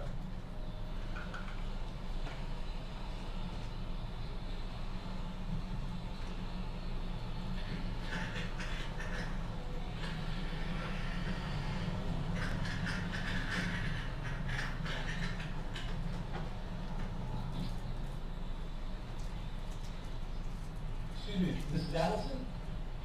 How you doing? Just want to give you this. Listen. No, don't be scared. Listen, just want to let you know that we know that your family has been taking care of Katie and her friend Google for quite some time after your problem on the ones that were solved. And I want to let you know that my brother, he's incarcerated. He helped your family with this problem you guys had.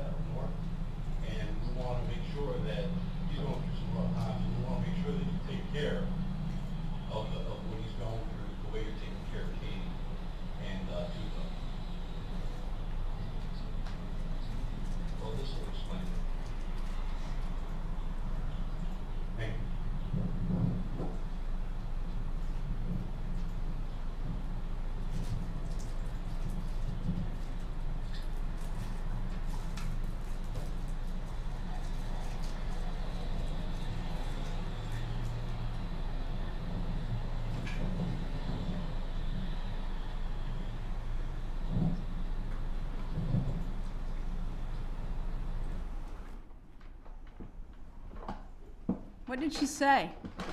You scared me. And he goes on his little explanation, and her response is, I don't know what you're talking about.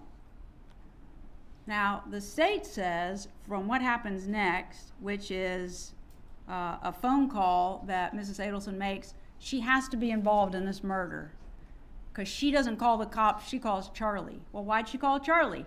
Because Charlie has confessed to her his role in paying the killers back in September of 2014, that it's his money, claiming he's being extorted, claiming his life is at risk.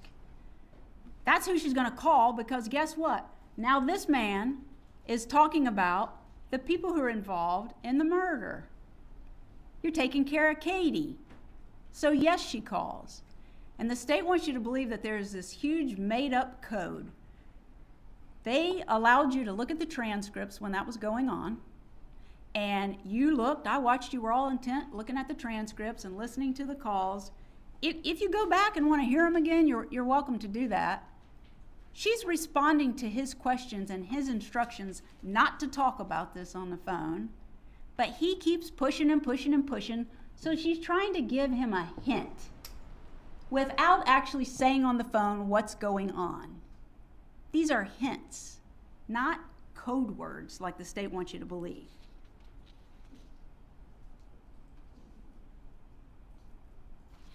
Can I have just 1 second, please?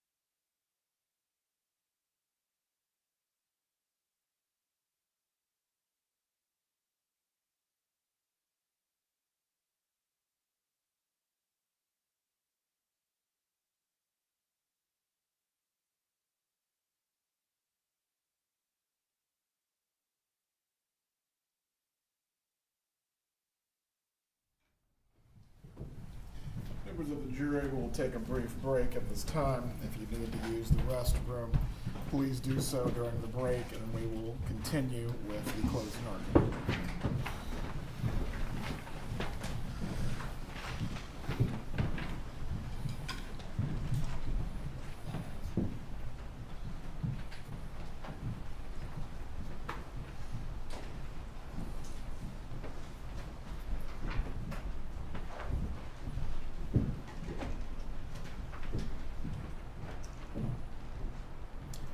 Everyone can be seated. If you need to use the restroom or stretch your legs, this is your opportunity. Or something to keep yourself from passing out. This is your opportunity now. 5 minutes.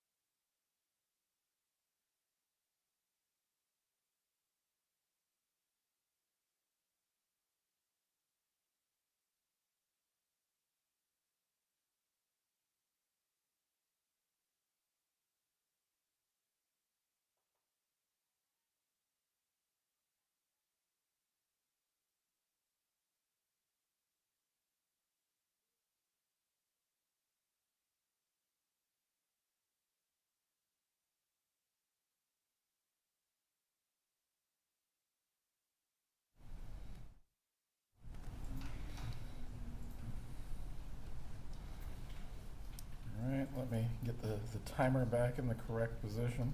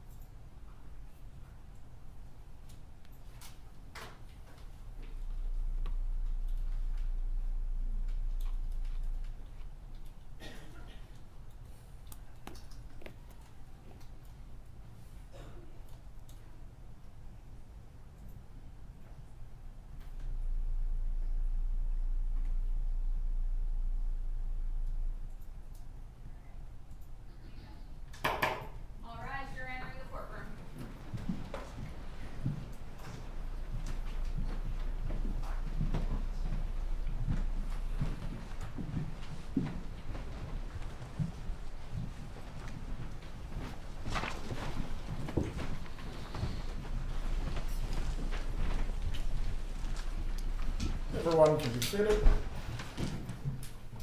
Fulford, you may continue with the defense closing argument.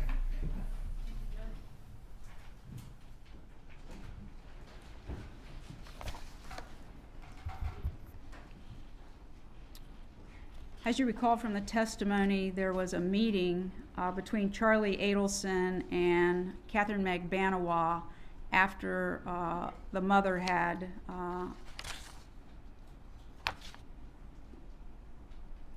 it was after the bump, right? Do you have that?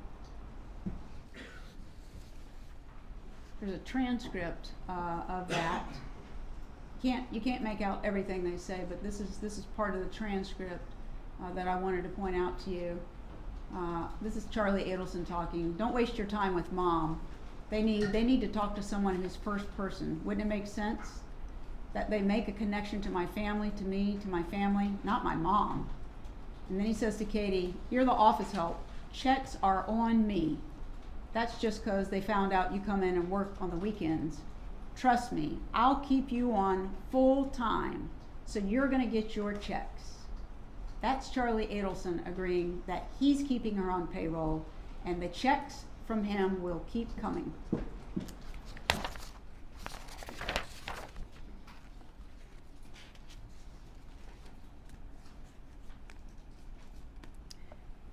After the bump on the street, Mrs. Adelson receives a letter.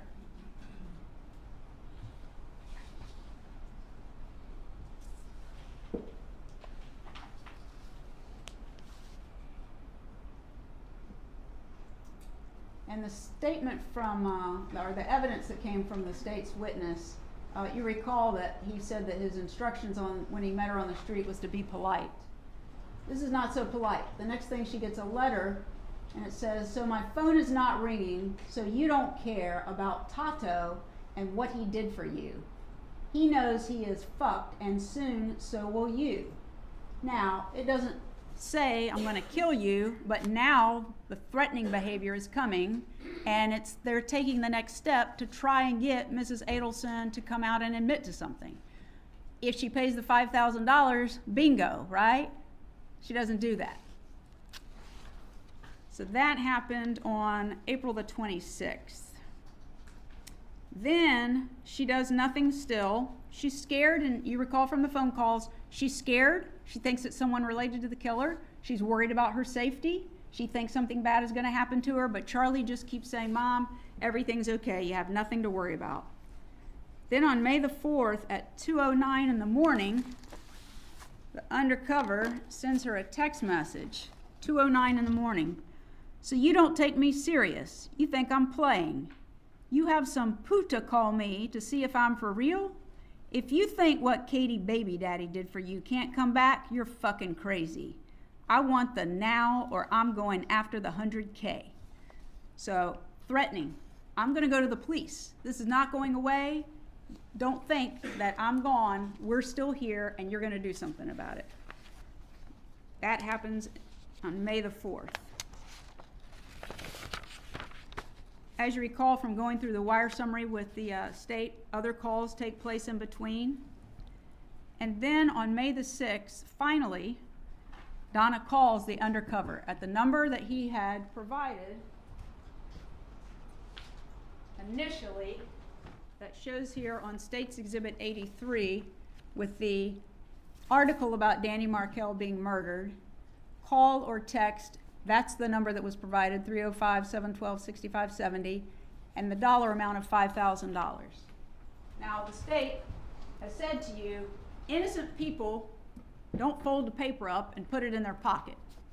I'm pretty sure there's not going to be a jury instruction that tells you she must be guilty because she folded it up and put it in her pocket. She took it very seriously.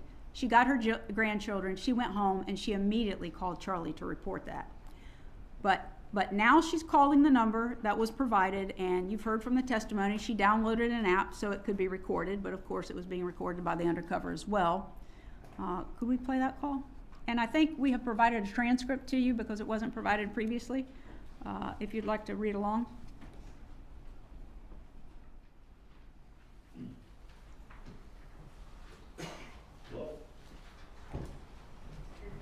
This is Mrs. Adelson. Is this, Sammy? Sammy. Okay, my grandchildren had my phone before, so, I. Senora Adelson? I'm Mrs. Adelson. My- Yes, yes. My grandchildren Yes. had my phone before, so that's, and I just saw that you called. Oh, okay. You left a message on my voicemail. Right, you did. No. This is my problem. You approached me on Alton Road. You handed me an article from the newspaper about my ex-son-in-law. You told me I need to call you and help your friend who is in prison. Now, at the time you did that, I didn't understand what you were talking about. I didn't call you back. Then you mail me a threatening letter. Then you send me a text message to my phone that says I'm not taking you seriously. So I am taking you seriously. And I really want you to listen to me. I'm listening. I have to tell you, I mean, this is important. I have been so stressed out. I have spoken to 10 or 12 people who are close friends of mine, telling them about this and basically picking their brains and asking them what I should do, because I don't know your friend who is in jail. You mentioned a name. I don't even know his name. I never spoke to him. I don't know what he looks like. I've never met him. I'm sorry your friend's in jail, but I don't know what that has to do with me. You know exactly what it has to do with. You know exactly what. Listen to me carefully. Listen to me. Listen to me. You just got to listen to me. You need to You gotta, no. who this person looks like, or what their name is, something, because I know there's a big reward out there, and if you need money for your friends, that's the way to get it. I mean, I'm asking you nicely. I don't know who he is. I am out of the loop. It is not me. If I can help, I will help. I mean, that's what. Just like I told you, listen to me. Just like I told you that day, we know that your family had a problem up north. We know that problem was taken care of about a year and a half, 2 years ago. And we know that Katie has been taken care of and has been taken care of. Now my brother in jail, we were in Broward together. He told me the whole thing, and he hasn't been taken care of. You know. Now, all that's being asked for is 5K. That's all we're asking for is 5K. And he told me everything, and I know everything. I know who's involved. I know everything, and I'll get the 100K for myself. You know, All I ask is to send the 5K. Everybody knows what's going on. I don't, you're saying everyone knows. I know I lost my ex-son-in-law. I did not have anything to do with it. That's why I said, ask him what. That's what my brother Tato told me. He told me everything when we were in jail. He told me everything and who was involved. I know everything. Well, I don't. That's the problem. I'm telling you, it's not me. It's not me. I have had a year of aggravation, a year and a half of aggravation over this. My daughter, my grandchildren. It is not me. And when I asked my friends, what do they think? They said, well, this person needs to get a description of you because of what you look like, or it's not me. I don't know who caused this. It wasn't me. I mean, I don't know. I'll tell you, just like that day when I talked to you, this is not going away. This is not going to go away. Because Tato told me everything. He wasn't being taken care of. He needed the 5K. Spend 5K. That's all we were asking for. I don't do that. I don't know who Tato is. You don't understand. We know you know who Tato is, but you know who Katie is. And you know the contacts Katie has, and she has, listen to me, let's stop fucking around. Let's stop fucking around. okay? You know who Katie is. And you know that Katie has somebody that knows stuff. And they took care of a problem for you people. That's just the bottom line. The bottom line is you know who the fuck Katie is. Look, I don't. I'm not fucking around with it. You know who Katie is. You know that they took care of Katie and her people. Nobody's taking care of Tato. I know you don't know who Tato is. No, But we know who all of you are. And this ain't going away. you know what? So I can give you you want to send me 5K? Here's what you need to do. You need to go and. Don't tell me what to do. I know what to do and I'm doing it. You're looking for money, get $100,000 or whatever whatever the reward is. It isn't me. You have got the wrong person. That's why I said ask your friends, You're Donna Adelson. Yes, I am. Yes, I am. Well, I know. We know who's involved in all this.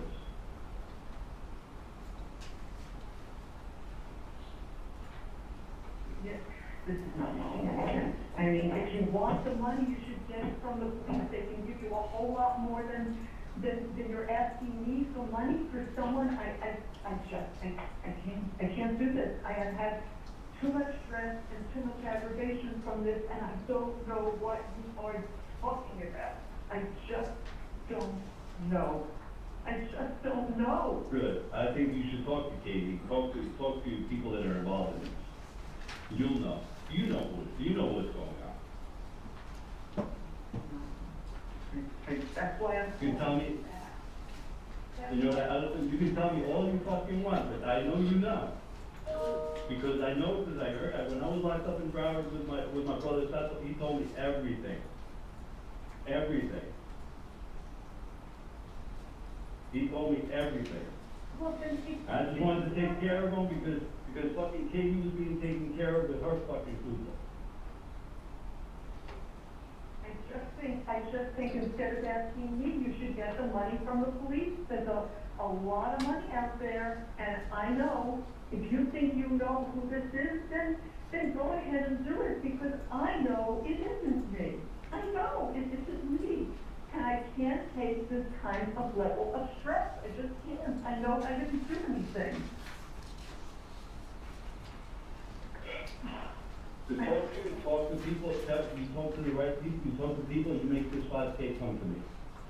That's all I need. Just do it and get it to me. Do it and get it to me. I'll call you Bye. back.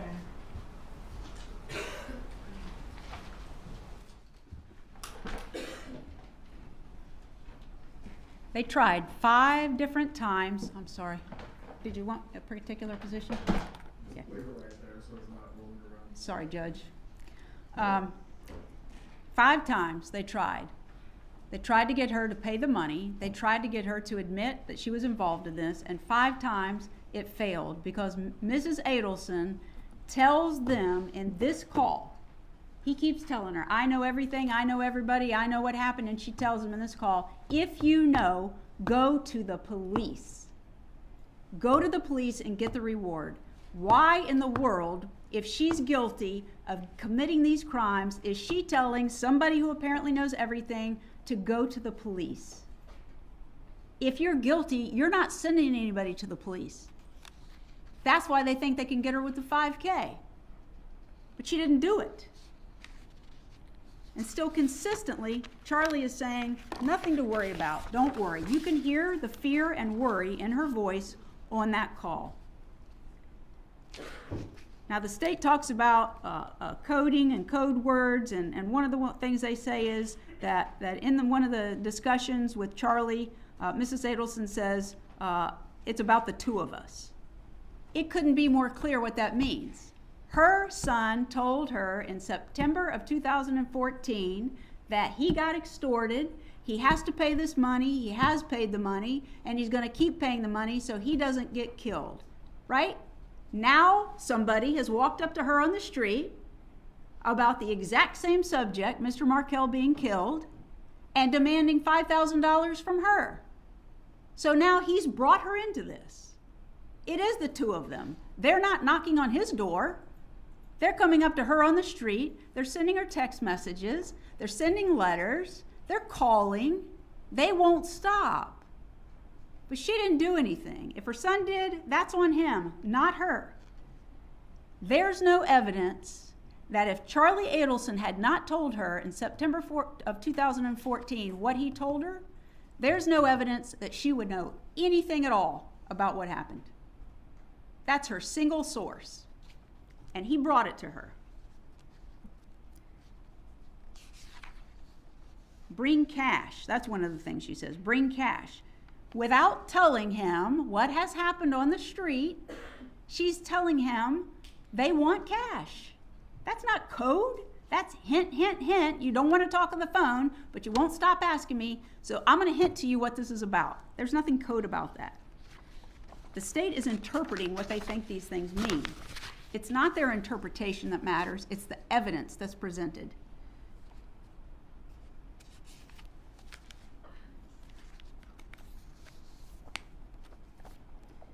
The judge has read you the jury instructions. So I'm not going over all of them with you, but I want to say this. Murder in the first degree, the state has to prove that on July the 18th of 2014, Donna Adelson intended that Dan Markel be killed on that date. They have to prove that. There's no evidence of it. First degree murder is killing with premeditation. Is killing after consciously deciding to do so. The decision must be present in the mind at the time of the killing. The premeditated intent to kill must be formed before the killing. They've got no evidence of her doing anything until after Mr. Markel is dead, when she writes the checks at the instruction of her son. Conspiracy. The state has to prove beyond a reasonable doubt that the intent of Donna Adelson was that the offense of first-degree murder would be committed on the date that he's killed, not after the date, before and up to the time that he's shot and killed. They have to prove beyond a reasonable doubt that she had that intent, and they have nothing. Solicitation to commit first-degree murder. They have to prove the following two elements beyond a reasonable doubt. I'm sorry, back to conspiracy. I forgot to say this. In order to carry out the intent, Donna Adelson had to agree, conspire, combine, or confederate with Charles Adelson or Catherine Magbanawa or other persons to cause the first-degree murder to be committed. Had to be before. No evidence of it. Solicitation. Prove the following two elements beyond a reasonable doubt. Donna Adelson solicited Charles Adelson or Catherine Magbanawa or other persons to commit first-degree murder. During the solicitation, Donna Adelson commanded, encouraged, hired, or requested Charles Adelson or Catherine Magbanawa or other persons to engage in specific conduct which would constitute the commission of first-degree murder. What does solicit mean? It means to ask earnestly or to try to induce another person to engage in specific conduct. We know that the state has not presented evidence of Mrs. Adelson actually shooting and killing Dan Markel. They are asking that you find her to be a principal, that these other people did the killing, but she's a principal. And to prove that she's a principal, you have to show that she helped another person or persons commit the crime. In doing so, the state has to prove beyond a reasonable doubt that the defendant intended the crime to occur and the defendant did some act or said something that was intended to and that did incite, cause, encourage, assist, or advise the other person or persons to actually commit the crime. For first-degree premeditated murder, the state must prove the defendant intended that the killing of Daniel Markel occur. Then you heard the instruction of a principal when active participant is hired by the defendant. if the defendant paid or promised to pay another person or persons to commit a crime. To commit a crime means she paid or promised to pay them before they killed him. There is no evidence of that at all. She never paid any of her money. All she did was write the checks that her son told her to write from his business account. Says you have to show that she made or promised the payment in exchange for the commission or promised to commit the crime or to help commit the crime. Nothing. There's nothing at all linking her to Catherine McBanawa, Sigfredo Garcia, or Luis Rivera. Her link to Charlie Adelson is it's her son. They like to show those little arrows going back and forth like it's a train, I think they said. This isn't a train. This is somebody's life. Danny Markel's life. And now Donna Adelson's life. This isn't cute. This isn't powdered sugar. They have charged my client with first-degree murder, conspiracy to commit first-degree murder, solicitation of the people to kill, and their example is she's got powdered sugar all over her. No, she doesn't. They want you to believe it. That's their theory, but a theory doesn't prove a crime. They have to present evidence, and they haven't done that.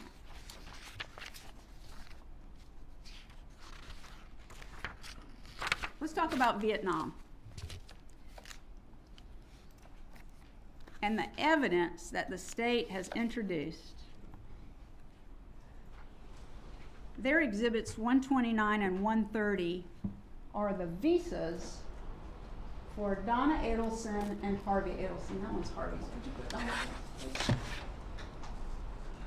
Now, there's something very important about these. It says their name and what they're going to do. You see that line? It's in, I guess that's Vietnamese, but underneath it, it's in English. And it says, good for single/multiple entries. That it is a visa for tourism, not residence. It's a visa for tourism. They can come and go as they please.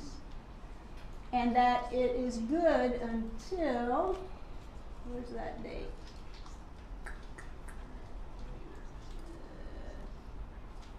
Here it is. It's good until, they put the dates backwards.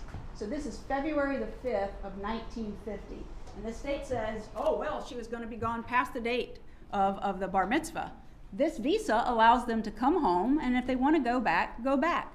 Now, here's something really important. The state said that we're trying to tell you she was going on vacation. That's not true.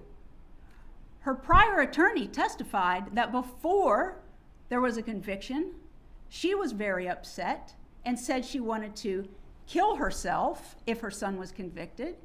And her husband was concerned about her doing that, so he wanted to get her away, to clear her head so that she wouldn't take such a drastic step. That's not a vacation. She's beyond herself. And then he gets convicted, and it's worse. And here's the thing. The state has been saying, since this woman was arrested, that she was going to flee this country to avoid prosecution. Flee. She's going away. She is not coming back. She's going somewhere where we could never get her and bring her back. They took almost nothing with them. They took a few credit cards, some cash, 2 pieces of luggage, and 1 carry-on.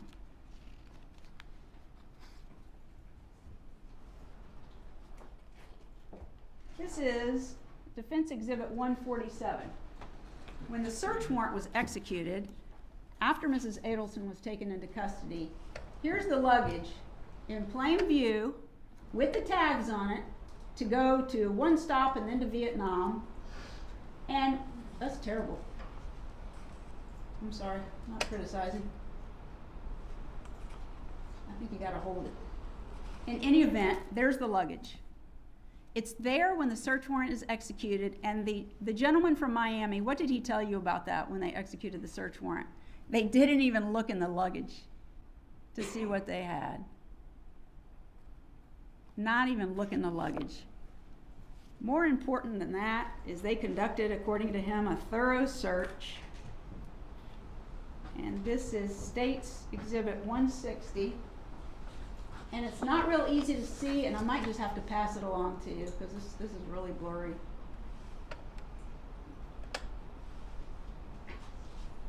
You see that? You see that little light down there underneath the white shirt? See that? That's the size of Mrs. Adelson's safe, sitting there on that little shelf. They never even bothered to open it and look in it to see if there's any stapled cash.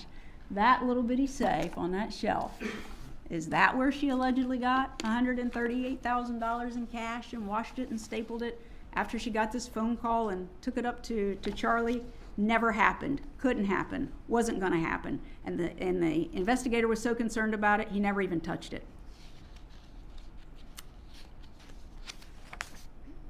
But here's what the state presented, and just like so much other evidence that they presented in their case, this is a state witness.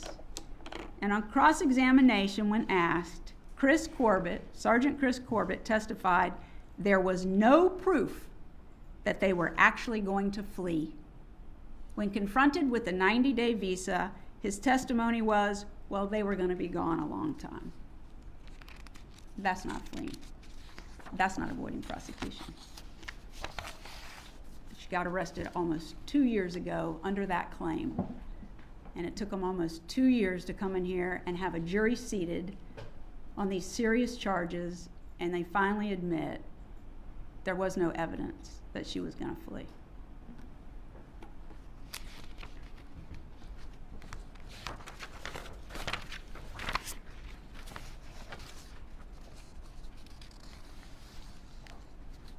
Danny Markel was killed on July the 18th of 2014, and Mrs. Adelson, according to Agent Sanford, was a person of interest, but she was not arrested in 2014.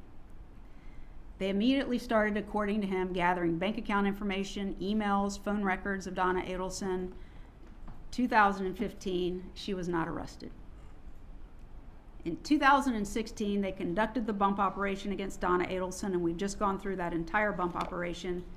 And still, even though others were arrested, Donna Adelson was not arrested. She was not arrested in 2017. She was not arrested in 2018. She was not arrested in 2019 or 20 or 21 or 22. Not arrested. And what did Agent Sanford tell you? That they had listened in on this call or heard the recorded call where Mrs. Adelson thinks she's gotten cut off from her son, and she's talking about going away, getting airline tickets, and she wants to kill herself. She talks about it on there. She wants her and Harvey to do it together.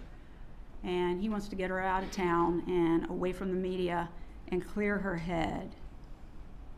And Agent Sanford said, here's how invested he is, they think they might get a warrant for her on the day that she's arrested. They're not sure if they're going to try or not. But maybe they're going to. So he's up here in Tallahassee, and what does he do? He hops in his car and he starts driving towards Miami, not even knowing whether they're going to try to get a warrant. When Mrs. Adelson got her visa, there was not a warrant. She was doing nothing wrong. When she booked the ticket, or Rick Sugarin helped book the ticket, there was no warrant. She was not doing anything wrong. She got advice of her legal counsel that there was no warrant. There was no promise with Mrs. Cappleman, but her lawyer told her of the possibility if they got a warrant, she could self-surrender and turn herself in. She packed her bags, no warrant. She gets in her car to drive to the airport, no warrant. She gets to the airport, and sometime therein, they actually get a warrant, and she knows nothing about it. They go to where she is seated with her husband, waiting for the flight to board, sitting down amongst the crowd, and they watch her and wait, even though they've got a warrant. They don't arrest her. And he gives some, oh, well, you know, there was a crowd of people. There's no more crowd than when you enter the jetway and everybody's trying to get on the airplane. They waited until she presented her ticket and walked through the little door so they could say that she was actually fleeing. It was a setup. They knew exactly what was going on. They set her up so they could claim, oh, we captured the matriarch murderer. She was fleeing the country to flee prosecution, never to return. It was a great story. Got a lot of headlines. Spun with their theory. But we're in trial almost 2 years later, and they know she wasn't fleeing this country. You know, I'm gonna sum it up here. And this is from the state's evidence. TPD, FDLE, the FBI, and one agency in Miami-Dade are all involved. They have people listening to phone calls around the clock, 24 hours a day during this 2-month bump period. In their investigation, in their words, they have collected hundreds of thousands of emails, over 2,000 phone calls during that 2-month period, recorded text messages, bank records. They got experts analyzing all of this stuff. They got cell tower records, and I don't even understand all that stuff, but it supposedly can place you in places. They've been working on this case, according to Agent Sanford, right up until the time he was sitting on the stand, still investigating Donna Adelson.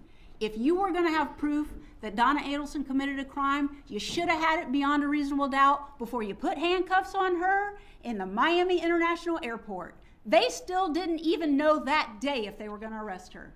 In all the evidence they have collected, she can't help herself but run her mouth. Not a single email, no phone calls that are recorded, no written documents, no emails, not one single thing that said anything about wanting Danny Markel killed. The most aggressive thing they have are her foul words and wanting to aggravate him. This is not, could she possibly have done it? Could she probably have done it? Might she have done it? You have been sitting here hearing testimony for almost 2 weeks, and there's not a single piece of evidence that connects my client to that murder. Charlie Adelson? Yep. Potentially Wendy Adelson? She's the one who said she hated him. She's the one fighting with him in court. Donna Adelson? Nothing. Not a single piece of evidence. You have to find her not guilty because they have failed to do their job on all 3 counts. They cannot prove she had him killed. At the time that he was killed, she had paid anybody or asked anybody to do it. Please take this case seriously. Please go back and review the evidence. Please discuss what's been presented. Don't get talked into something that you don't agree with. The verdict has to be unanimous. If you don't reach an agreement, if you can't be unanimous, there's another procedure we go through. But please don't buy into what the state is about to do, telling me how wrong I am or telling you how wrong I am about everything and how they have this mountain of evidence, because they admitted it. Agent Sanford admitted it. There is no direct evidence linking Donna to anything. And all this circumstantial evidence isn't really circumstantial evidence. It's argument about what it could mean, what it possibly mean. Could it have been? That's not beyond a reasonable doubt. Thank you. Thank you, Ms. Fulford. State, you may give your rebuttal.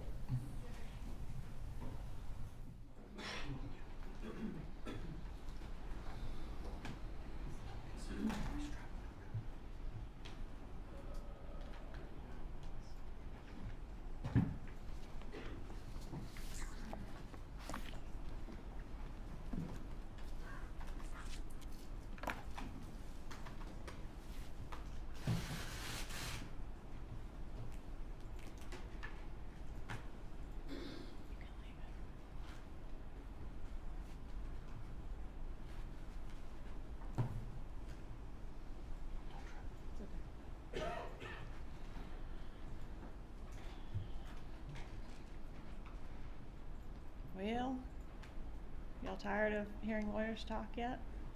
Down for another hour or two? Kidding.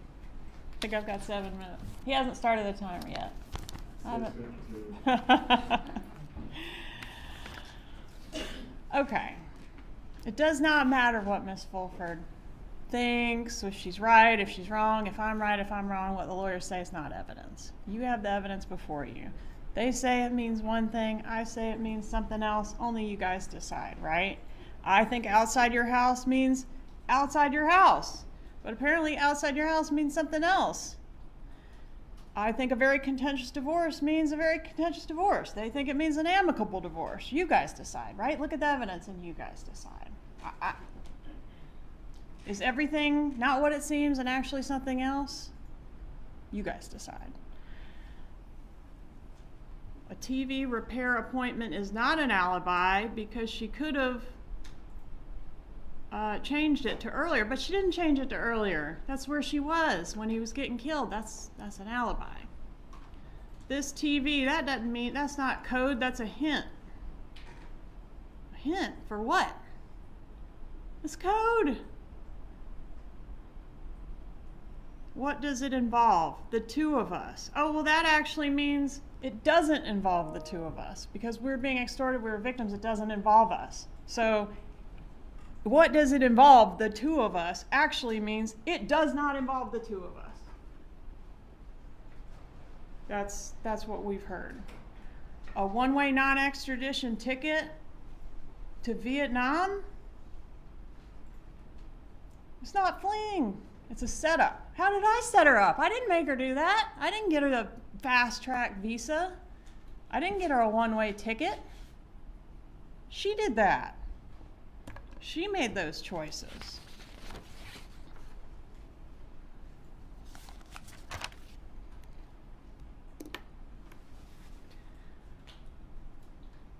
Wendy didn't bother to tell her mom she was ready to give up on the relocation. Yes, she did. Look in the emails. She was giving up, and Donna wasn't having it. That's when she gets the totally unhinged email from her mother suggesting, you're not going to give up. You want to move on with a sense of peace? Hell no, we're going to fight this guy. We're going to dress your kids up as Nazis. That's what happened when when Wendy suggested giving up. Never, never, never give up, right?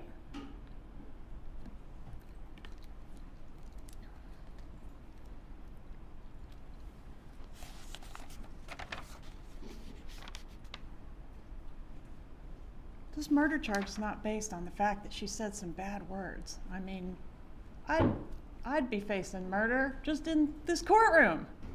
Obviously, people. That is not what this case is about. You've got to look at all the evidence. I mean, it is death by 1,000 cuts. It is powdered sugar. You've got to look at the whole thing and make a decision. And I'm sorry that there's not a smoking gun, but she was too smart for that. She thought about it, she planned it, she made sure we could never get her, right? She took precautions, but she did make mistakes, and that's what all those exhibits are. Mistakes.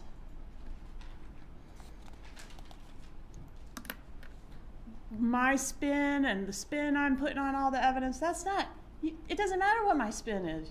It's your spin. You look at the evidence, you decide. I tell you what I think it shows. They tell you what they think it shows. Here's the other side. And what do they think it shows? They don't have to prove anything. I have to prove the case. Yes. But what are they saying? Circles. Wendy. Oh no. Charlie, definitely. Wendy, maybe. Not Donna. But also, not Charlie. We were getting extorted. Not Charlie. I mean, you can't have it both ways, right? It's like hard to get your head around it, but we can't be getting extorted by the killers who killed Dan Markel on their own. And also, Charlie's pretty guilty and Wendy looks a little guilty too. It's got it like, there's no lane that's been picked. And they don't have to prove anything, but they're throwing all that out, right? And it's like, you were getting extorted, or Charlie and Wendy did it behind your back and they don't tell mom what they're doing.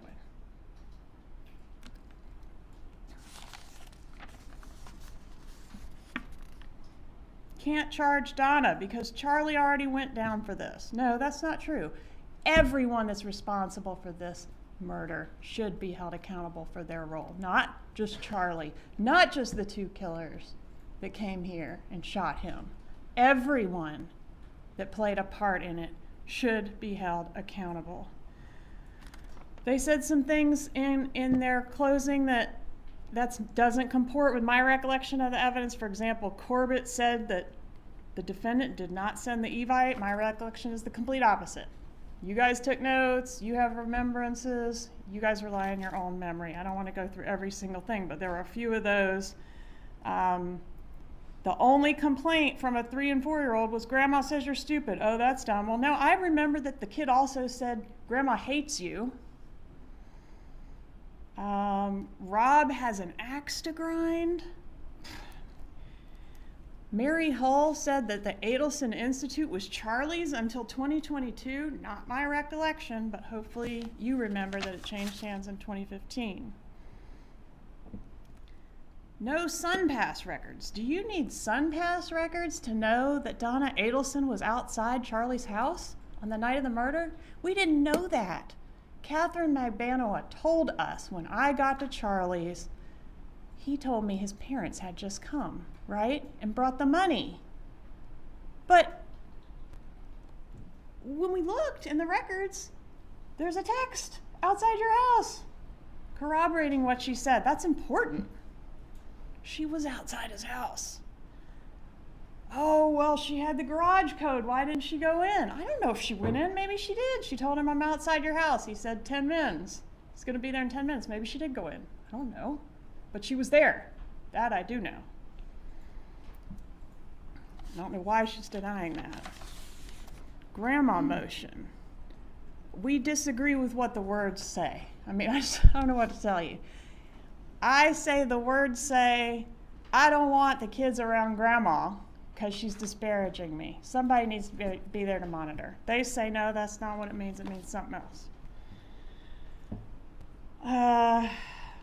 Charlie's extortion story. She wrote the checks because she had to save her son's life. Well, right. So if that's the case, we're picking lane 2 here, down below.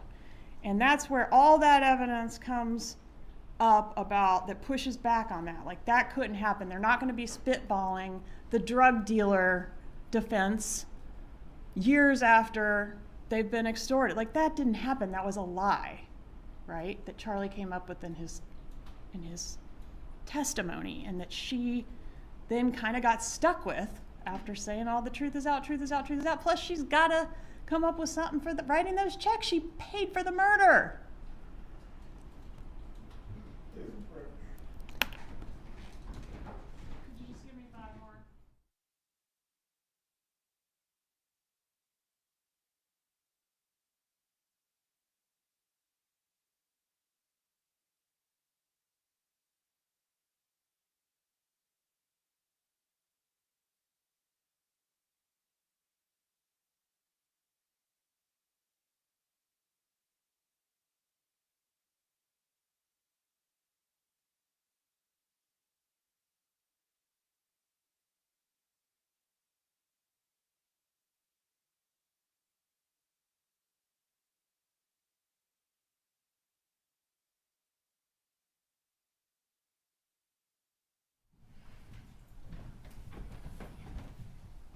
Please continue.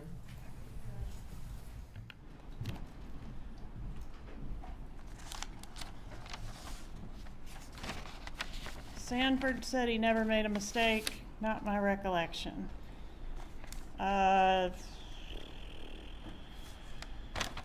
What's the pushback on extortion? Her behavior on the wire. She doesn't say, oh my gosh, it's happening again. She doesn't say anything about the prior extortion. If the prior extortion had occurred, she would immediately tell him it's happening again, or some reference to the fact that this is something that's been ongoing. She doesn't do that. Instead, she talks in code. It's a TV.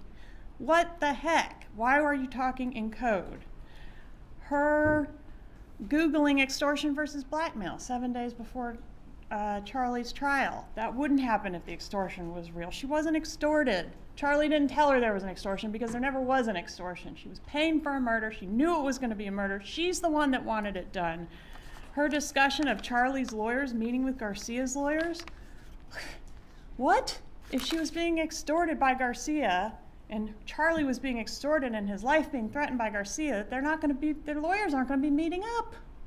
Look at those text messages. She said, bring cash. They say, oh, that's not code. She said, bring cash. She literally said, bring cash for dinner on that call. It's not a hint. It's a code word. They say the bump failed. I say the bump succeeded. She said it involved the two of us. That was before we got made, before that Matt Surrey operation where they literally see the camera in the bag and know the camera's in the bag. Yeah, she called and put on a great show when she called the undercover, but what did she say in the first call, the second call, and the third call before we got made, before she knew it was law enforcement? She said it involves the two of us, both of us. To these, okay, I want to hit one more thing. Don't call time on me. 2 years after the murder, we've got two emails, 64T and 64I. The defense told you in opening that this defendant cares about others more than she cares about herself. The problem is that she decides what other people need, what's necessary for other people in their lives, and she is willing to justify whatever ends she thinks are needed, right? Any means to get to those ends are justified in her mind. The problem is she doesn't care about the collateral damage to get to her ends. The evidence has shown that this defendant, I think, did believe that Wendy and those boys were better off in South Florida. She thought that's what they needed. They would be better off with her, and she was angry that that couldn't happen. Dan Markel is the thing standing in the way. What was the cost of that to not only Dan Markel, but to those little boys? Those little boys lost their father. Look what she says in 64T. Children are 2 and 3. Children do not even have a memory of life before age 5 or 6. Look what she says in 64II when Wendy is concerned. This is 2 years after the murder. Her child is having trouble at school, crying because he misses his father. And this woman, this nice grandmother, innocent woman, says, quote, I still do not believe that Ben is sad about his father. Quotations on the sad. 64II. I still do not believe that Ben is sad about his father. I spend a minimum of 25 hours a week with him, and oftentimes more than that, including weekend times and sleepover days, and have never experienced a time when he was sad. I think it's just another phase of the many, many phases that kids go through. The problem is they have a highly intelligent and sensitive mom. She doesn't believe that this kid is sad because she can't take accountability for her own actions and the catastrophic consequences that this had on everyone's life in her family. Not just her son, not just her daughter, not just Rob, not just Dan Markel, but those boys who lost their father. It wasn't better for them to be in South Florida. It was better for them to have their father. You must not base your verdict on the feelings of sympathy, prejudice, bias. Your verdict must be based on the evidence and the law. Yes, she's a grandmother.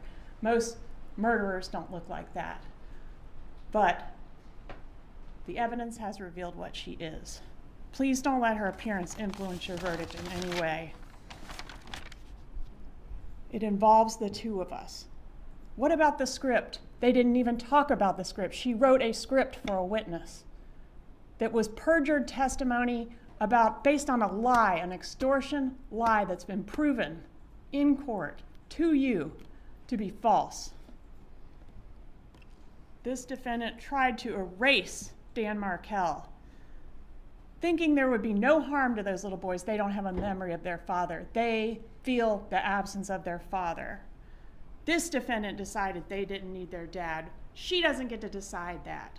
She wanted it done. She brought the money. She stroked the check. She didn't have to do that. Charlie was a signator, had signing power on that account. He could have written the checks. She wrote the checks. Why? Because she was neck deep in this thing. She wrote the checks. She said it involved the two of us. She wrote that script. May you have the strength and the common sense to see this evidence for what it is. It's only one thing. There's only one truth. It can't all be right. It's only one truth. Render a verdict that does justice. Find her guilty. Thank you. In just a few moments, you'll be taken to the jury room by the bailiff. The first thing you should do is to choose a foreperson who will preside over your deliberations. The foreperson should see to it that your discussions are carried on in an organized way and that everyone has a fair chance to be heard. It is also the foreperson's job to sign and date the verdict form when all of you have agreed on a verdict and to bring the verdict form back to the courtroom when you return. During deliberations, jurors must communicate about the case only with one another and only when all jurors are present in the jury room. If a juror goes to the restroom, the deliberation should stop until the juror returns. You are not to communicate with any person outside the jury about this case. Until you have reached a verdict, you must not talk about this case in person or through the telephone, writing, or electronic communication, such as a blog, Twitter, email, text message, or any other means. Do not contact anyone to assist you during deliberations. These communication rules apply until I discharge you at the end of the case. If you become aware of any violation of these instructions or any other instruction I have given in this case, you must tell me by giving a note to the bailiff. Many of you have cell phones, tablets, laptops, or other electronic devices here in the courtroom. The rules do not allow you to bring your phones or any of those types of electronic devices into the jury room. Kindly leave those devices on your seats where they will be guarded by the bailiff while you deliberate. If you need to communicate with me, send a note through the bailiff. If you have voted, do not disclose the actual vote in the note. If you have a question, I will talk with the attorneys before I answer, so it may take some time. You may continue your deliberations while you wait for my answer. I will answer any questions, if I can, in writing or orally here in open court. During trial, items were received into evidence as exhibits. You may examine whatever exhibits you think will help you in your deliberations. The photographic, disc, jump drives, reports, and document exhibits will be sent into the jury room with you when you begin to deliberate. If you wish to see any other exhibits, please request that in writing. In closing, let me remind you that it is important that you follow the law spelled out in these instructions in deciding your verdict. There are no other laws that apply to this case. Even if you do not like the laws that must be applied, you must use them. For more than 2 centuries, we have lived by the Constitution and the law. No juror has the right to violate rules we all share. Before the deliberations begin still afternoon, we are going to discharge at this point the alternate jurors. If the clerk could please read out the names of the alternates.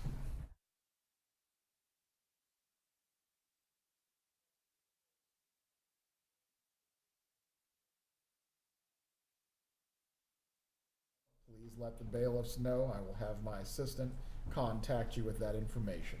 We thank you for your service. You are excused at this time. Members of the jury, you may follow Ms. Tolbert and Ms. Vance. Your instructions and your notepads with you at this time.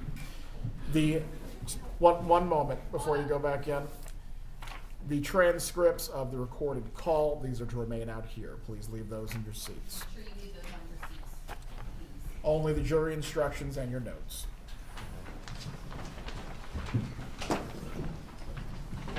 We're gonna take care of the headphones and all that.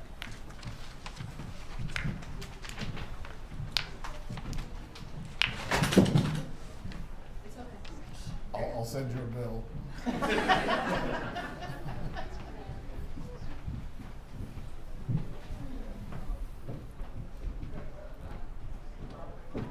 Deputy Bunk, if you can check on the radio to see if there's another jury room possibly that they can be taken to temporarily while the headphones and the audio equipment is moved. Okay. Judge, we learned that the headphones can just be unplugged and stuff already set up back there for them to plug them in, so we don't have to do anything with that. Well, that makes that perfect Sorry, I then. forgot to tell you that. Everyone can be seated.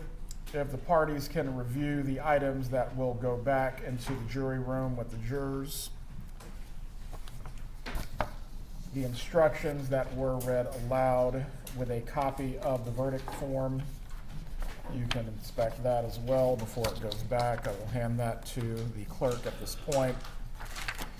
Instruction 4.2, instruction upon discharge, that will just remain out here as the case is not yet concluded.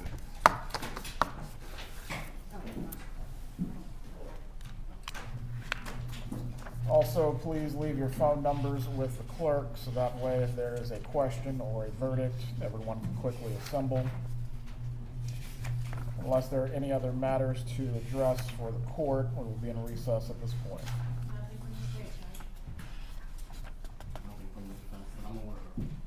That I'm aware of.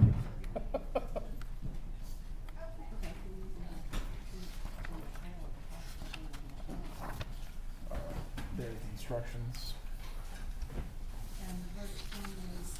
Verdict form is in there. Check for pages 8 and 9. For everyone else, you may step outside the courtroom or you may remain at this point. We will be waiting for the jurors.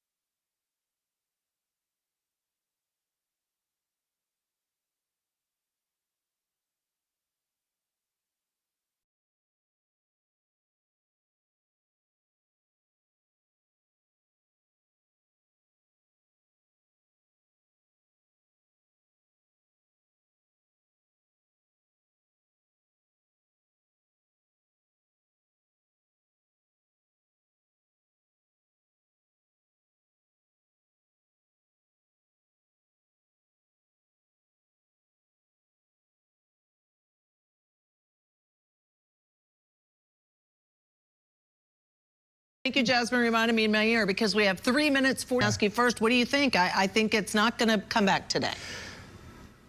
I don't think it will. It's been a long trial, a lot of evidence to consider. I don't think it's a clear-cut case. There's a lot of evidence against her. I don't think it's clear-cut, so it could take some time. I think it will take some time to sort through the mountains of evidence. All right, Dwight Williams, come back in with us, please. Thank you for joining us. Tell us first what you think of the closing argument by the defense attorney, not just breaking down each piece that the prosecution has presented, but also her tone, her demeanor.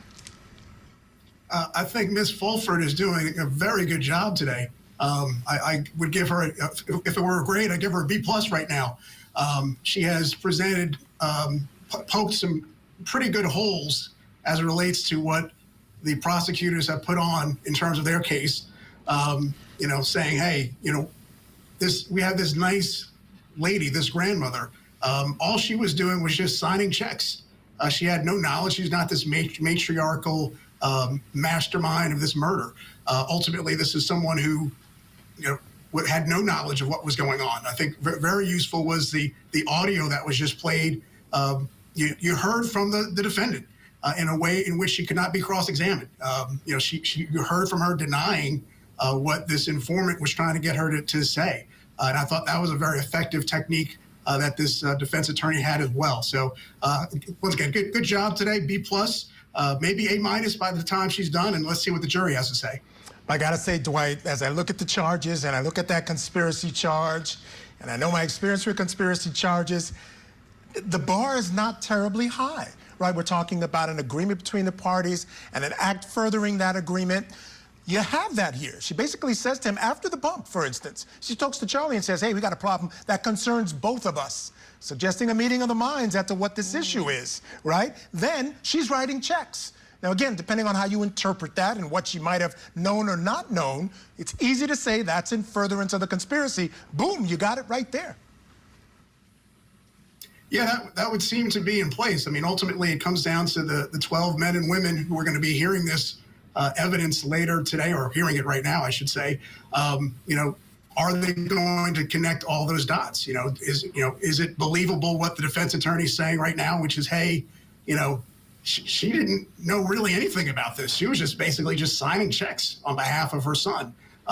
Where you have the prosecutor saying, well, no, we've got some significant evidence, some direct evidence, some circumstantial evidence, some great recordings, really linking her to the activities and events that led up to Mr. Markel's murder. So it'll be interesting to see how the jury feels about the conspiracy angle. Yes, it's a lower bar, but once again, a defense attorney's doing a pretty good job poking some holes into what the prosecutors thought, I'm assuming thought was a very, very strong case.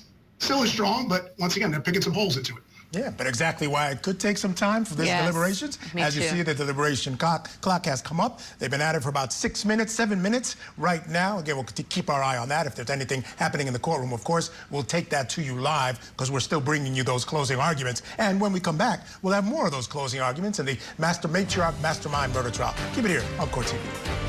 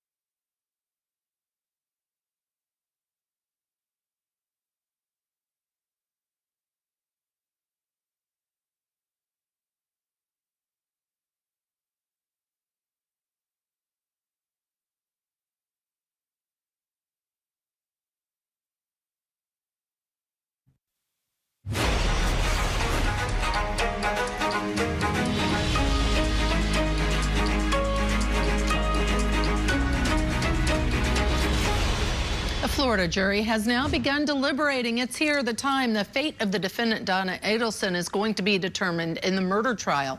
Now, they've been out for 11 minutes, 45 seconds. The jury, we know, got the charges. They're back. They're deliberating. They're considering all of the evidence. Went through those first few steps. Now, Donna stands accused of being the Matriarch Mastermind for the murder-for-hire plot of her former son-in-law, Dan Markel. And while the jury is out deliberating, we're bringing you closing arguments in the entirety. Now, of course, if there's a question, if there's a verdict, we're going to break in to bring you that. But in the meantime, we want to show you all of these closing arguments. We're going to go back in where we left off with closing arguments by the defense.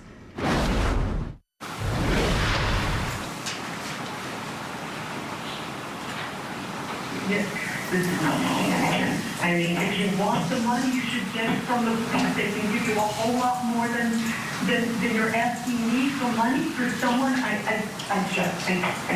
can't do this. I have had too much stress and too much aggravation from this, and I don't know what you are talking about. I just don't know. I just don't know. Good. I think you should talk to Katie. Talk to people that are involved in this. You'll know. You know what's going on. That's why I'm... You tell me.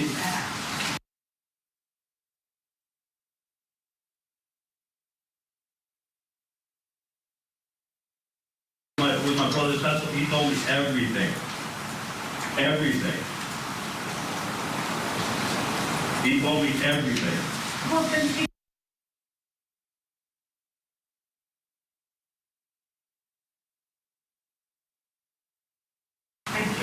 I just think instead of asking me, you should get the money from the police. There's a lot of money out there, and I know if you think you know who this is, then go ahead and do it, because I know it isn't me. I know it isn't me. And I can't take this kind of level of stress. I just can't. I know I didn't do anything.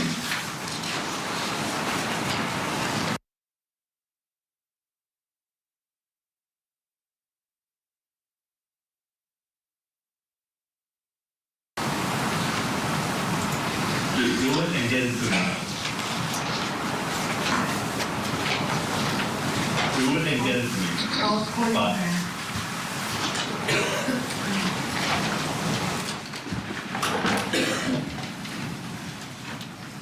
They tried 5 different times. I'm sorry. Did you want a particular position?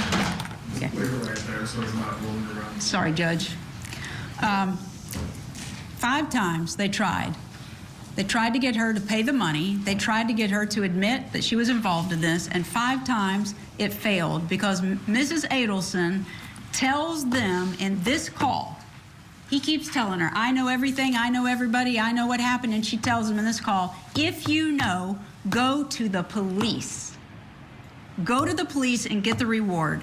Why in the world, if she's guilty of committing these crimes, is she telling somebody who apparently knows everything to go to the police? If you're guilty, you're not sending anybody to the police. That's why they think they can get her with the 5K. But she didn't do it.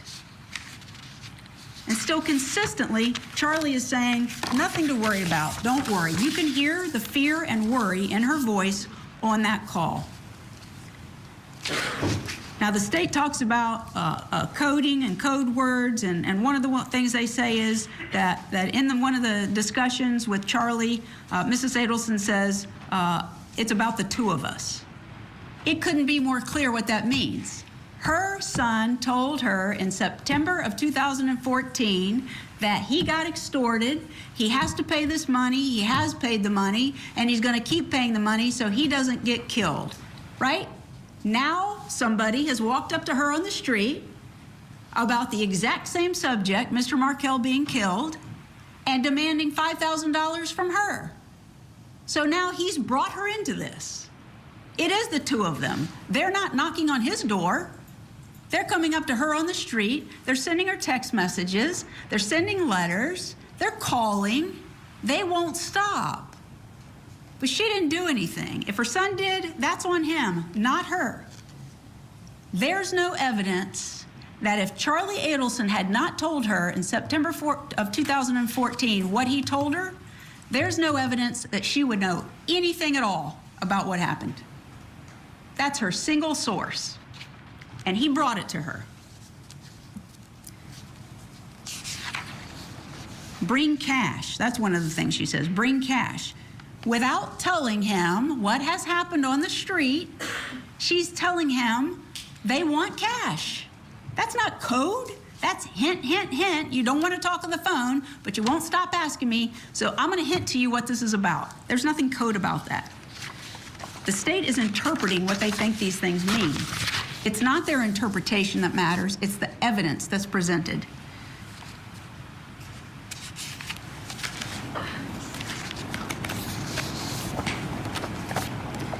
The judge has read you the jury instructions. So I'm not going over all of them with you, but I want to say this. Murder in the first degree, the state has to prove that on July the 18th of 2014, Donna Adelson intended that Dan Markel be killed on that date. They have to prove that. There's no evidence of it. First-degree murder is killing with premeditation, is killing after consciously deciding to do so. The decision must be present in the mind at the time of the killing. The premeditated intent to kill must be formed before the killing. They've got no evidence of her doing anything until after Mr. Markel is dead, when she writes the checks at the instruction of her son. Conspiracy. The state has to prove beyond a reasonable doubt that the intent of Donna Adelson was that the offense of first-degree murder would be committed on the date that he's killed, not after the date, before and up to the time that he's shot and killed. They have to prove beyond a reasonable doubt that she had that intent, and they have nothing. Solicitation to commit first-degree murder.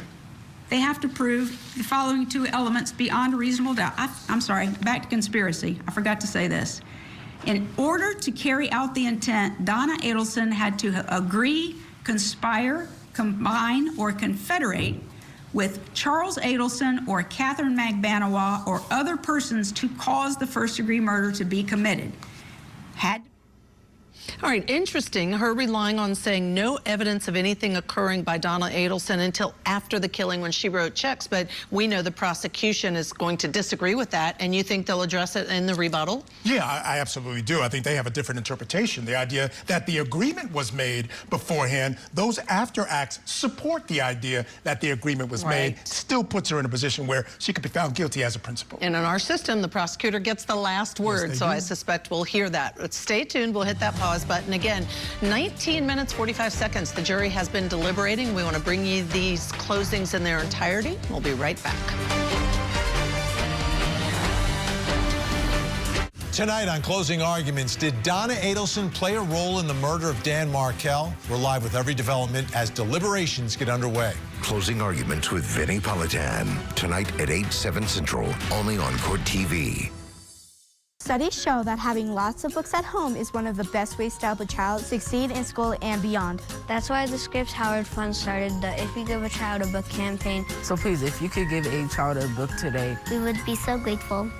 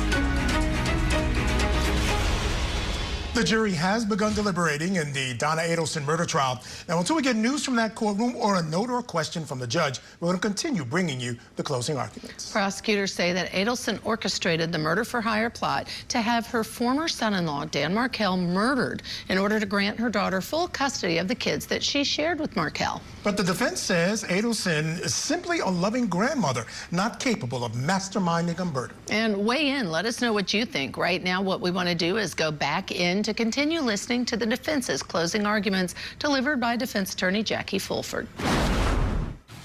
No evidence. Solicitation. Prove the following two elements beyond reasonable doubt. Donna Adelson solicited Charles Adelson or Catherine McBanawa or other persons to commit first-degree murder. During the solicitation, Donna Adelson commanded, encouraged, hired, or requested Charles Adelson or Catherine McBanawa or other persons to engage in specific conduct which would constitute the commission of first-degree murder. What does solicit mean?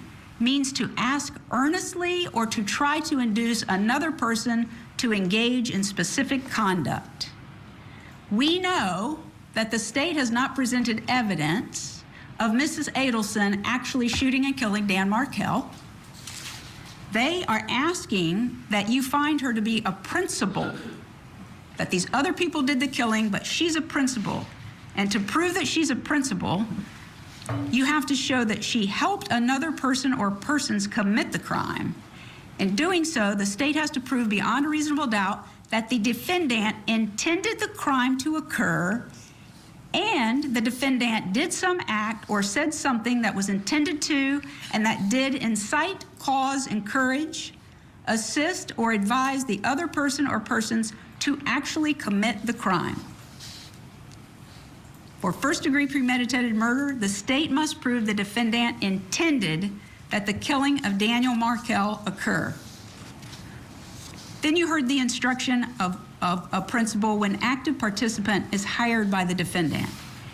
If the defendant paid or promised to pay another person or persons to commit a crime, to commit a crime means she paid or promised to pay them before they killed him. There is no evidence of that at all. She never paid any of her money. All she did was write the checks that her son told her to write from his business account. It says you have to show that she made or promised the payment in exchange for the commission or promised to commit the crime or to help commit the crime. Nothing. There's nothing at all linking her to Catherine McBanawa, Sigfredo Garcia, or Luis Rivera. Her link to Charlie Adelson is it's her son. They like to show those little arrows going back and forth like it's a train, I think they said. This isn't a train. This is somebody's life. Danny Markel's life. And now Donna Adelson's life. This isn't cute. This isn't powdered sugar. They have charged my client with first-degree murder, conspiracy to commit first-degree murder, solicitation of the people to kill, and their example is she's got powdered sugar all over her. No, she doesn't. They want you to believe it. That's their theory, but a theory doesn't prove a crime. They have to present evidence, and they haven't done that.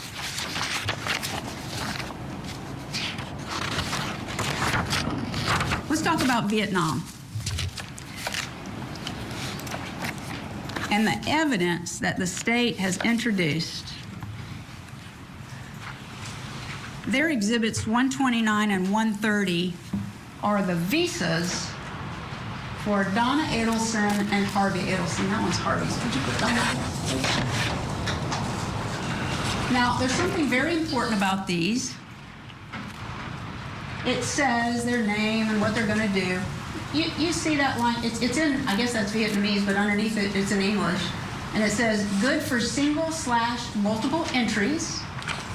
That it is a visa for tourism, not residence. It's a visa for tourism. They can come and go as they please.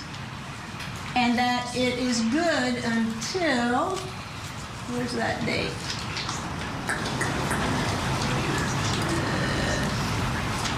Here it is. It's good until, they put the dates backwards. So this is February the 5th of 1950. And the state says, oh, well, she was going to be gone past the date of the bar mitzvah. This visa allows them to come home, and if they want to go back, go back. Now, here's something really important. The state said that we're trying to tell you she was going on vacation. That's not true. Her prior attorney testified that before there was a conviction, she was very upset and said she wanted to kill herself if her son was convicted. And her husband was concerned about her doing that, so he wanted to get her away, to clear her head so that she wouldn't take such a drastic step. That's not a vacation. She's beyond herself. And then he gets convicted, and it's worse. And here's the thing, the state has been saying, since this woman was arrested, that she was going to flee this country to avoid prosecution. Flee. She's going away. She is not coming back. She's going somewhere where we could never get her and bring her back. They took almost nothing with them. They took a few credit cards, some cash, 2 pieces of luggage, and 1 carry-on.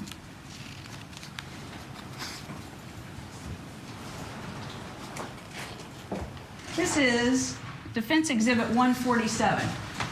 When the search warrant was executed, after Mrs. Adelson was taken into custody, here's the luggage in plain view with the tags on it to go to one stop and then to Vietnam. And that's terrible. I'm sorry, I'm not criticizing. I think you gotta hold it. In any event, there's the luggage. It's there when the search warrant is executed, and the gentleman from Miami, what did he tell you about that when they executed the search warrant? They didn't even look in the luggage to see what they had. All right, still with us, trial attorney Dwight Williams to discuss. And Dwight, I want to ask you about this flight, or this alleged flight by the defendant. Just how probative is it of a guilty conscience? Because again, she's making the point that they're not making arrangements that would make one believe they were leaving for a long period of time, but she did search prior to buying the tickets countries without extradition treaties. It's funny what she omitted there in attempting to defend her client. It is such an important thing to dispel. The defense attorney has to spend so much time working against this narrative that she was fleeing the country. And I do think that it is very probative in terms of guilty conscious mind. This piece of evidence that she had a one-way ticket to Vietnam, that she was found at going to the airport, and was arrested at that point in time, or apprehended at that point in time. I think it's very significant. And that's why the defense attorney spent a significant amount of time just now talking about it, trying to discredit it, trying to talk about the few things that they had, the fact that they didn't look in the luggage. So it's a very important part of the prosecution's case that she was found this way. And I think it's very important that the defense attorney, once again, did I think a very good job trying to discredit it. But once again, she did omit certain facts that you just mentioned. Dwight, in the last 30 seconds, do you think Donna Adelson should have gone on the stand and explained away some of these things in her own voice, in her own words? I don't believe she should have. I think she made the right decision yesterday or earlier today.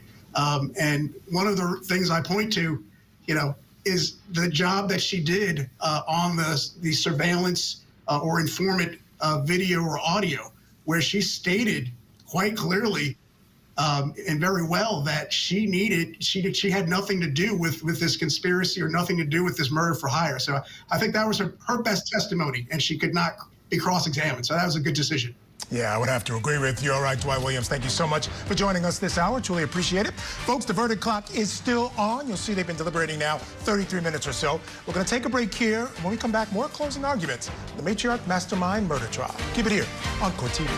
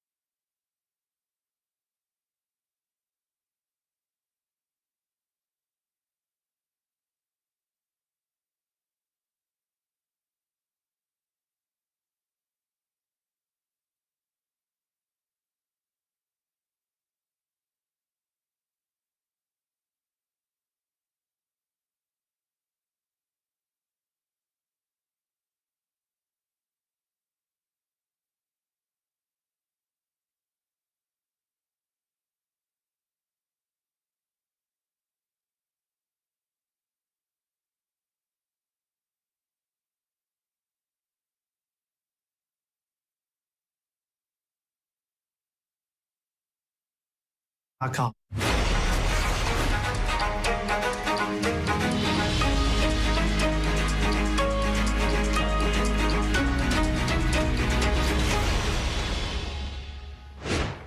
Welcome back to Court TV Live. I'm Michael Ayala. And I'm Judge Ashley Wilcott. The fate of Matriarch Mastermind murder defendant Donna Adelson is now in the hands of the jury. Jurors got the case less than 1 hour ago. You can see the clock is up 38 minutes, and they will be allowed to deliberate as long as they choose to today. Now, Adelson faces life in prison if convicted of plotting the murder of her ex-son-in-law, Dan Markel. Now, before closing arguments began this morning, Adelson waived all lesser charges, which would have included second-degree murder and manslaughter. The defense also asked for a judgment of acquittal for the second time, which the judge denied for a second time. While we wait for a verdict, we want to catch you up with the rest of the closing arguments. So right now, we hit the pause button. We'll go back in for more. This is the defense attorney arguing to the jury. Not even look in the luggage. More important than that is they conducted, according to him, a thorough search. And this is State's Exhibit 160. And it's not real easy to see, and I might just have to pass it along to you because this is really blurry.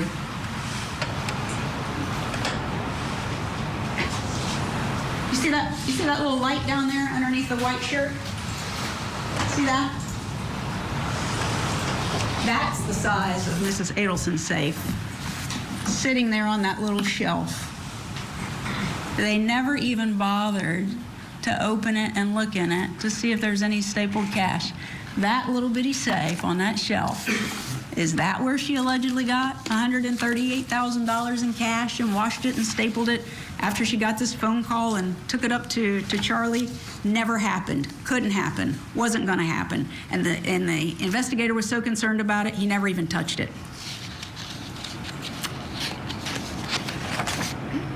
But here's what the state presented, and just like so much other evidence that they presented in their case, this is a state witness. And on cross-examination, when asked, Sergeant Chris Corbett testified there was no proof that they were actually going to flee. When confronted with the 90-day visa, his testimony was, well, they were going to be gone a long time. That's not fleeing. That's not avoiding prosecution. She got arrested almost 2 years ago under that claim. And it took them almost 2 years to come in here and have a jury seated on these serious charges, and they finally admit there was no evidence that she was going to flee.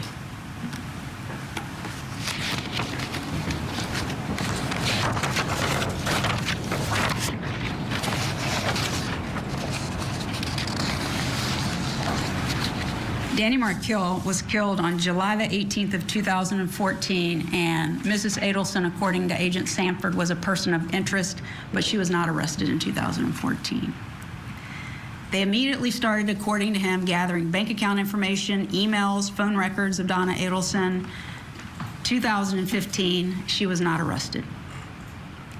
In 2016, they conducted the bump operation against Donna Adelson, and we've just gone through that entire bump operation.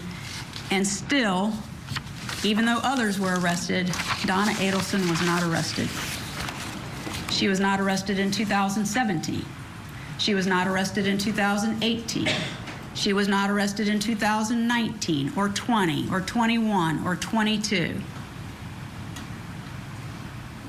Not arrested. And what did Agent Sanford tell you? That they had listened in on this call or heard the recorded call where Mrs. Adelson thinks she's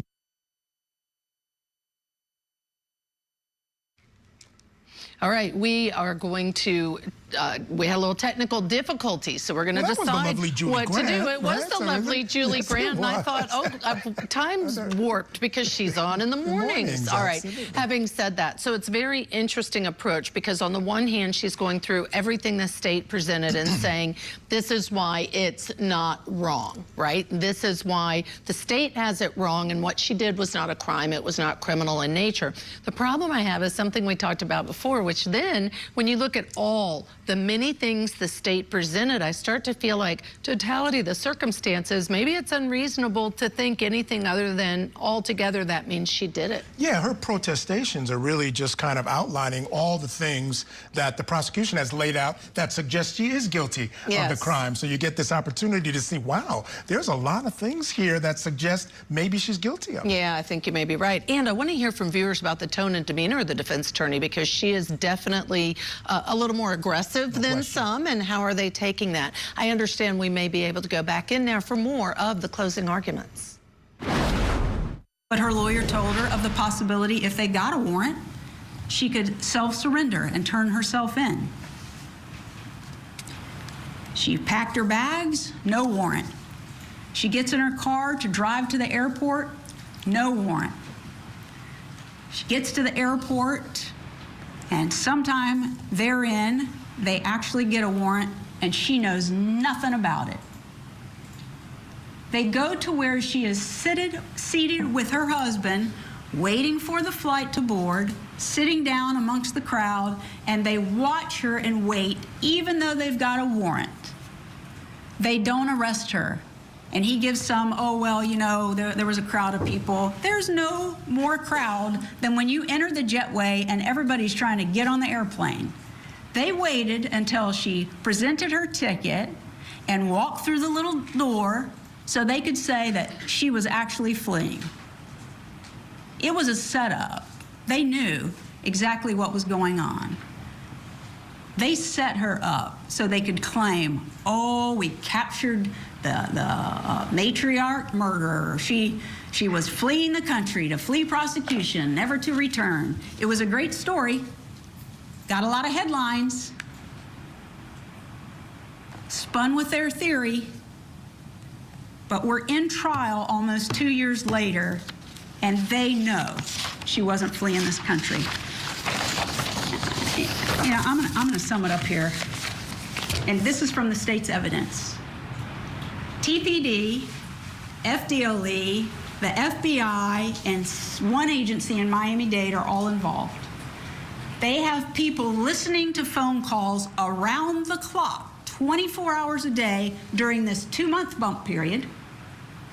In their investigation, in their words, they have collected hundreds of thousands of emails, over 2,000 phone calls during that 2-month period, recorded text messages, bank records. They got experts analyzing all of this stuff. They got cell tower records, and I don't even understand all that stuff, but it supposedly can place you in places. They've been working on this case, according to Agent Sanford, right up until the time he was sitting on the stand, still investigating Donna Adelson. If you were going to have proof that Donna Adelson committed a crime, you should have had it beyond a reasonable doubt before you put handcuffs on her in the Miami International Airport. They still didn't even know that day if they were going to arrest her. In all the evidence they have collected, she can't help herself but run her mouth. Not a single email, no phone calls that are recorded, no written documents, no emails, not one single thing that said anything about wanting Danny Markel killed. The most aggressive thing they have are her foul words and wanting to aggravate him. This is not, could she possibly have done it? Could she probably have done it? Might she have done it? You have been sitting here hearing testimony for almost 2 weeks, and there's not a single piece of evidence that connects my client to that murder. Charlie Adelson? Yep.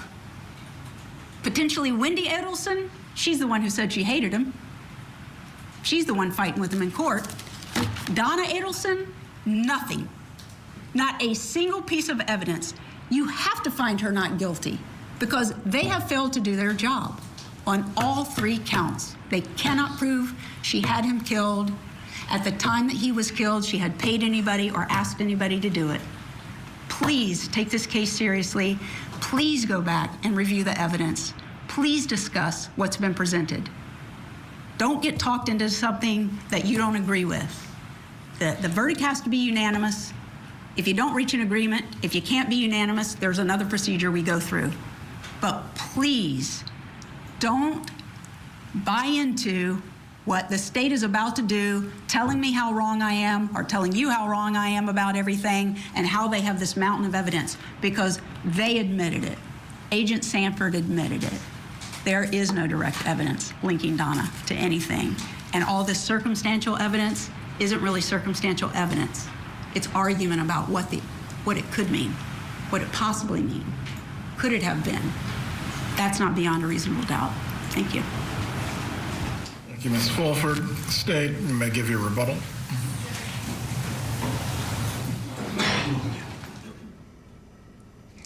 All right, Michael, they're going to give a rebuttal. The state gets the last word. That's how it is all over the country when there's a criminal trial. What would you focus on if you were the state? Well, I think I want to focus on the definitions, and I want to focus on what exactly is circumstantial evidence and how that's just as powerful as direct evidence when we pile it on the way we did. Yes. So I think that's where they really want to focus their ideas. And I think I would add to that, there may be one thing that she has an explanation for, but think about this, jury, when she's got 23 things, or however many it was, there is no such thing as coincidence. You can't explain away this many. It's to me then becomes a case the prosecution may win. We'll have to wait and see. Yeah, I'll have to agree. Yeah. All right, I think that we are taking a break now. Just a reminder, the clock is up 49 minutes. This jury is out deliberating, and when we come back, we will bring you the state's rebuttal, so stay here with us on your front row seat to justice. Donna Adelson is facing charges of murder, the death of her former son-in-law. Terrible. Now that Donna has turned into a defendant, what's next for the Adelson clan? The Matriarch Mastermind murder trial. Live coverage today, only on Court TV. Tonight on Closing Arguments, did Donna Adelson play a role in the murder of Dan Markel? We're live with every development as deliberations get underway. Closing Arguments with Vinnie Politan. Tonight at 8, 7 Central, only on Court TV.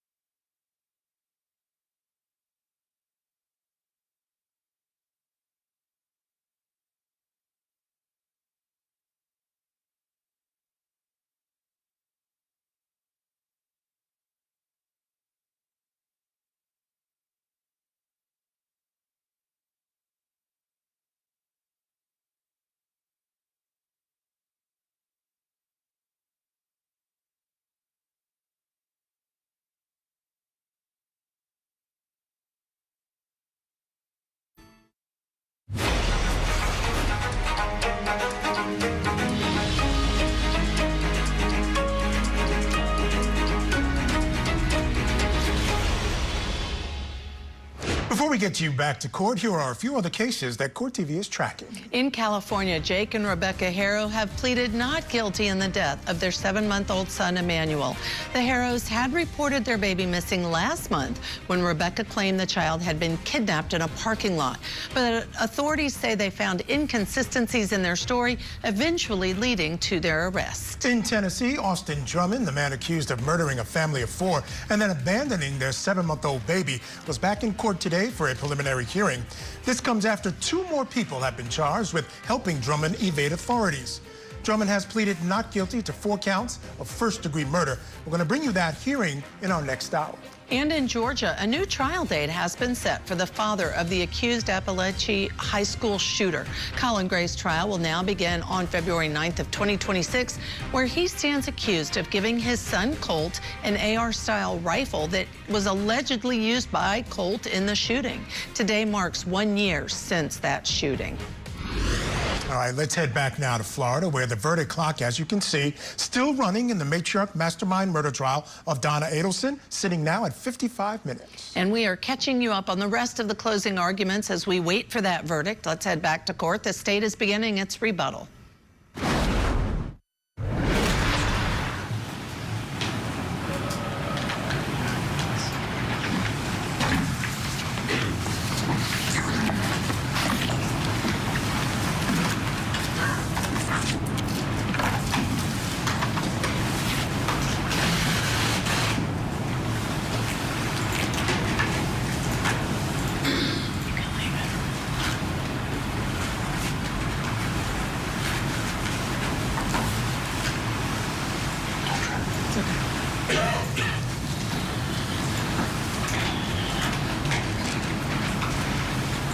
Well, y'all tired of hearing lawyers talk yet? Down for another hour or 2? Kidding. I think I've got 7 minutes. He hasn't started the timer yet.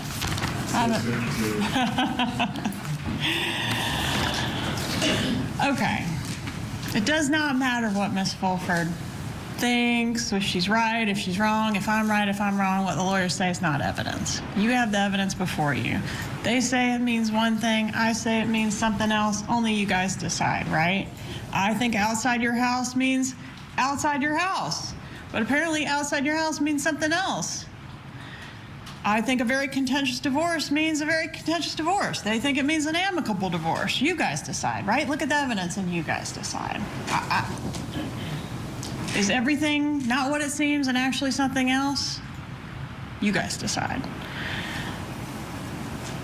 A TV repair appointment is not an alibi because she could have changed it to earlier, but she didn't change it to earlier. That's where she was when he was getting killed. That's an alibi. This TV, that doesn't mean, that's not code, that's a hint. A hint for what? It's code. What does it involve? The 2 of us. Oh, well, that actually means it doesn't involve the 2 of us because we're being extorted, we're victims, it doesn't involve us. So what does it involve? The 2 of us actually means it does not involve the 2 of us. That's what we've heard. A one-way non-extradition ticket to Vietnam? It's not fleeing. It's a setup. How did I set her up? I didn't make her do that. I didn't get her a fast-track visa. I didn't get her a one-way ticket. She did that. She made those choices.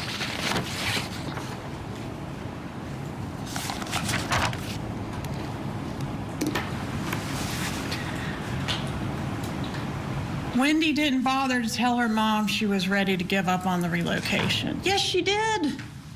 Look in the emails. She was giving up, and Donna wasn't having it. That's when she gets the totally unhinged email from her mother suggesting, you're not going to give up. You want to move on with a sense of peace? Hell no, we're going to fight this guy. We're going to dress your kids up as Nazis. That's what happened when when Wendy suggested giving up. Never, never, never give up, right?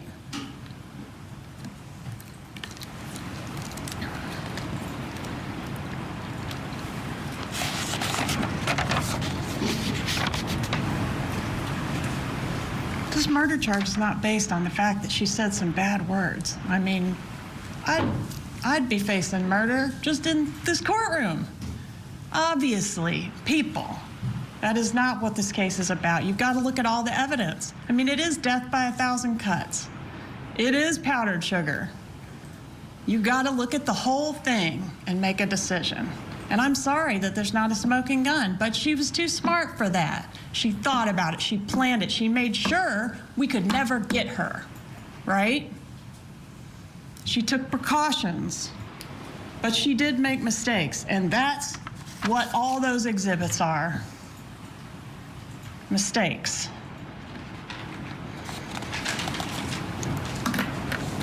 My spin and the spin I'm putting on all the evidence, that's not, it doesn't matter what my spin is. It's your spin.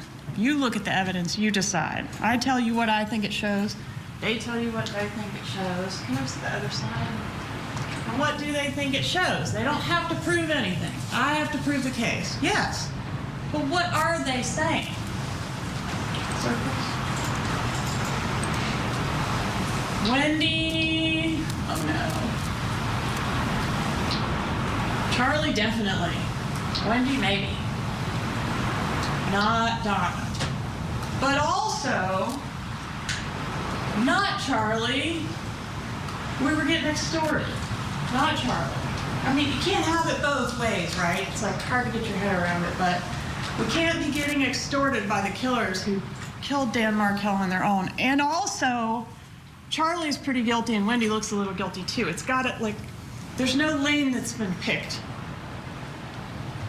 And they don't have to prove anything, but they're throwing all that out, right? And it's like, you were getting extorted, or Charlie and Wendy did it behind your back and they don't tell mom what they're doing.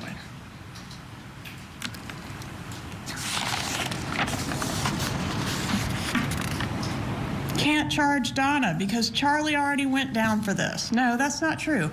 Everyone that's responsible for this murder should be held accountable for their role, not just Charlie, not just the two killers that came here and shot him. Everyone that played a part in it should be held accountable. They said some things in their closing that doesn't comport with my recollection of the evidence. For example, Corbett said that the defendant did not send the Evite. My recollection is the complete opposite.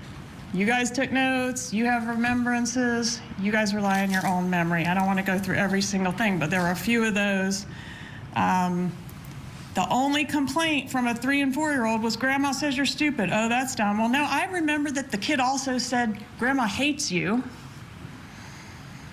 Rob has an axe to grind. Mary Hull said that the Adelson Institute was Charlie's until 2022. Not my recollection, but hopefully you remember that it changed hands in 2015. No SunPass records. Do you need SunPass records to know that Donna Adelson was outside Charlie's house on the night of the murder? We didn't know that. Catherine Nibanoa told us when I got to Charlie's. He told me his parents had just come, right? And brought the money. But when we looked in the records, there's a text outside your house corroborating what she said. That's important. She was outside his house. Oh, well, she had the garage code. Here with us now to discuss, National Trial Attorney Michael Jaffer. Michael, thank you, of course, for joining us today. Question for you. Here's what just stood out to me in the rebuttal when she said, it is a death by 1,000 cuts. It is powdered sugar, and all the exhibits are the mistakes she made in executing her perfect plan. Here's my take. The defense attorney in me is going to come out, so anyone watching this, if they have any children under the age of 38, ask them to leave the room. I don't believe the case was proven against Donna Adelson. I believe it's far from being proven. I think she should be acquitted completely. I think what was proven was that Donna Adelson definitely knew about it and conspired with her son after the fact, but there's no evidence, no convincing evidence that shows me that beyond a reasonable doubt, she conspired before the fact. The whole thing of her name being on the checkbook and money given to Catherine McVanoa is a non-issue to me. I'm happy to elaborate a little bit more, but I do not believe the case against her was proven beyond a reasonable doubt. I have not seen the evidence. Now, that kind of mirrors what the defense attorney said. As you mentioned, she said, look, all the evidence really that they're pointing to happened after the murder. But I think at the end of the day, where the state is going in their rebuttal is that, yeah, we got all these things after that point to the idea they were in this together from the beginning. And there are phone calls, there are, you know, again, the bump happened after, but the first thing she says to him when she calls him is, this concerns both of us. You know, this is something we were involved in together. Those are the types of things I think they're hoping this jury infers an agreement before this happened. The jury may well convict Donna Adelson. If the jury was comprised of robots, if it was comprised of ChatGPT, I think a robot completely a quitter. I think, but human beings are on the jury and they gravitate towards the inflammatory. She may well get convicted, but beyond a reasonable doubt, is there evidence that shows that she was involved in this before the fact? Absolutely not. There's there's nothing.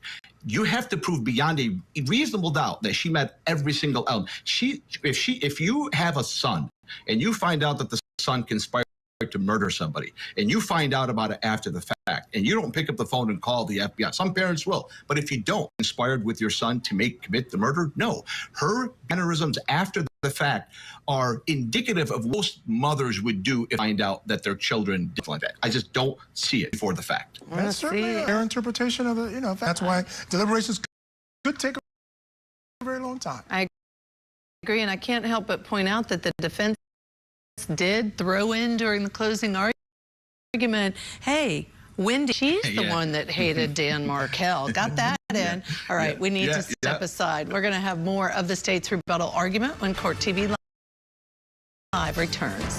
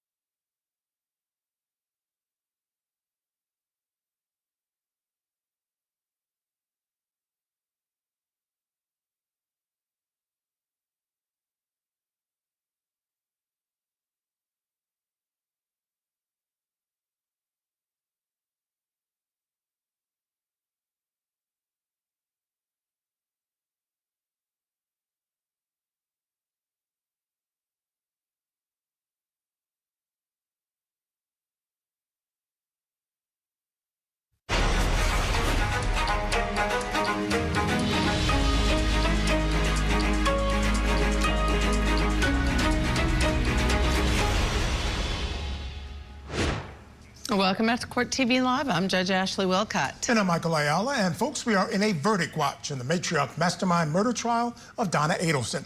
The jury has been deliberating now for about an hour and 10 minutes or so. You can see the clock up so that you can follow along with that. The jury will decide if Adelson is guilty of plotting to kill her ex-son-in-law, Dan Markel, back in July of 2014.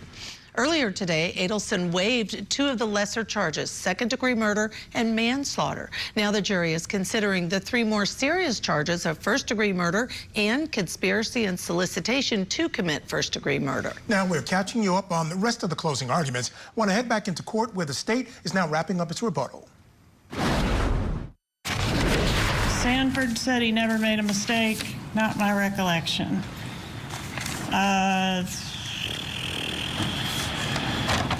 What's the pushback on extortion? Her behavior on the wire. She doesn't say, oh my gosh, it's happening again. She doesn't say anything about the prior extortion. If the prior extortion had occurred, she would immediately tell him it's happening again, or some reference to the fact that this is something that's been ongoing. She doesn't do that. Instead, she talks in code. It's a TV. What the heck? Why are you talking in code? Her Googling extortion versus blackmail 7 days before Charlie's trial. That wouldn't happen if the extortion was real. She wasn't extorted. Charlie didn't tell her there was an extortion because there never was an extortion. She was paying for a murder. She knew it was going to be a murder. She's the one that wanted it done. Her discussion of Charlie's lawyers meeting with Garcia's lawyers. What? If she was being extorted by Garcia and Charlie was being extorted and his life being threatened by Garcia, their lawyers aren't going to be meeting up. Look at those text messages. She said, bring cash. They say, oh, that's not code. She said, bring cash. She literally said, bring cash for dinner on that call. It's not a hint. It's a code word. They say the bump failed. I say the bump succeeded. She said it involved the 2 of us. That was before we got made, before that Matt Surrey operation where they literally see the camera in the bag and know the camera's in the bag. Yeah, she called and put on a great show when she called the undercover, but what did she say in the first call, the second call, and the third call before we got made, before she knew it was law enforcement? She said it involves the 2 of us, both of us. To these, okay, I want to hit one more thing. Don't call time on me.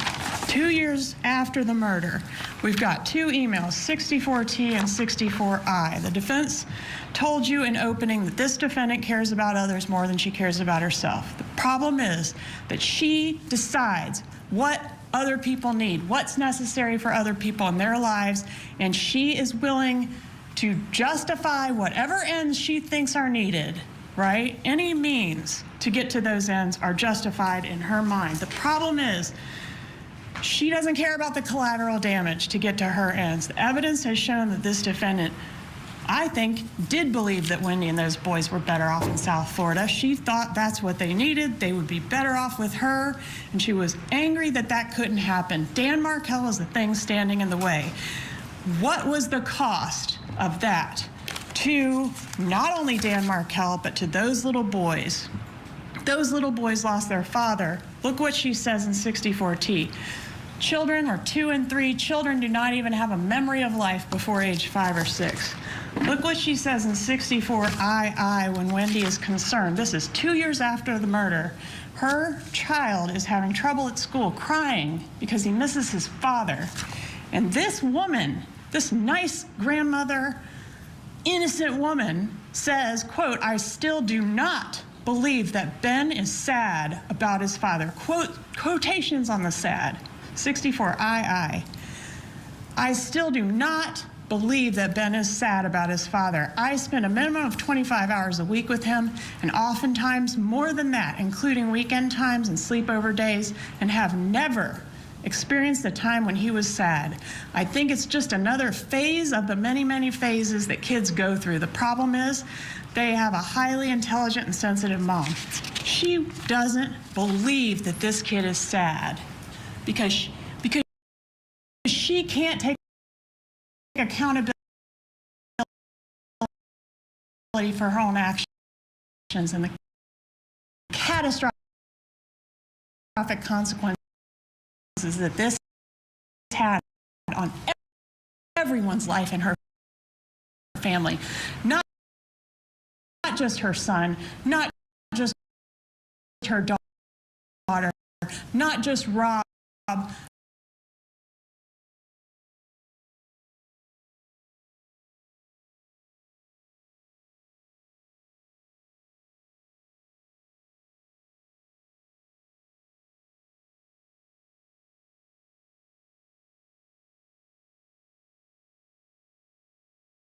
The script. They didn't even talk about it. She wrote a script for a witness that was perjured testimony based on a lie, an extortion lie that's been proven in court to you to be false.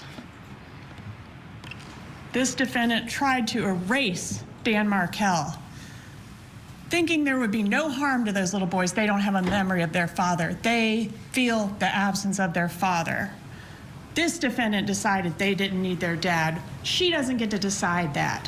She wanted it done. She brought the money. She stroked the check. She didn't have to do that. Charlie was a signator, had signing power on that account. He could have written the checks. She wrote the checks. Why? Because she was neck deep in this thing. She wrote the checks. She said it involved the two of us. She wrote that script. May you have the strength and the common sense to see this evidence for what it is. It's only one thing. There's only one truth. It can't all be right. It's only one truth.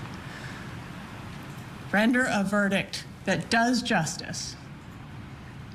Find her guilty. Thank you. In just a few moments, you'll be taking... And that concludes closing arguments. At that point, the jury went to deliberate. They've now been doing that an hour and 17 minutes. Of course, we'll bring you any updates from that. Right now, we need to squeeze in a break, but first, we do have an update in Court TV's newest case, the kiss and kill murder trial of Samantha Krebs out of Wisconsin. She is accused of stabbing her boyfriend, Joseph Carnot, to death inside their apartment in July of last year. Now, witnesses reportedly told police that before leaving the scene, Krebs kissed Carnot and said, "I'm sorry," and then told them to say that Carnot killed himself. One of the witnesses, who could not be shown by court order, testified about what she saw the night of the killing. I seen the gentleman on the floor and the female over the top of him. How would you describe where the male was? The male was on the kitchen floor. Okay, and how would you describe where the female was? The female was, her legs were on both sides of his body. Okay. Was she standing up, kneeling down, or something different? She was standing. Could you tell if she was rendering any type of aid at that point? No, she was not. When you saw her standing there, did she say anything to you and John? All she said was, "I can't go back to prison. I can't go back to prison." Did she say that to you multiple times? Multiple times, yes. And was she looking at you or to John, if you recall? I don't recall if she was looking at me, but I know she kept saying, "John, I can't go back to prison. I can't go back to prison." All right, we will continue to follow that trial and bring you updates as well. We also have an exciting programming note. Court TV is going to CrimeCon, and closing arguments with Vinnie Politan will come to you live from the CrimeCon show in Denver tomorrow night, starting at 8 o'clock Eastern. And you don't want to miss a very special guest later that night on VPI. Kobe Ryan, son of Cont mom killer Lori Daybell, will join Vinny live to discuss his mother's multiple trials and convictions. Of course, it's an interview that you do not want to miss. Again, you can catch it right here on Court TV Live starting tomorrow night. We're going to be right back with a live update from Florida and the Matriarch Mastermind murder trial after this quick break.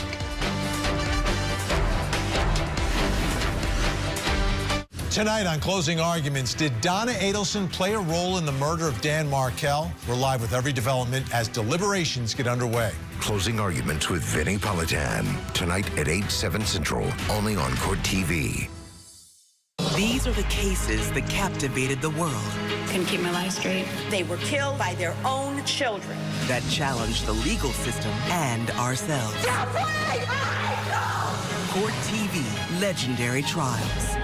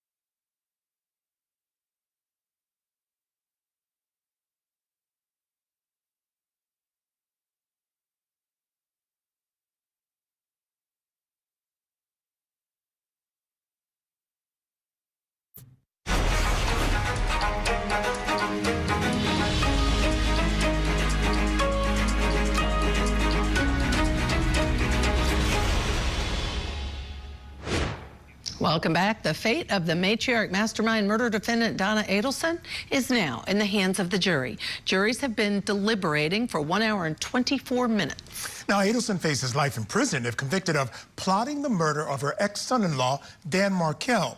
Court TV's Julia Janae has been covering this trial from the very beginning, and she joins us now with a debrief.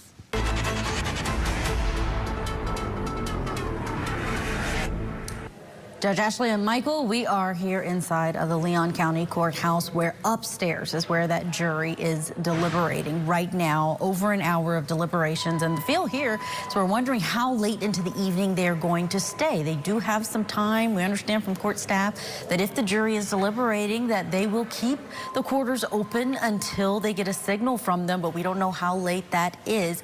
As far as where people are, the courtroom is cleared, but our Court TV team is standing by to go in, start those cameras if there's a note or a verdict from this jury.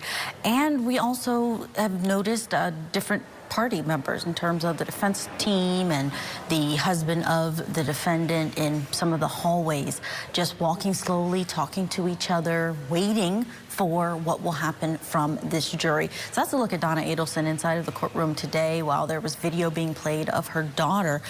The prosecution spent a lot of time talking about Dan Markel's relationship with his sons and the loss that was felt there. And I think that had a particular impact on at least one of these jurors. There was one man who was sitting on the front row of this jury box, and his brow rather, was furrowed when he heard that particular topic. He looked upset and more concerned about that than anything else. And you heard George Cappleman there at the end really going to the depth of emotion when she ended her rebuttal, saying that this defendant tried to pretend that these sons wouldn't be impacted by the loss of their father. That custody, of course, at the center of all of this, with the prosecution saying it was the reason for everything, and the defense saying it was actually something that wasn't that big a deal. And even if it was, it's not enough to constitute murder. Take a listen back. Charlie didn't care about the Adelson family getting a win against Dan Markel. He didn't care about relocation. He didn't care about Wendy's divorce. He cared about go-karts and jet skis and pretty girls. But he also cared about getting things done for the number one woman in his life, and that was his mother. She managed Charlie's life for him, and in return, he solved problems for her. That pattern is seen throughout this case. There's not a lick of evidence in here that they submitted of what she did prior to July the 18th, 2014, where she said not a single word, that she wanted him killed, she was planning to have him killed, she was going to find somebody to kill him, she was going to pay somebody to kill him, she was going to kill him, that she was glad he was dead. That's not in here. And this is it. You know, that tempo and pace of Jackie Fulford there, I think that helped keep these jurors alert. It was over 4 hours of closings, and when I was inside, I noticed some of them checking the watch, leaning back towards the end of it, especially halfway through Georgia Cappleman's closing. Not that they were holding it against her, but you could just tell that this has been a lot of evidence that they've had to digest over the last 9 days of testimony. Michael, Ashley? All right, Julia Janae, thank you so much, as always, for that report. Now, folks, we're going to go back to court eventually, but right now I want to bring back in National Trial Attorney Michael Javer. All right, Michael, here's something I wanted to ask you. Earlier, when they began today in the closing arguments, the defense decided to drop the lesser included, second-degree murder, manslaughter. This jury's only considering the more serious charges of murder, conspiracy, and solicitation to commit murder. Do you think that was a good choice? No, I don't think it's a good choice, because sometimes you're basically, when you go into a jury situation like this, I tell my clients, you're basically going into a casino. When you go into a casino, you want to give yourself a chance to win the hand or win a smaller amount of the hand. You don't want to just leave it all or nothing. I think it was a mistake for multiple reasons. So let's talk about this rebuttal, and one of the statements, which was, it involves the two of us. That's what Donna, of course, says to Charlie. It happened after the bump, which was after the murder, but could it be that's enough to show the conspiracy? You know, I'm fully convinced that there is no evidence that she conspired with him before the fact. That confirms to me my hunch, which is that she knew about it after the fact. She knew about it. It was her. She carried him in her stomach for 9 months, and if she found out after the fact that he did something dumb with Catherine McBanawan, killed her former son-in-law, she was basically between a rock and a hard place. So I don't think it proves that she conspired to kill Dan Markel. I fully believe that she knew about this after the fact and she helped Charlie cover it up. I fully believe that. I just don't believe it proves that she conspired to commit the murder of Dan Markel. I think one of the things, Mike, that works in the defense's favor is that it's clear to me, they call her the Matriarch Mastermind. And they presented some evidence that she didn't like him and she was involved a little bit in the divorce, et cetera, et cetera. But I thought the defense did a good job of diffusing this idea that there was this really sort of horrible divorce, that they had come to some agreements, and that Charlie was really the guy that was the protector, the guy that pushed this forward. I think if there's anything that this jury can hang their hat on in terms of finding her not guilty, that's where they're going to go. Yeah, I agree. That's my point. All divorces are ugly, and I wish the defense attorney would have been a little bit more. It's like when you train a boxer for a match, you punch him in the face, so when the match starts, he gets punched in the face, he's not shocked anymore. I wish the defense attorney would have done that and conditioned the jury ready and said, every divorce is ugly.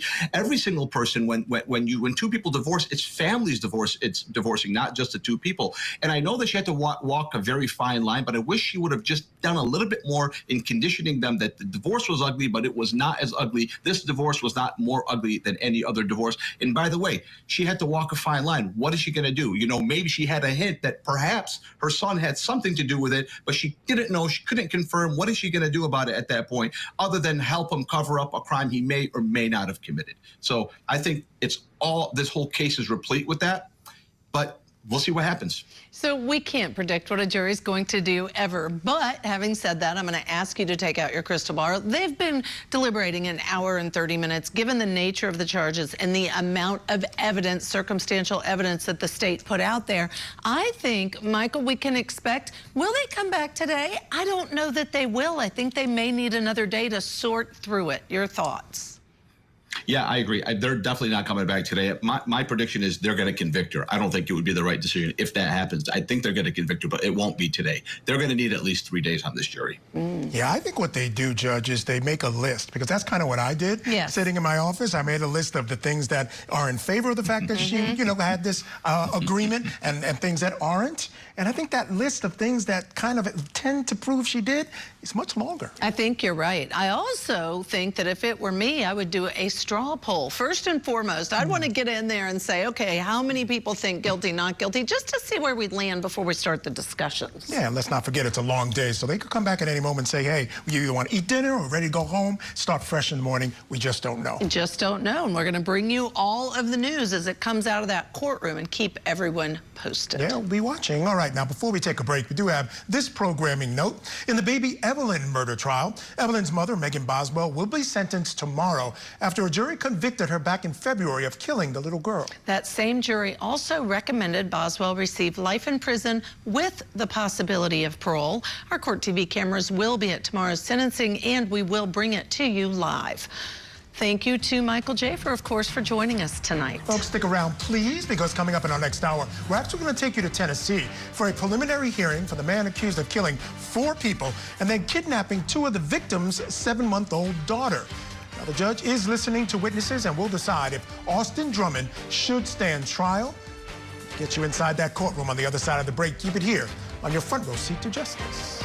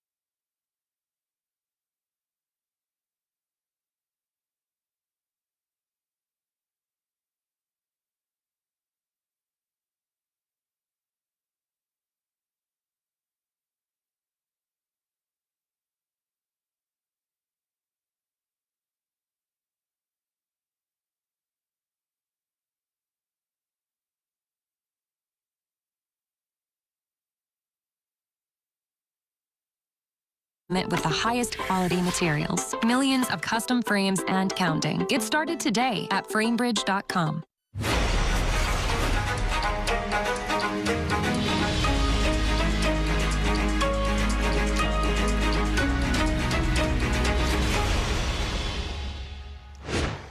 Welcome back to Court TV Live. I'm Michael Ayala. We're going to get you back to court in just a moment, but first, our Court TV cameras are covering the biggest cases across the nation.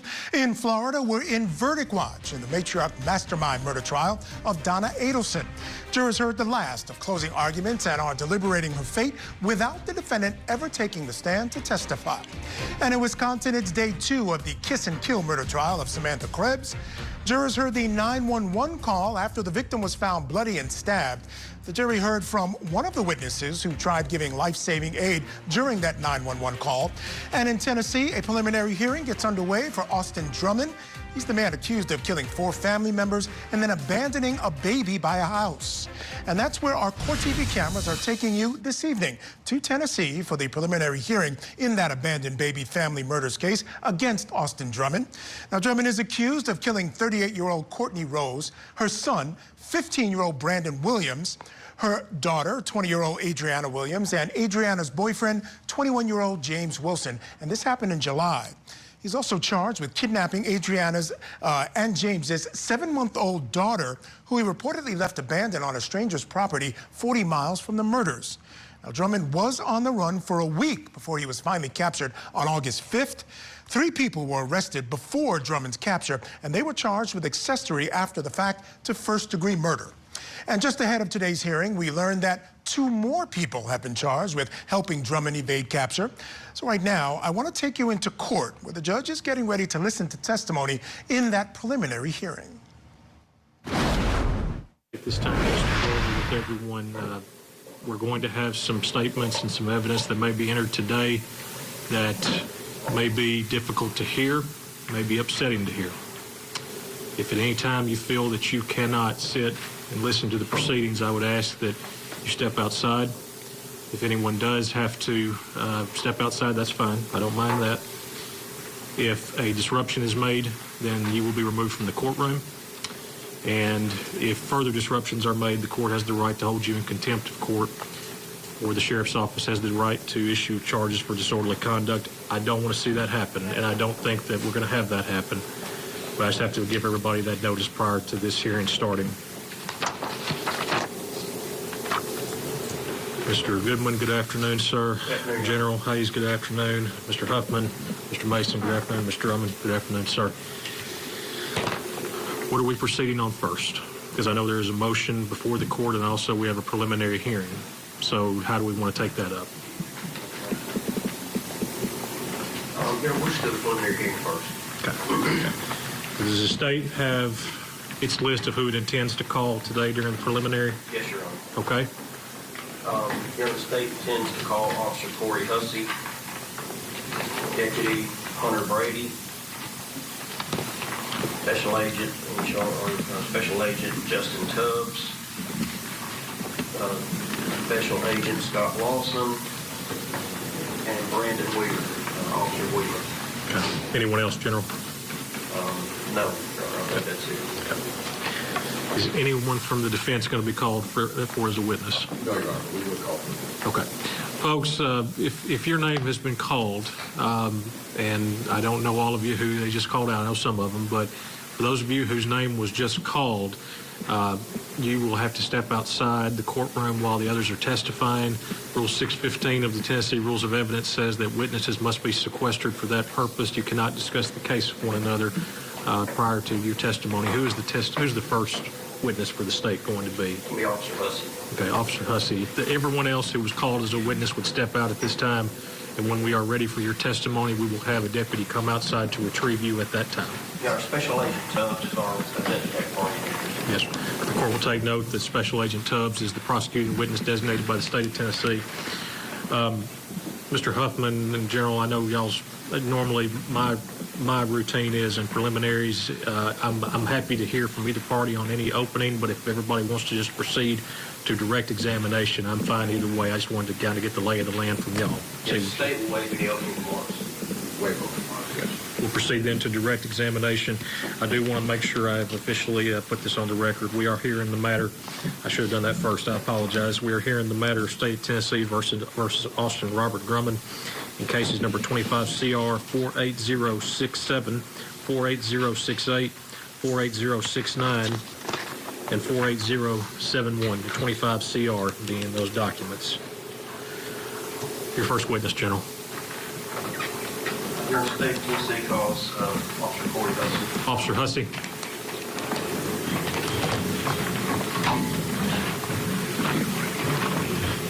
If you please come to the witness stand, sir. If you would, Ms. Jessica is going to place you under oath at this time. Raise your right hand. You solemnly swear affirm testimony you're about to give is the truth, so help you God. Thank you, sir. And Officer Hussey, be sure, if you would, to speak into the microphone. We've had these things kind of messed with and fixed in a much better way, and I appreciate our IT folks for that. But just be sure to speak into the microphone clearly because we are recording. Okay? Thank you.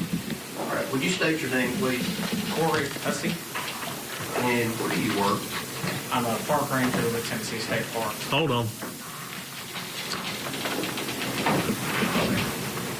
Give me 1 second. I want to make sure that didn't totally kill us here. It didn't? Okay. Sorry about that. Sorry, guys. All right. Would you tell me again who you work for? I'm a park ranger for Tennessee State Park. Okay. And how long have you had that position? I took this position June 28th. June 28th? 2025. I'm sorry? 2025. Okay, June 28th, 2025. Do you recall if you were working on the day of July 29th of 2025? Yes, I was. Okay. And as a part of your job, do you routinely patrol state parks and specifically around the Rebuttal Lake area? Yes. Okay. Is that something that's just part of your duties that you do that? Yes. How many parks are there that you have to actually patrol daily? One park, Rebuttal Lake State Park. Okay. Are there individual smaller parks within the full Lake Park area? Yes, sir. There are individual units that are all attached to Rebuttal Lake State Park. Okay. Is there one on Carrington Road in Lake County? So the Carrington Road location is state land managed by TWRA. However, we operate programming and tours from an area on Carrington Road. Okay. So it's not actually a park, right? No, sir. Okay. It's just an area that's owned by the state and it's actually used by the state. Yes, sir. Okay. Is that area actually near the Northwest Correctional Complex? Yes, sir. Just an estimate, how far would you say it is from that area? Maybe a mile. Okay. And is that here in Lake County, Tennessee? Yes. That area that we're talking about on Carrington Road? Yes, sir. Okay. While you were patrolling that area on July 29th, 2025, did you notice anything unusual or anything that caught your attention that day? Yes, sir. Okay. Could you tell me what that was? So while patrolling down Carrington Road, shortly after 1 o'clock, I found 3 vehicles parked on the left side of Carrington Road. Okay. Do you know what type of vehicles they were? One was a black Dodge Charger, one was a Chevrolet Traverse, and the other was a Nissan Rogue. Okay. Did you see anyone out there? Any individuals standing around the vehicles or inside the vehicles? I did not see anyone. Okay. What'd you do after you noticed the vehicles? Did you stop, get out? Did you do anything? I proceeded past the vehicles when I was making entry down Carrington Road. Then I turned around and proceeded back out from that location. Okay. As you came back out of the location, were all the vehicles still there? No, sir. Okay. Which vehicle was no longer there? The Nissan Rogue had left in the time it took me to turn around. Okay. Did you notice anything about the Nissan Rogue that was unusual for this area? It had a California tag. I want to hand you this photograph. You would look at that photograph. Do you recognize either one of those 2 vehicles in that photograph?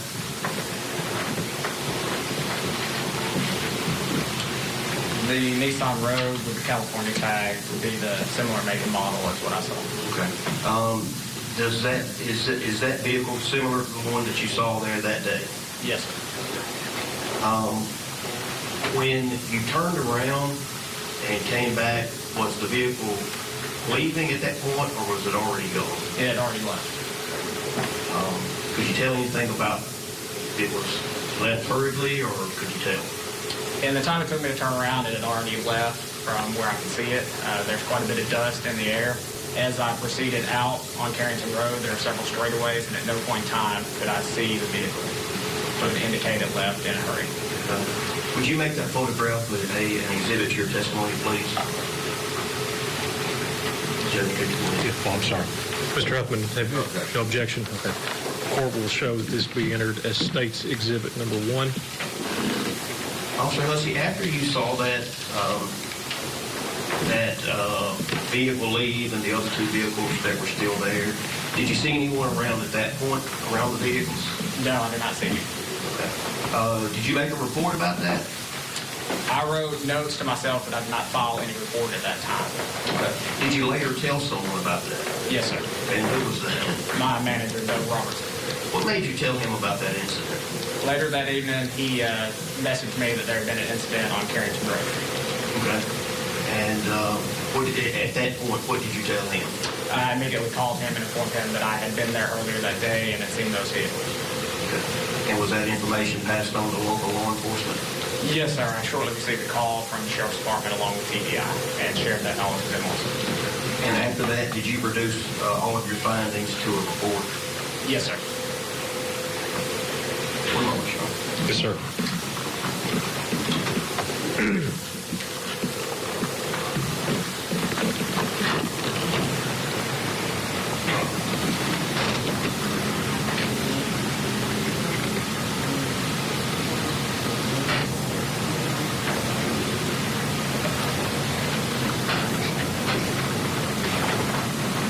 You stated that when you first saw the vehicles on Carrington Road, that you drove past them and then turned around? Yes, sir. How long did it take you to go down to the area that you were turning around and then get back to where the vehicles were? Only a few minutes, less than 5 minutes, probably 2 to 3 minutes. 2 to 3 minutes? Okay. Did you notice anything about the vehicles? Were any of the doors open or anything like that? When I was coming past the vehicles the first time, the black Dodge Charger's trunk was open. What about when you came back? The trunk had been closed at that time. So you passed 3 vehicles, the trunk is up. Within 2 to 3 minutes, you come back, the trunk is closed, and the Nissan Rogue is gone. Yes, sir. And when you get back to the road, you see no sign. Yes, sir. All right, now I'll pass the witness. Yes, sir. Mr. Huffman? Yes, sir. Officer Hussey, were you able to see any individuals on scene? Did you drove past? Did you notice any individuals? No, sir. Okay. So when you drove back by, same thing? No individuals at that time. Yes, sir. Any redirect, General? No, Your Honor. Officer Hussey, we thank you for being here, sir. You're released from your subpoena. You can have a seat here, or you're free to go, whichever you'd like to do, sir. Thank you very much. All right, remember, this is just a preliminary hearing. The court's seeing if there's enough evidence to bind it over for trial. Very low burden, lowest in all of criminal courts. All right, right now, I do want to turn to Florida, where the fate of Matriarch Mastermind murder defendant Donna Adelson rests in the hands of a jury. Jurors have now been deliberating for 1 hour, 51 minutes, and they will be allowed to go as long as they want to. Adelson faces life in prison if convicted of plotting the murder of her ex-son-in-law, Dan Markel. Before closing arguments began today, Adelson waived all lesser charges, which would have included second-degree murder and manslaughter. The defense also asked for a judgment of acquittal for the second time, which the judge denied for a second time. All right, let's take a listen to some of those closing arguments. The defense says that Adelson may have been a meddler, but she's not a killer. And the state emphasizes why they claim Adelson was not innocent in all of this. Then, after telling you what a great guy Dan Markel was in opening statements, they called witnesses to tell you what a pain in the butt he was. And he was a pain in the butt to those people, those awful lawyers that can't even admit that divorces are emotionally charged. He was a pain in their butts. He was a pain in Wendy's butt, and he was a pain in Donna's butt. She said some ugly things, and she meddles in her children's lives. Meddles in their lives. Gets involved in their divorce. She's a parent.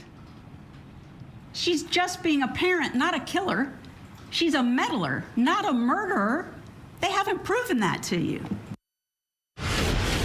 Now, if convicted of the top charge, first-degree murder, Adelson is looking at spending the rest of her life behind bars without the possibility of parole.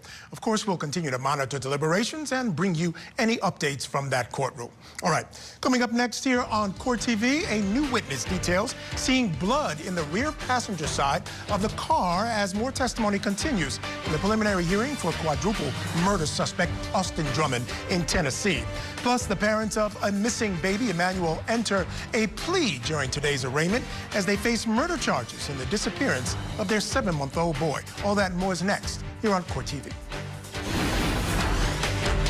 Tonight on Closing Arguments, did Donna Adelson play a role in the murder of Dan Markel? We're live with every development as deliberations get underway. Closing Arguments with Vinnie Politan. Tonight at 8/7 Central, only on Court TV. Saturday nights on ION is our night. Let's go! Double headers every Saturday at 7 and 10 p.m. Eastern.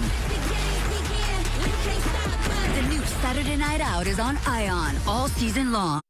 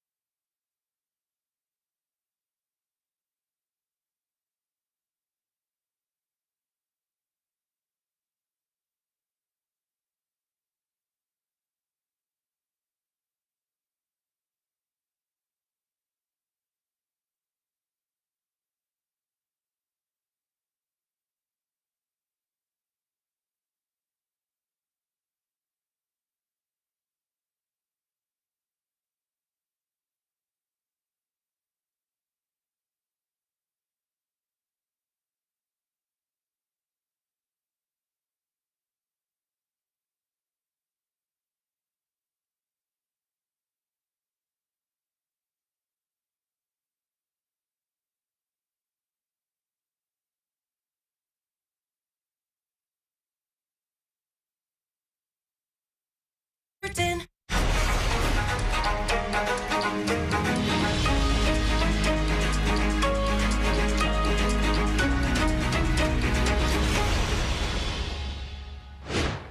All right, folks, let's head back into court now for more of the preliminary hearing for Austin Drummond. Now, the court is hearing from the state's second witness. This is Deputy Hunter Brady with the Lake County Sheriff's Office.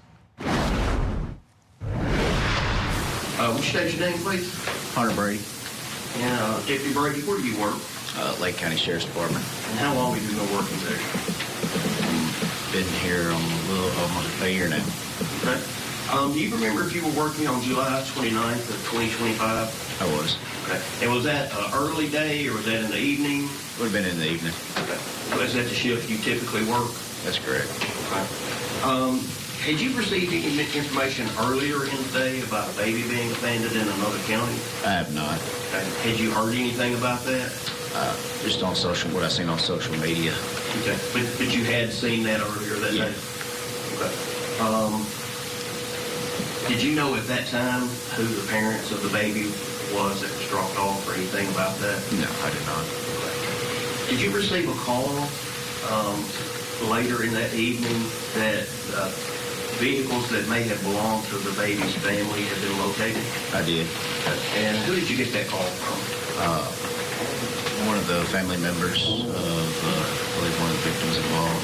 Okay. Did they call you directly or did they call dispatch? They called our dispatch. Okay. And you were dispatched to that area? That's correct. Okay. Where did you go? Where was the area that you responded to? Carrington Road. And is Carrington Road in Lake County? It is. Once you got to Carrington Road, what did you do? So when I first got there, we spoke with the female caller.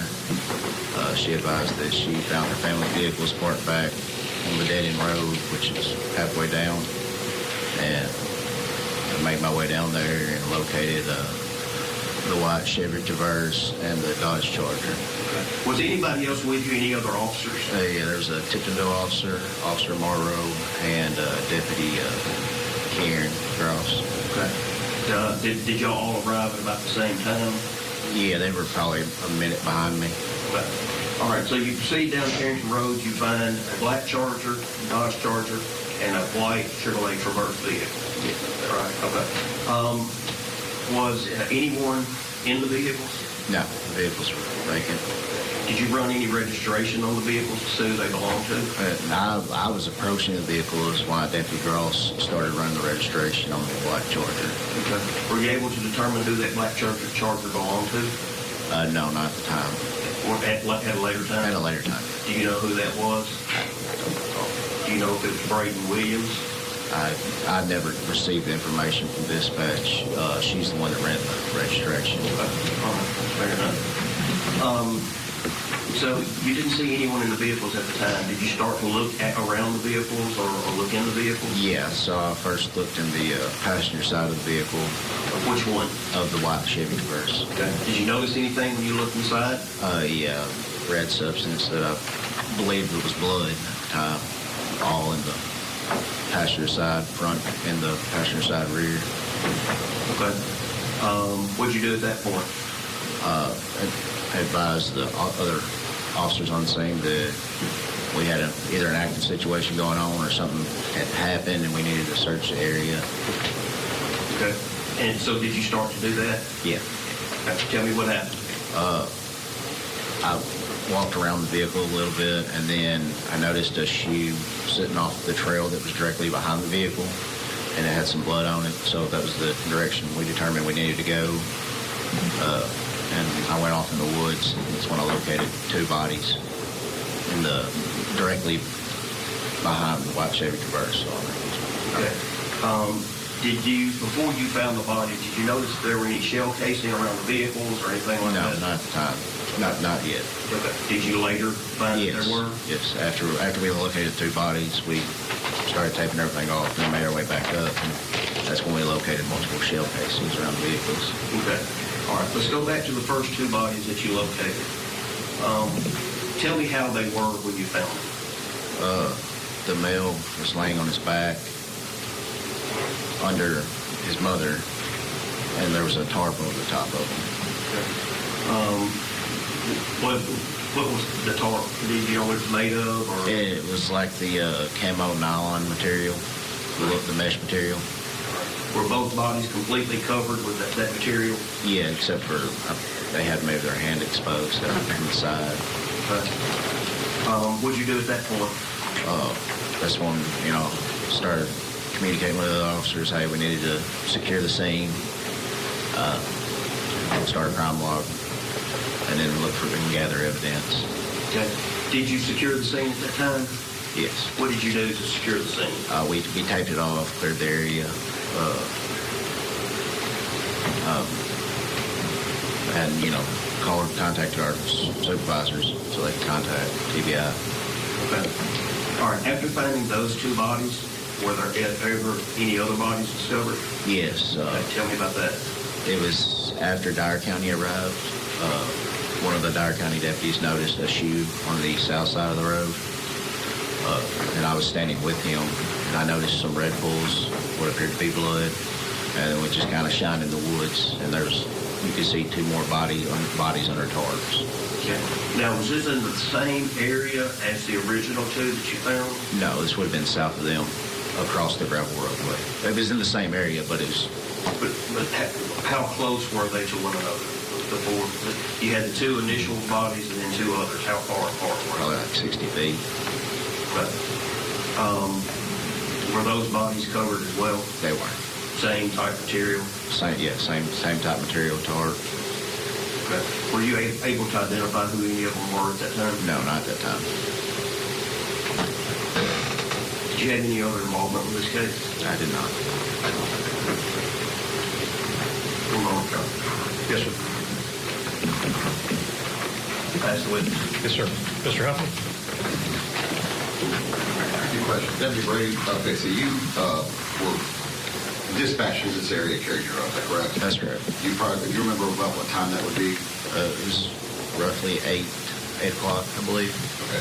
Are there dispatch logs recording times? Yeah, that's right. When you arrived on scene, you said there was one Tiptonville officer and there was another officer on scene? Deputy? Yeah, like County Sheriff's deputy. Yes, sir. Okay. When you arrived on scene and you noticed these things, you said that you secured the scene after you discovered the bodies, is that correct? That's correct. All right. The first set of bodies, yes. Yes, sir. All right. How many total officers were on scene at that point in time? When we found the first set of bodies, there was just 3. Well, no, 4, because a trooper had showed up right as we were entering the woods. And you recall which officers those were?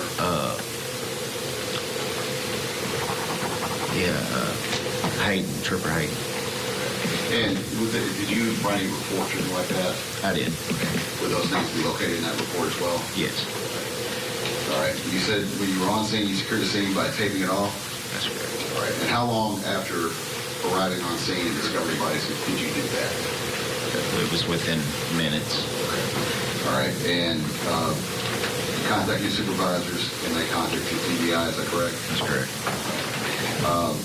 Were you wearing your body-worn camera at that time? I was. Was it active at that time? Yes. Was that footage backed up? Yes. And available for your discovery? Yeah. Were you in a marked vehicle? I was. Does that have a dash cam? It does not. The other officers, do you know if they had body cams or dash cams? They have body cams. We don't have dash cams. To your knowledge, were those active as well? To my knowledge, yes. And when you were securing the scene, were you doing any evidence collection? We was marking evidence as we were finding it, yeah. Okay. Did you remove any items? No. Okay. Did you take any photos at that time? I did not, no. Yes, sir. Any redirect, General? Oh, yeah. Deputy Brady, thank you, sir. Your release. All right, so we're learning a couple of things here. The manner of death, it seems like this had to do with gunshots of some kind. They found shell casings. Up to this point, we hadn't known how these 4 victims were killed. Seems like they were killed by a gun. Let's bring in our guest this hour, criminal defense attorney, former prosecutor Marsha Minot. Marsha, great to see you, as always. Let's talk a little bit about this preliminary hearing, this probable cause hearing. Again, as I said, the lowest sort of manner of proof in the criminal justice system. The state gets an opportunity to present just enough evidence so that the judge can decide whether there's enough evidence here to bind it over for trial. And right now, they're sort of laying the groundwork, giving you the little pieces of the case that led them to charge this defendant. Yeah, Michael, you are correct. The lowest standard is probable cause to bind the case over. You usually will find that most defense counsels will waive probable cause in lieu of a bond. And if you can't get a bond, what you do is go forward with the hearing, because it gives you your first opportunity to find out what evidence the state has before your client is officially indicted. Yeah, and that's exactly where I was going to go next. It's actually a good thing for the defense, because at this point, explain to our viewers just how much information. I mean, basically, they have the basics, right? They'll have the information that they put the information as to what they used to arrest him. But a lot of this information and testimony that we're hearing, it's the first time that the defense attorney gets a chance to hear it and sort of work through it and help him figure out how he's going to take a look at and attack this case. Absolutely. Remember that when the case is in an investigatory stage, you're not entitled to discovery. So you cannot get any of the documents, any of the evidence from the prosecutor. So the only time you'll be able to hear what has been found preliminarily is at this type of hearing. And that's why you're hearing the officers saying who showed up first, who had body cam, who has dash cam. That's what you need to know, so that when you're asking for discovery, you'll be able to know what to seek based on having the probable cause hearing. And so far, what we're hearing about this Nissan Rogue. Now, what they have to do is they have to tie this defendant to the scene. What we have now, we have folks who talked about finding blood at the scene. Then eventually bodies are found at the scene. So we have the underlying situation. Somehow now, it seems to me that this Rogue is going to be important to connect the defendant to the crime scene. And I would imagine, as we continue to hear the evidence, that's basically what's going to happen here. Because I will say this, it sounds like when that first officer drives by, takes him a couple of minutes to go down the road, turn around and come back, the Rogue is gone. I would imagine that at that point, that sounds like the time that perhaps the bodies were being hidden. It does. And if you don't tie this defendant to the scene, then you're not going to have probable cause for this court to bind it over, and the case would be dismissed by a judge, or could be dismissed by a judge. But keep in mind, Michael, that even if a case is dismissed by a magistrate court judge at a preliminary hearing, a prosecutor could still indict it. You just have to take the evidence you have to a grand jury, and you could still get an indictment and the person rearrested. All right, fair enough. We're going to continue to hear much, much more testimony when we come back from this break. Again, it's a probable cause hearing for Austin Drummond. It's happening in Tennessee. Now, when we return, we're going to get you to much more testimony, see what else the state has in terms of this case. So keep it here on your front row seat to justice.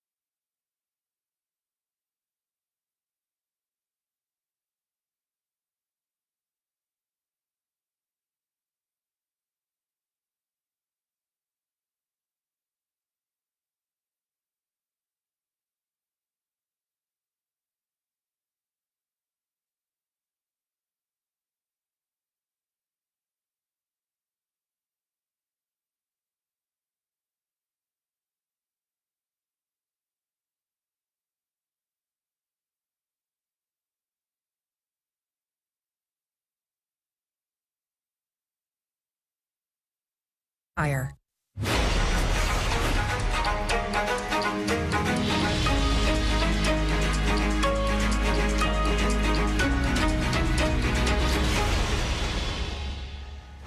Welcome back to Court TV Live. I'm Michael Ayala, back now to Tennessee for more of the preliminary hearing in the abandoned baby murder case of Austin Hammond. Now, he's accused of killing a family of four last month before kidnapping their baby and dropping her off in a stranger's front yard.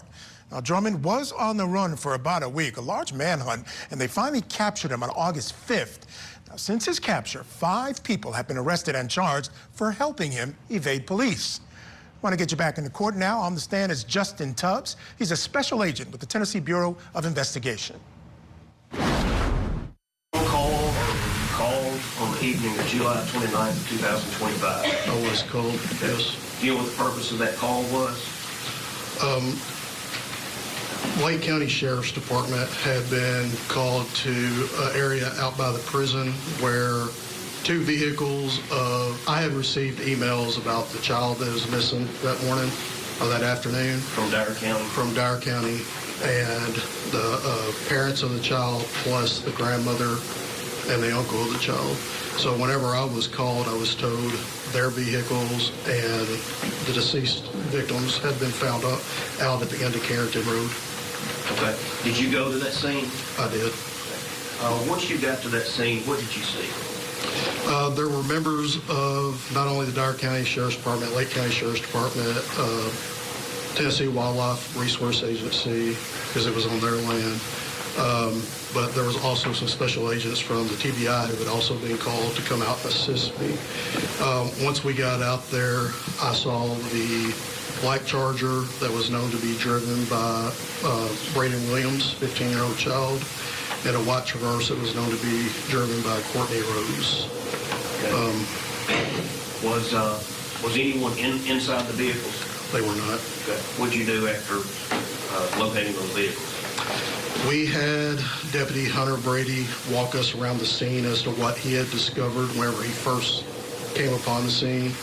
And he showed us inside of the white Traverse, there was a red, brownish stains substances that are consistent with what I know to be blood. And then he showed us... Let me ask you this. Do you know who that white Traverse belonged to? It was known to be driven by Courtney Rose. Okay. Go ahead, I'm sorry. And if you drive down Carrington Road, to the left where it kind of comes to a dead end, it's almost like a parking lot where these vehicles were parked. Behind that is whenever you start walking into the woods, same as what the deputy before was talking about. If you cross the road, you have wooded area in front of you. So the deputy took us to the back of the parking lot and showed us where Braden Williams and Miss Courtney Rose were laying. They were covered with what looked like to be camouflage burlap, which is commonly used with hunting that I know of. And then he walked us in front of the parking lot across the road where the bodies of Adriana Williams and Matthew Wilson were at, and they were also covered with the same type of burlap. Okay. Were you able to, were they all 4 deceased? They were. That you arrived? Yes, sir. Were you able to determine the cause of death at that time? Or what, not a medical cause, but what appeared to be? The injuries were consistent with gunshot wounds that all 4 victims had. Were you able to determine how many gunshot wounds there were? Not at the time.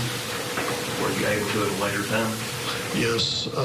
Whenever the medical examiner out of Nashville called me with preliminary findings, he informed me of how many wounds and type of wounds that each victim had.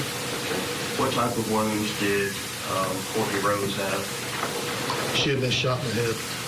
How many times?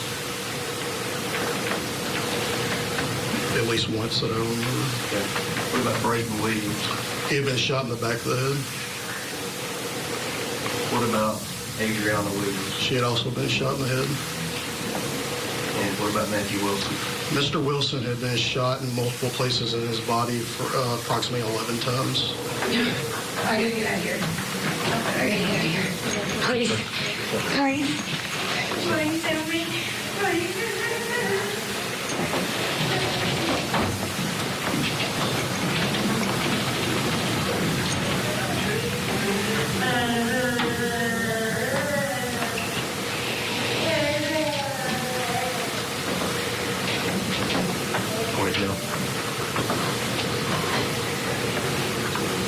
Was there you had said earlier that there was an infant that had been found in Dyer County. Yes, sir. I assume, did you find any evidence of an infant that may have been there? I didn't see any evidence in the vehicle at the time. Whenever we realized the totality of the scene, myself and my immediate supervisor that was on the scene, we decided to call the violent crime response team that TBI has, and we stepped back away from the scene and secured it until they got there. And after they got there and they processed the scene, did you continue with the investigation? We did. We set up a command post away from the crime scene at the Old National Guard Armory here in Tiptonville. Were you eventually able to develop a suspect in these homicides? We were a person of interest, yes. And who was that?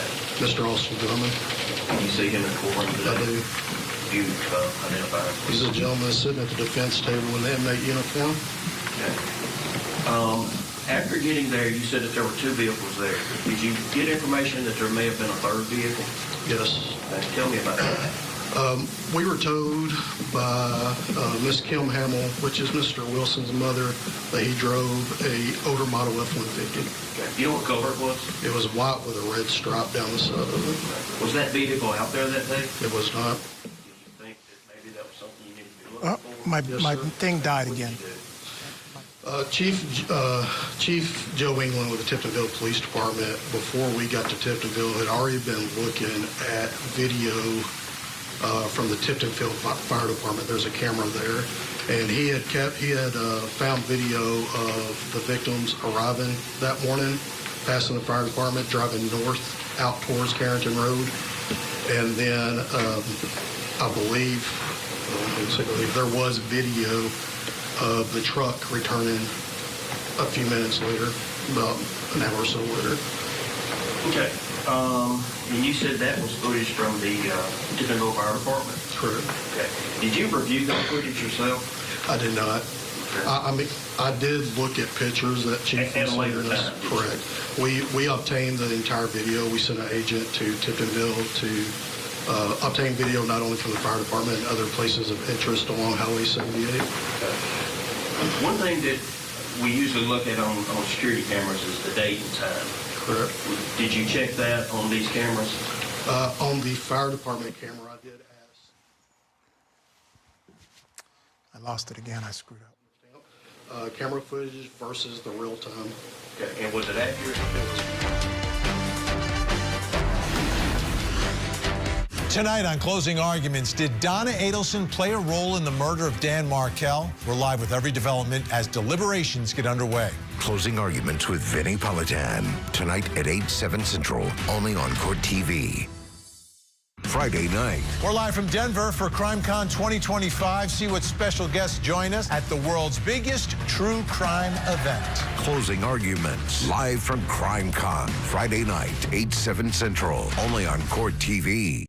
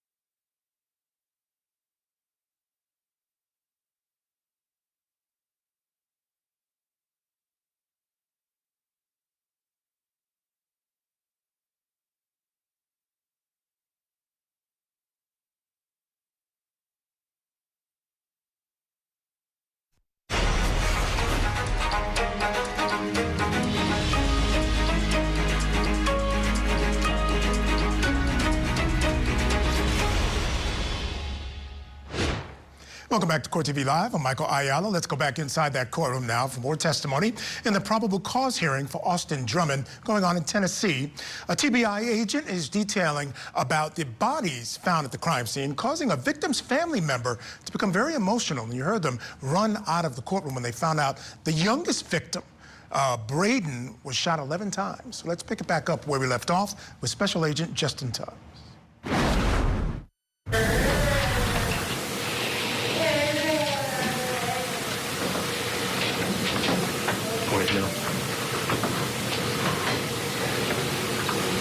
Was there a, you had said earlier that there was an infant that had been found in Dyer County. Yes, sir.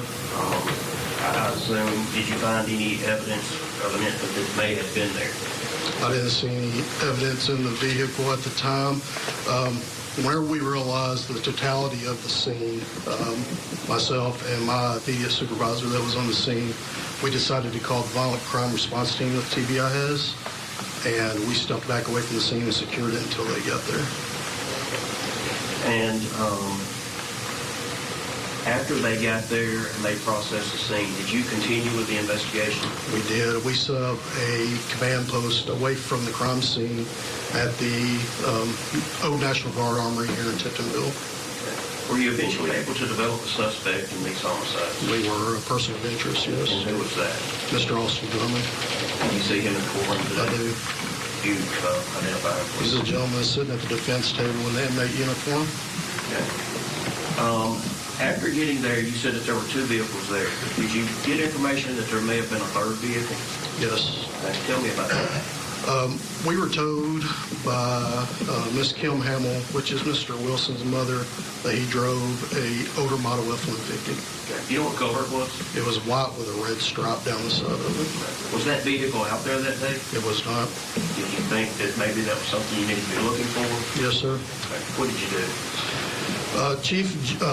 Chief Joe England with the Tiptonville Police Department, before we got to Tiptonville, had already been looking at video from the Tiptonville Fire Department. There's a camera there, and he had found video of the victims arriving that morning, passing the fire department, driving north out towards Carrington Road, and then I believe there was video of the truck returning a few minutes later, about an hour or so later. Okay. All right, let's bring back in our guest, still with us, criminal defense attorney, former prosecutor Marsha Minot. Marsha, as I said, we're finding out information along with the defense attorney and everyone else in that courtroom, and we're finding out that these people were shot execution style in the head, except for the youngest victim, Braden, shot 11 times. You know, these crime scenes often tell us stories, Marsha. This one's kind of speaking to me that this was something where perhaps emotion was involved. There might have been some kind of vendetta. What is it saying to you? Because one of the things that's an issue, and again, they don't have to prove this, but motive is an issue. They don't know exactly why it was done. So what are you thinking? It smells domestic. I don't know if there was a battle over custody regarding this child, or visitation regarding this child, or the relationship between the defendant and this child, but it does have an emotional rage element associated with it, and I think it's going to speak to the volume and the issues associated with this case as to why these individuals were killed. All right, so I misheard. I just want to correct something. It's not Braden, the youngest, that was shot 11 times. It was Matthew Wilson that was shot 11 times. Again, anyone being shot 11 times is devastating. And as you saw, one of the family members had to run out of the courtroom.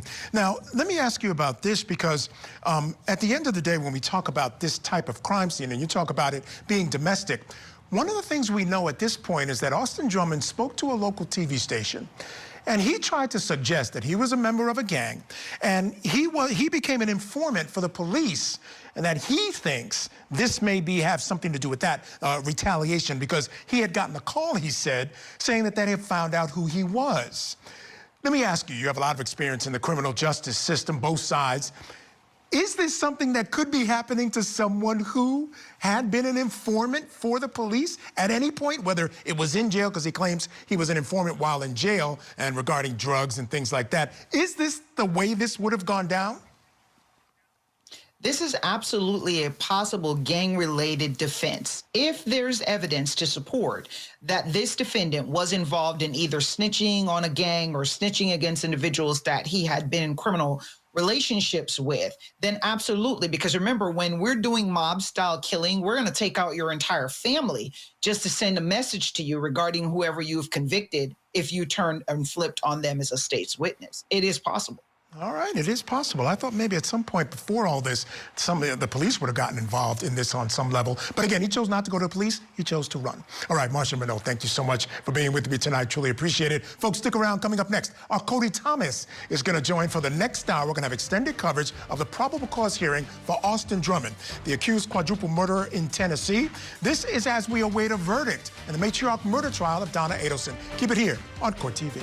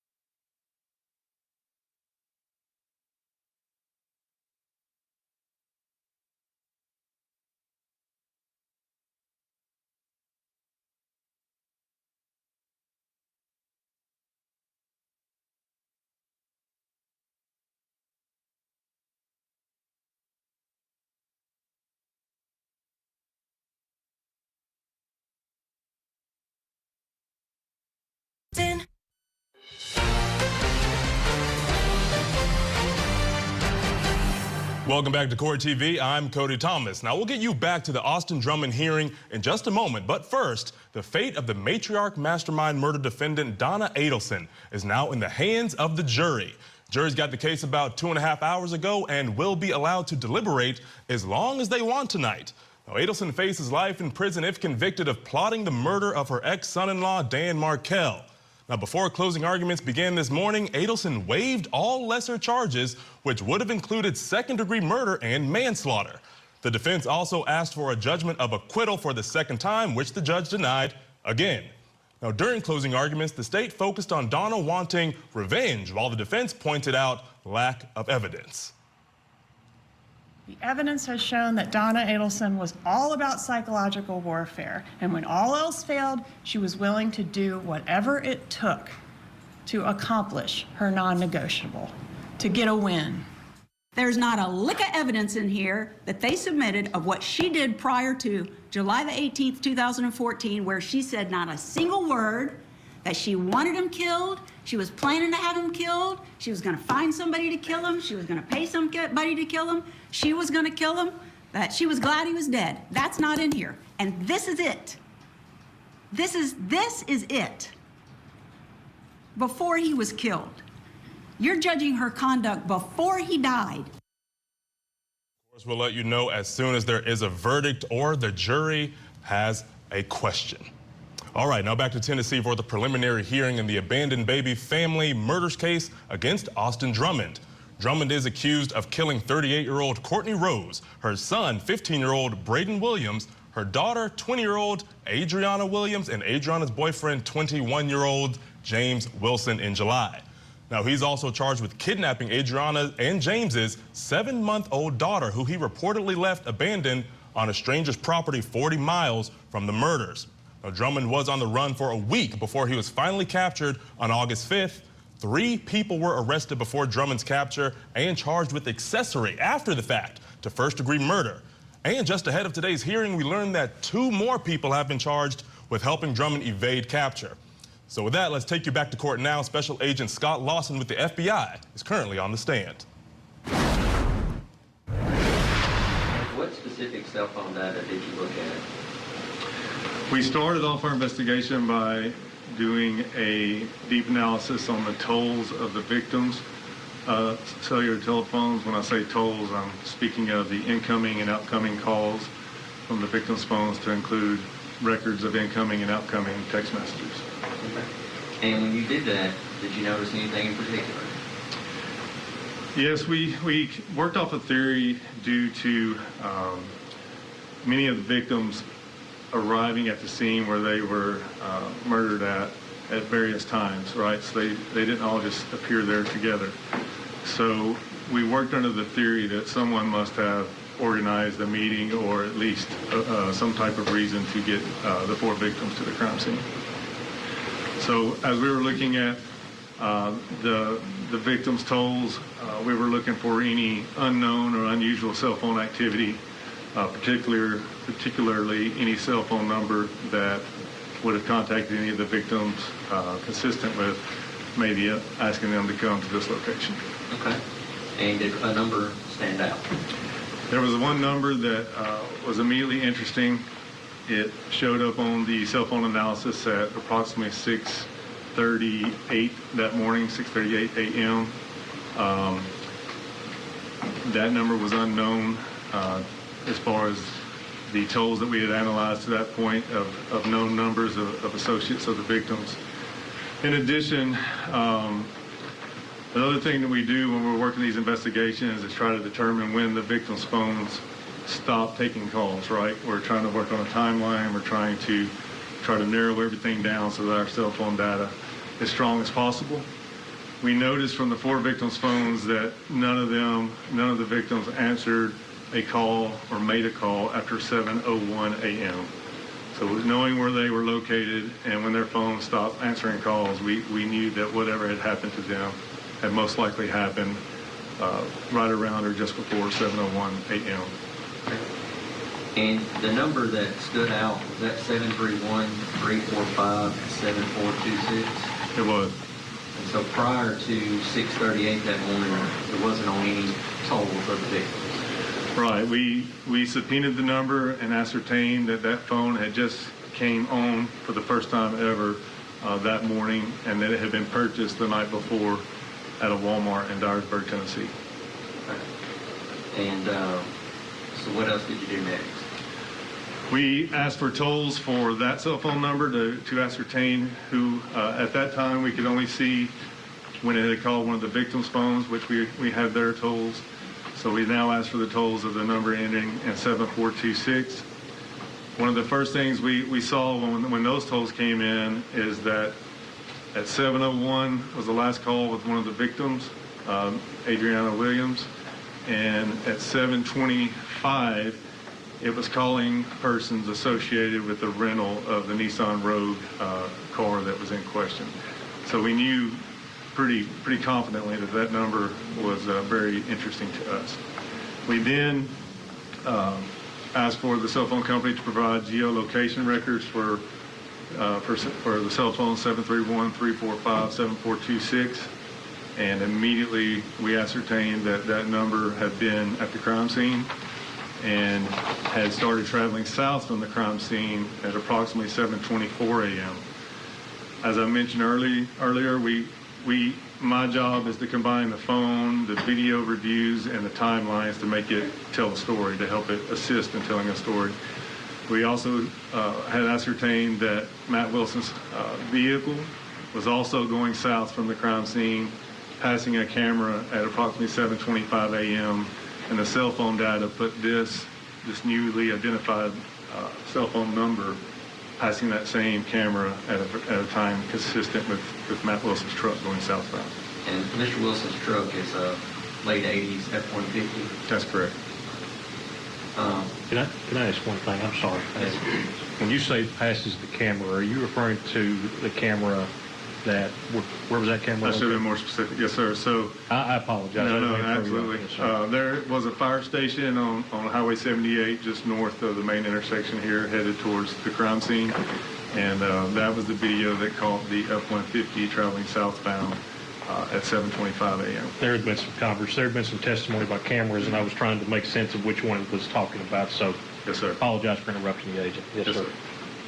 All right, Agent Lawson, you had mentioned that 7426 called a number associated with the rental. Can you explain that?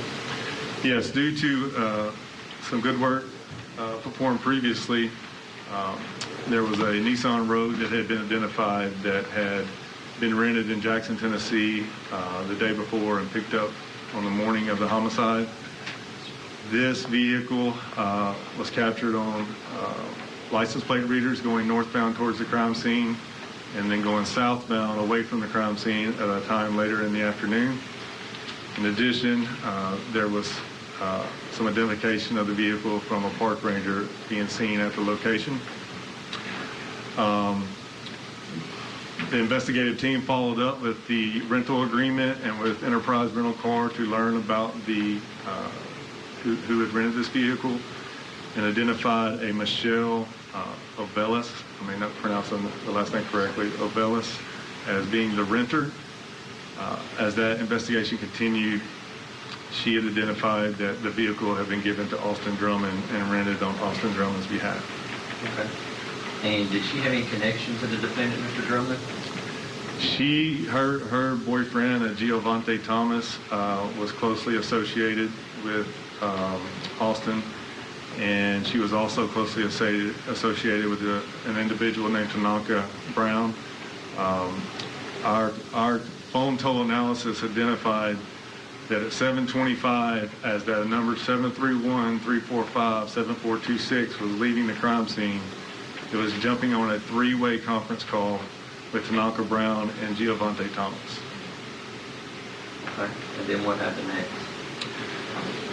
So, obviously at this point, we were extremely interested in just learning everything we can about the user of this telephone number. We learned that upon departing the crime scene, it traveled to an area in Dyersburg commonly known as Bikini Bottoms. Bikini Bottoms used to be like an off-road recreation vehicle area for ATVs and such. When the phone arrived And a point of interest, as this phone is traveling south towards Bikini Bottom, one of the victim's phones is traveling in concert with that phone, so that was very interesting to us as well. Both of those phones got to the Bikini Bottom area, and the phone 731-345-7426 arrived at Bikini Bottom at approximately 7:44 a.m. and stayed in the area to approximately 9:04 a.m. Based on All right, we need to step aside for a quick break, but when we return, the judge makes a decision after hearing the attorney's final arguments in the preliminary hearing for Austin Drummond. Keep it right here on Court TV. Tonight on Closing Arguments, did Donna Adelson play a role in the murder of Dan Markel? We're live with every development as deliberations get underway. Closing Arguments with Vinnie Politan. Tonight at 8/7 Central, only on Court TV. Join Court TV's Vinnie Politan with the latest and breaking true crime stories. Now, let's look at the other side of all of that. Vinnie Politan Investigates. Tonight, 9/8 Central, only on Court TV.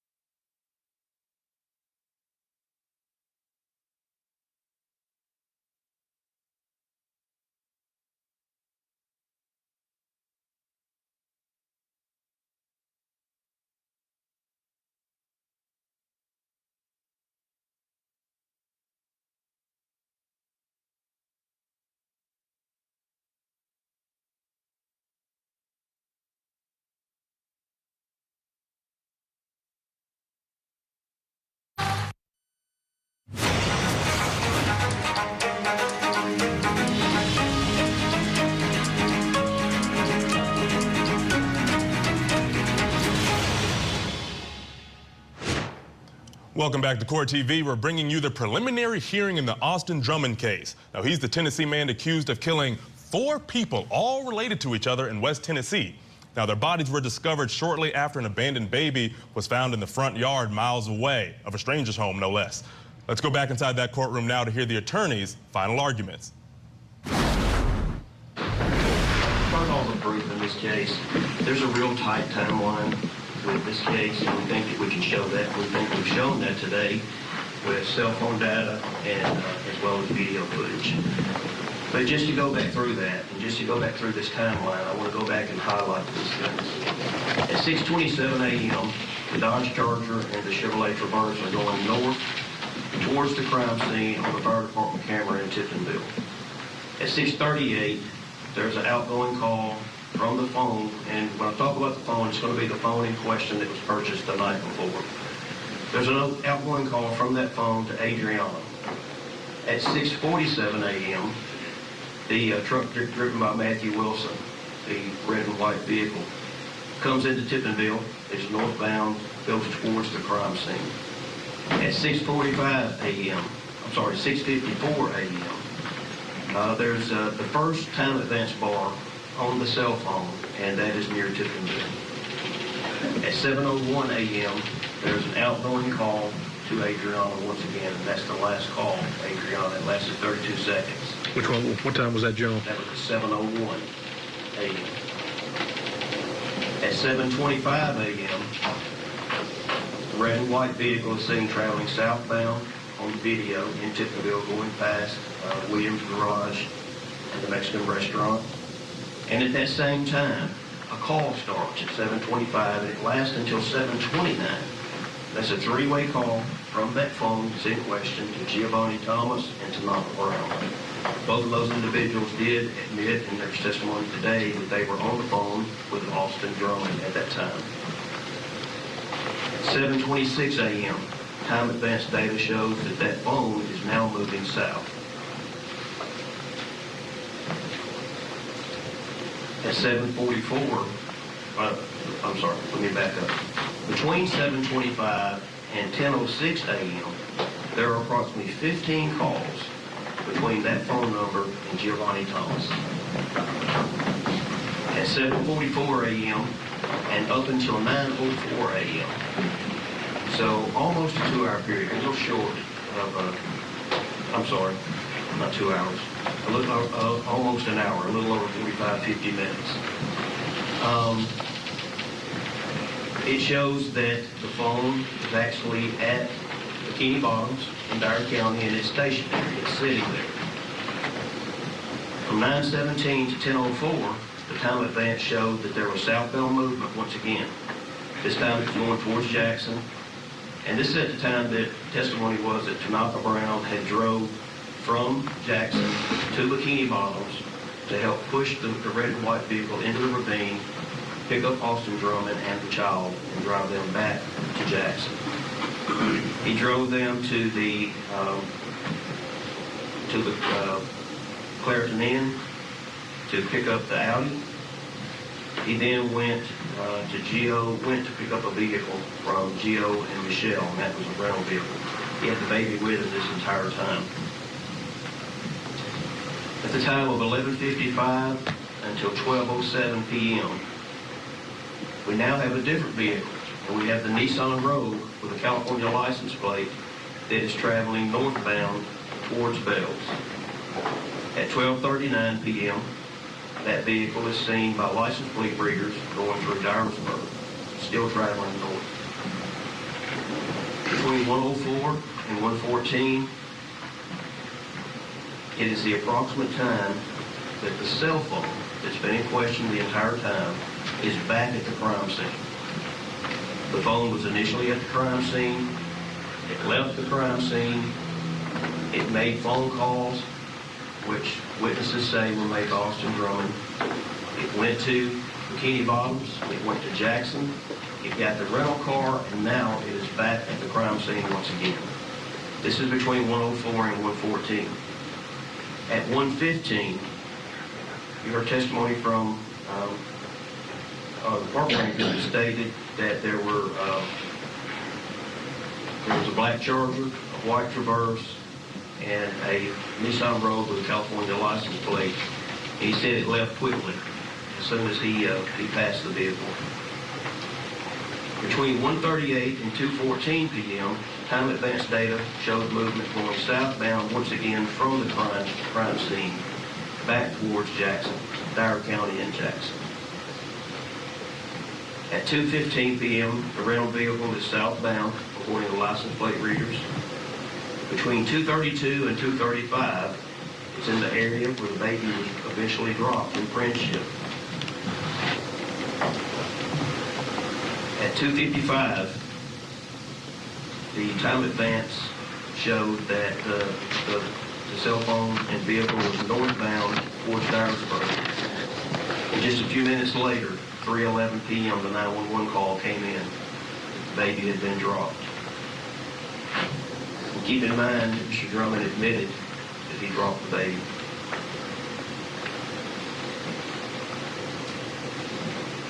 Between 2:57 and 3:23 p.m., the time advance showed that the vehicle was traveling southeast, back towards Bells, and back towards Jackson, and was back in Jackson by 3:39 p.m. Between 4:22 and 6:06, and this is really important, there were overlapping arcs. And you heard the testimony was that when there's overlapping arcs, you can almost pinpoint where the person is. And those arcs overlapped right above Austin Drummond's parents' house. And it stayed there for an hour and a half. From 6:34 to 8:44 p.m., it was back to Clarion Hotel, and then at Cappleman Speed residence, who was Mr. Drummond's girlfriend. At 8:17, 911 calls come in about the body being found, and at 8:44, the phone was no longer on network. Your Honor, that is a very tight timeline. The testimony shows that Austin Drummond was at the scene. He admits he was at the scene. He was the person who got the rental vehicle. He's the only person who was in that Nissan Rogue, which video shows came back to the crime scene, was there just a very few minutes and left the crime scene, and that phone and video synced up all the way through from Jackson to the crime scene and back to Jackson. And there's no other person possible that could have been other than Austin Drummond. Your Honor, based upon that, we think that we've proven the aggravated kidnapping. He took the child without consent. He was not his child. He did not have custody. He was not the guardian. He is a convicted felon. Testimony was that these individuals were shot, which means that a weapon was involved. He admits to being on the scene. All four individuals are deceased. We think that meets the probable cause for first-degree murder and the possession of a weapon during commission of a dangerous felony. Mr. Huffman. Yes, sir. Understanding this is a preliminary hearing and that the burden of proof is probable cause and not beyond reasonable doubt, obviously. There's been no evidence whatsoever that Mr. Drummond fired any weapon. The only evidence that was presented today was that there was a cell phone purchased by one of the victims at the scene and proof that he was present on scene, but no proof as to anybody else on scene, or even that the cell phone was in his hands when he was on scene. The only thing that probable cause was met was that his presence on scene. And there was no evidence whatsoever regarding who fired these shots, if Mr. Drummond fired shots, or if there are other individuals on the scene. So we do not believe that the state has met probable cause regarding the murders. Obviously, there's some evidence regarding Mr. Drummond's having a child, so we would submit that to the court as to determination here at the probable cause hearing. But again, the only thing that the state has shown ostensibly is his presence on the scene and afterwards. But there's been no evidence whatsoever that Mr. Drummond fired any of these shots. Any response, Joe? All right, here to discuss is former Deputy Public Defender of L.A. County, Philip Dubé. Great to see you, my friend, as always. Philip, just want to get your general thoughts on these final arguments made by these attorneys. I mean, you have the state weaving this timeline of phone data that they say all arrows point towards Drummond, but then the defense jumps in and says, hey, no evidence was presented that he pulled the trigger. We do know that he was on the scene, but Philip, to me, you know, whether you pulled the trigger or not, being on the scene of a quadruple execution-style murder is not a good look. What do you make of that? Well, for purposes of proof beyond a reasonable doubt, it's not even close. But it sounds like that the TBI, the Tennessee Bureau of Investigations, got what is called a geofence warrant. And what that warrant shows is all phones that are pinging right there at the scene. And it looks like only Austin's phone was pinging. So by inference, it probably means anyway, that he was the only one there. And if he was the only one there, given his record, given the fact that you have 4 dead people and a baby was taken non-consensually, the court can just kind of put 2 and 2 together for purposes of probable cause. Now, it doesn't by any means suggest that a jury will convict on this evidence, but I'd like to hear his recorded admissions that he gave to the cops, because if he, quote unquote, copped out, then, he's potentially looking at capital punishment. Absolutely, absolutely. Now, Philip, after his arrest, now he spoke with a local television news reporter, and he says, you know, after an arrest earlier this year, before this one, he cut a deal with the feds, with the FBI and the ATF to work as this informant, uncovering drug operations and gang activity and what have you. The DA didn't comment on that claim, but Drummond did tell that reporter that on the day of the murders, his cover as an informant was blown, and that's why he went on the run for however many days. Does that story hold any weight? Because to me, that's oddly convenient that that's the day your cover was blown, that these murders happened to happen. It is very common for defendants who are actively charged to work out deals with the government, where they are willing to act as an informant for much more serious crimes and to testify against those suspects. But it is really almost unbelievable to suggest that he would get some kind of a benefit on a 4-count homicide and the aggravated kidnap of a baby in exchange for testifying about a bad drug transaction. I mean, the two are so incongruous that no one's going to cut this guy a deal. They're going to prefer to let the drug charge go and get him for capital murder. They're not cutting him any deals showing any leniency. No. That's kind of the same sentiment I was feeling as well, Philip. And Philip, want to stand by because we want to get people back into court now to hear the judge's decision after hearing those attorneys' final arguments. More likely than not. I am not making a finding of guilt or innocence today. That is not what is happening. I don't want y'all to leave and think, what did he just do? So I want you to understand that.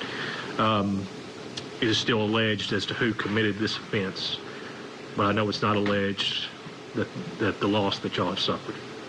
And I want you to know that my heart does go out to all of you.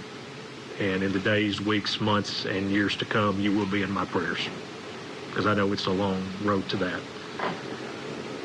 I want to thank, I don't want it to go unnoticed, but I just want to thank you for your respect you've shown the court very much.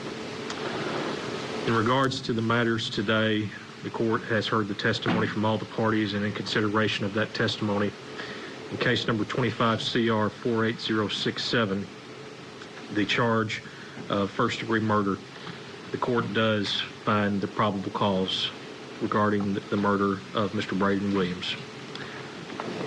In case number 48068, the charge of first-degree murder, the court does find probable cause in regards to the murder of Miss Adriana Williams. In case number 48069, the court does find probable cause in regards to first-degree murder in the matter of Mr. Matthew Wilson.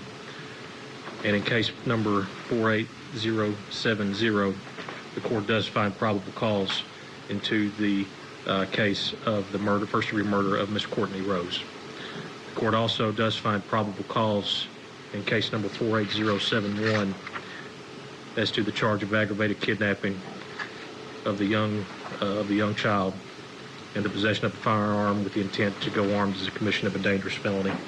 Aside from the proof of the agent Tubbs, there was not any other proof put forward to show whether or not he is a convicted felon. So based on that, I'm not binding those matters over the counts 2 on 48067, 68, 69, and 70. But those are the only charges that will not be bound over. The remaining charges will be bound over. The 4 first-degree murders, the aggravated kidnapping, and the possession of a firearm with the intention to go armed during the commission of a dangerous felony. In regards to Mr. Drummond, I want to make you aware this is your notice for your circuit court date. Should your cases be presented to the grand jury on November 10th of 2025 at 9 a.m., you will appear before the Honorable Mark Hayes, the Circuit Judge for Lake County, Tennessee, on November 17th, 2025 at 1 p.m. Now, before we conclude that, I had heard that there may be another matter that needs to be addressed. All right, you heard it there. The court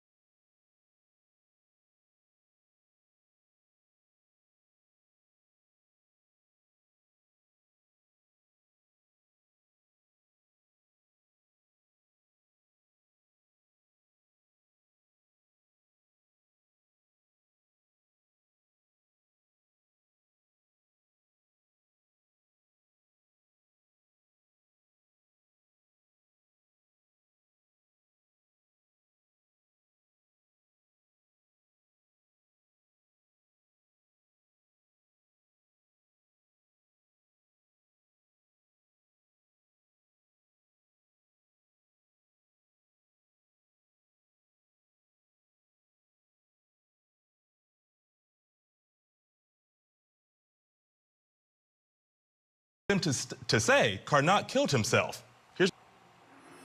On the evening of July 18, 2024, a man being identified only as JJC died inside of apartment number 5 at this complex in Appleton, Wisconsin. The responding officers located an adult male on the floor within the kitchen of the apartment.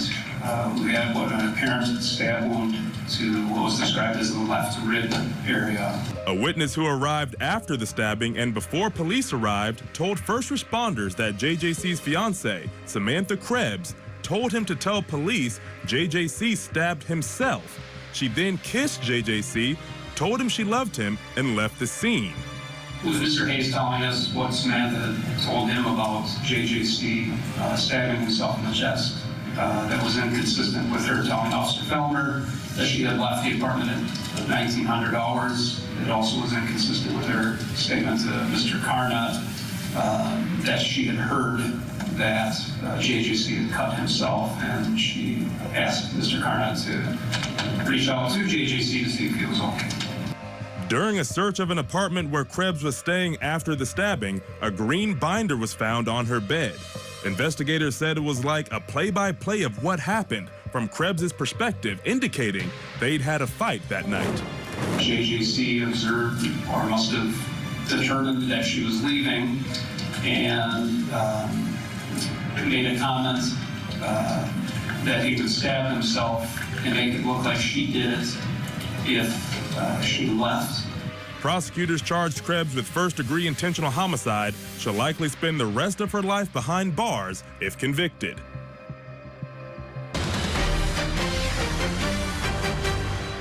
All right, breaking news. I'm sure some of you saw that verdict clock in the bottom right of your screens has paused. We have a verdict in the Matriarch Mastermind murder trial against Donna Adelson. Of course, you know she's charged in the murder of Dan Markel, her former son-in-law. We're awaiting what that verdict is. First, right now, we want to bring in former Deputy Public Defender Philip Dubé to discuss this.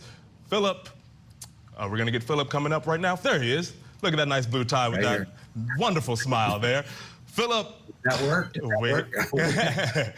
We got this verdict today. Very, very exciting. This is long awaited, just almost 3 hours and 15 minutes.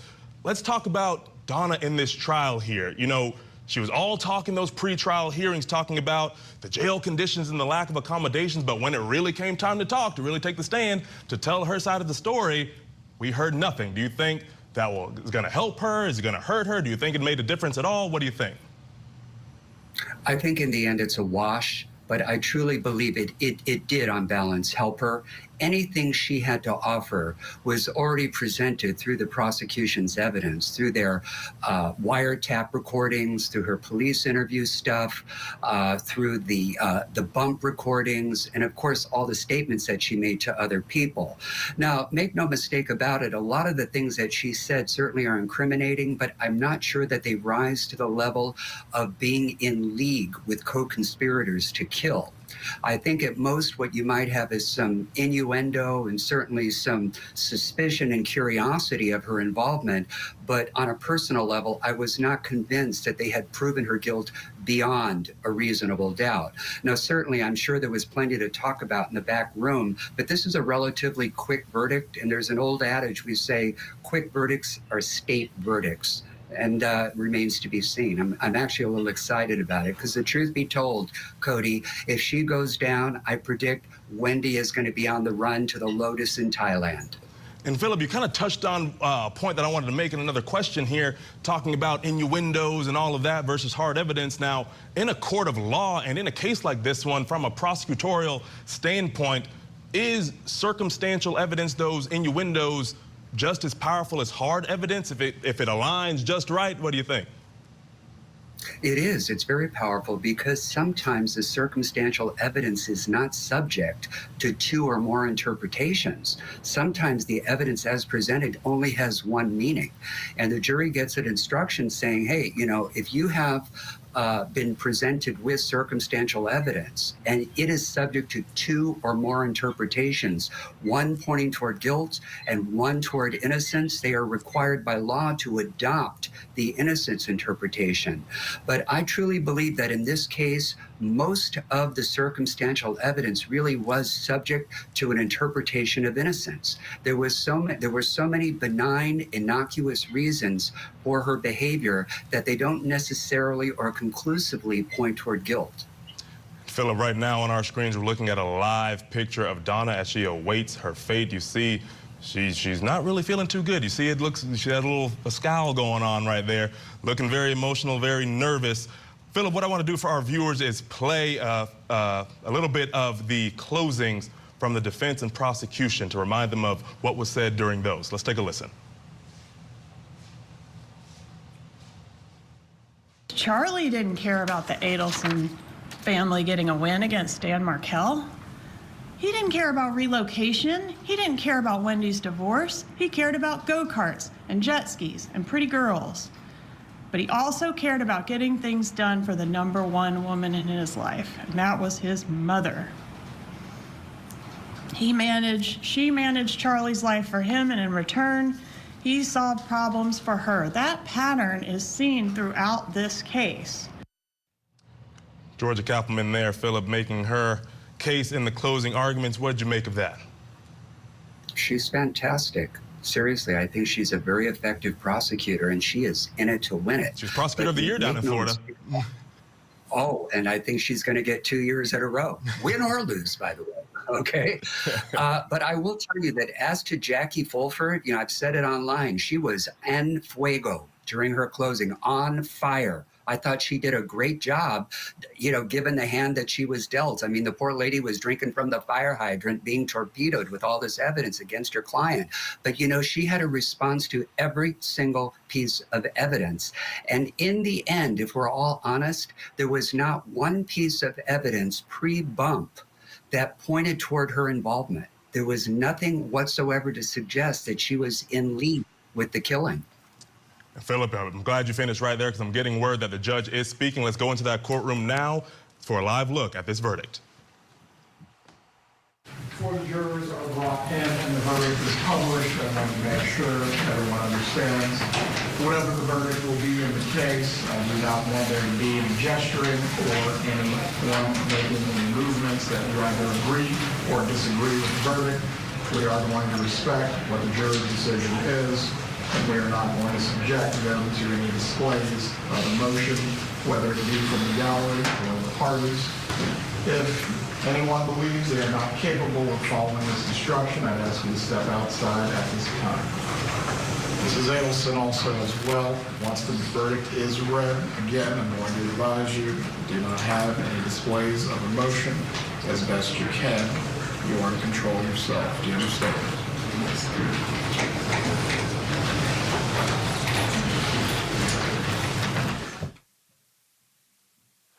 All right, we're going to squeeze in a little break here, everyone. Much anticipated verdict in the case against Donna Adelson. We'll be right back, and we'll take you into that courtroom again right after the break. Tonight on Closing Arguments, did Donna Adelson play a role in the murder of Dan Markel? We're live with every development as deliberations get underway. Closing Arguments with Vinnie Politan. Tonight at 8/7 Central, only on Court TV. Studies show that having lots of books at home is one of the best ways to help a child succeed in school and beyond. That's why the Scripps Howard Fund started the If You Give a Child a Book campaign. So please, if you could give a child a book today, we would be so grateful.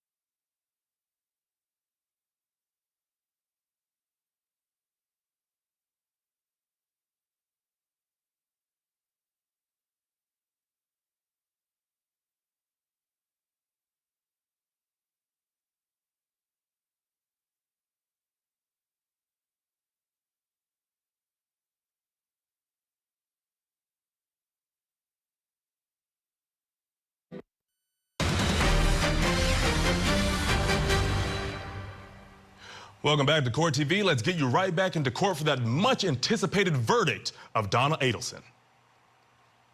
Having reviewed the verdict form, it is in its proper order. At this time, I will publish the verdict. We, the jury, find as follows as to count 1 of the indictment, first-degree murder. The defendant is guilty of first-degree murder. Mrs. Adelson, control yourself. Count 2. We, the jury, find as follows as to count 2 of the indictment, conspiracy to commit first-degree murder.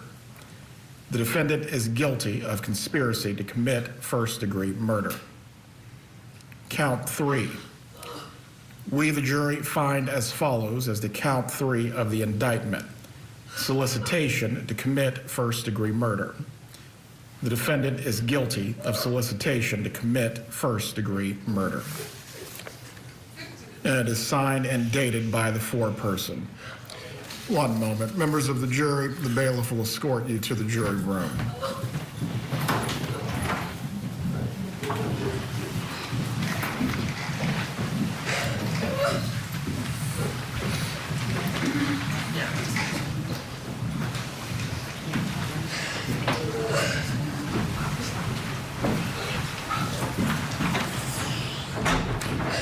Mrs. Adelson, while this was not the outcome I'm sure that you desired, there will not be any further outbursts in front of the jury. If you cannot control yourself, I am going to have to determine if you will be removed from the remainder of this process. Do you understand what I'm saying to you?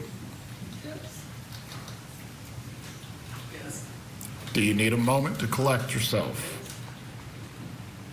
Before the jurors are brought back in, we will take a brief 2-minute break. Please give her tissues if she needs them. Judge, I'm forwarding some impact to the defense and to Your Honor.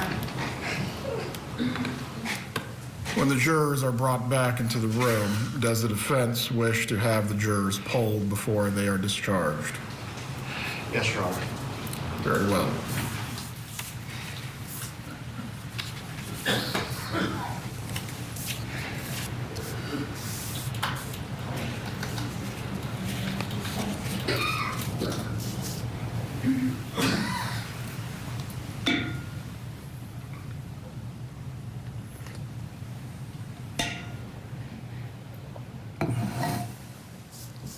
All right, joining me after this verdict, Court TV anchor Ted Rowlands.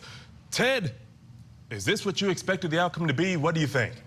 You know what, Cody? I think that this is where it was going. I mean, it felt like after watching the closings today, watching this entire trial, Georgia Cappleman and her team did an excellent job of boiling down what evidence they did have against Donna Adelson, which was not overwhelming and one could argue not beyond a reasonable doubt, but it was clear, it was concise, it was, you could understand it and it made sense. And I think the jury got it right.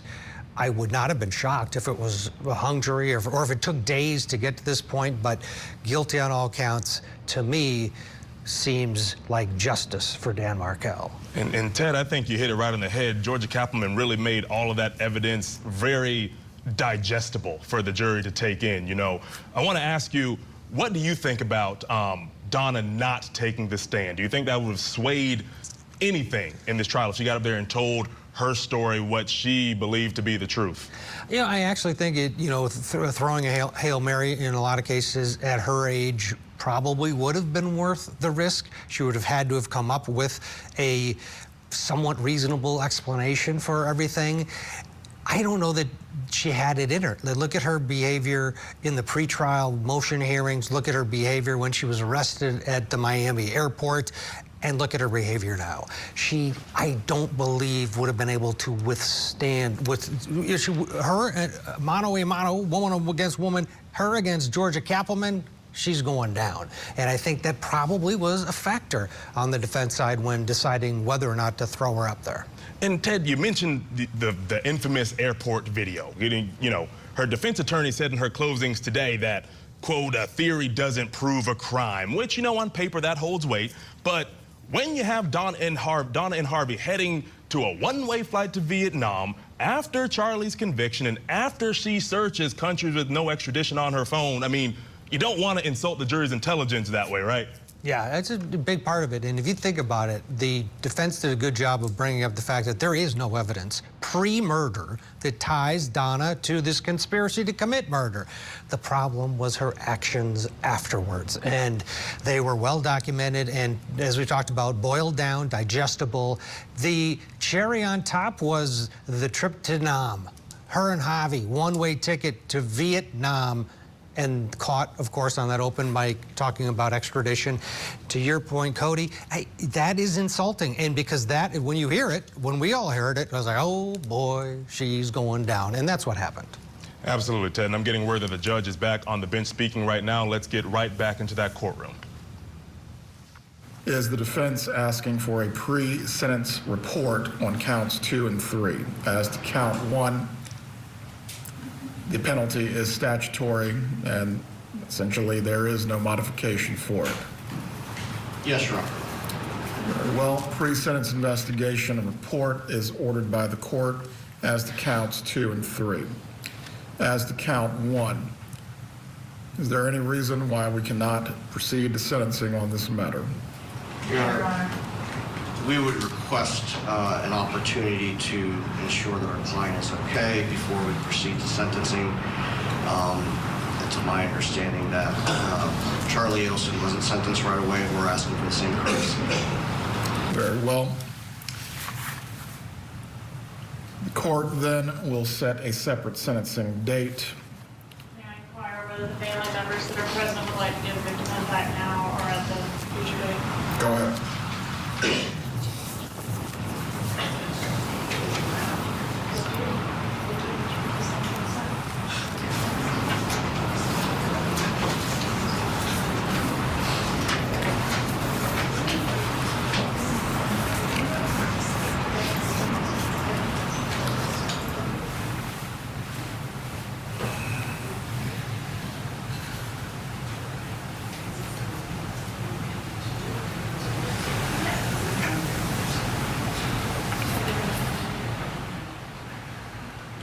Ted, I want to bring you back in here. We see Donna sitting here shaking and crying and obviously, you know, not pleased with this decision.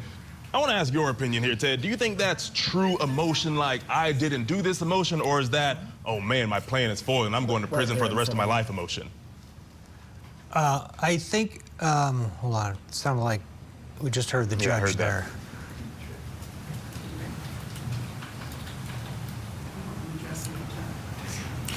If you please can identify yourself for the record. Yes, my name is Ruth Mark. Sorry? I'm worried you're going to trip. Just okay. That's fine. I already did. My name is Ruth Markel. You may give your impact statement, ma'am. Thank you, Judge Everett. To the Honorable Judge Everett, my name is Ruth Markel. I am the mother of the late Dan Markel. I stand before you today to express the profound sadness and grief that Dan's family and I have endured since his tragic murder. We have lost a treasure. My son Dan's life was cut tragically short at 41 years old. For 11 years, we have been forced to a life filled with unimaginable pain and heartbreak. Dan's father, Phil, and his sister, Shelley, share in this unending sorrow. Dan was a devoted father, brother, and son. Dan's life was marked by his devotion to family, education, and community. He was a loving, caring, and inspiring person. His academic journey included studying politics and philosophy at Harvard University, earning a master's degree later in political theory from the Hebrew University of Jerusalem and Emmanuel College in Cambridge, and later going back to Harvard to get a law degree. Dan was a prolific scholar and did co-founded the influential Prof's blog. His energy, drive, and social... All right, thanks to Philip Dubé for joining us tonight. I'm Cody Thomas. It's been a pleasure being with you. Big verdict night in the middle of these victim impact statements. Coming up next is closing arguments with Ted Rowlands.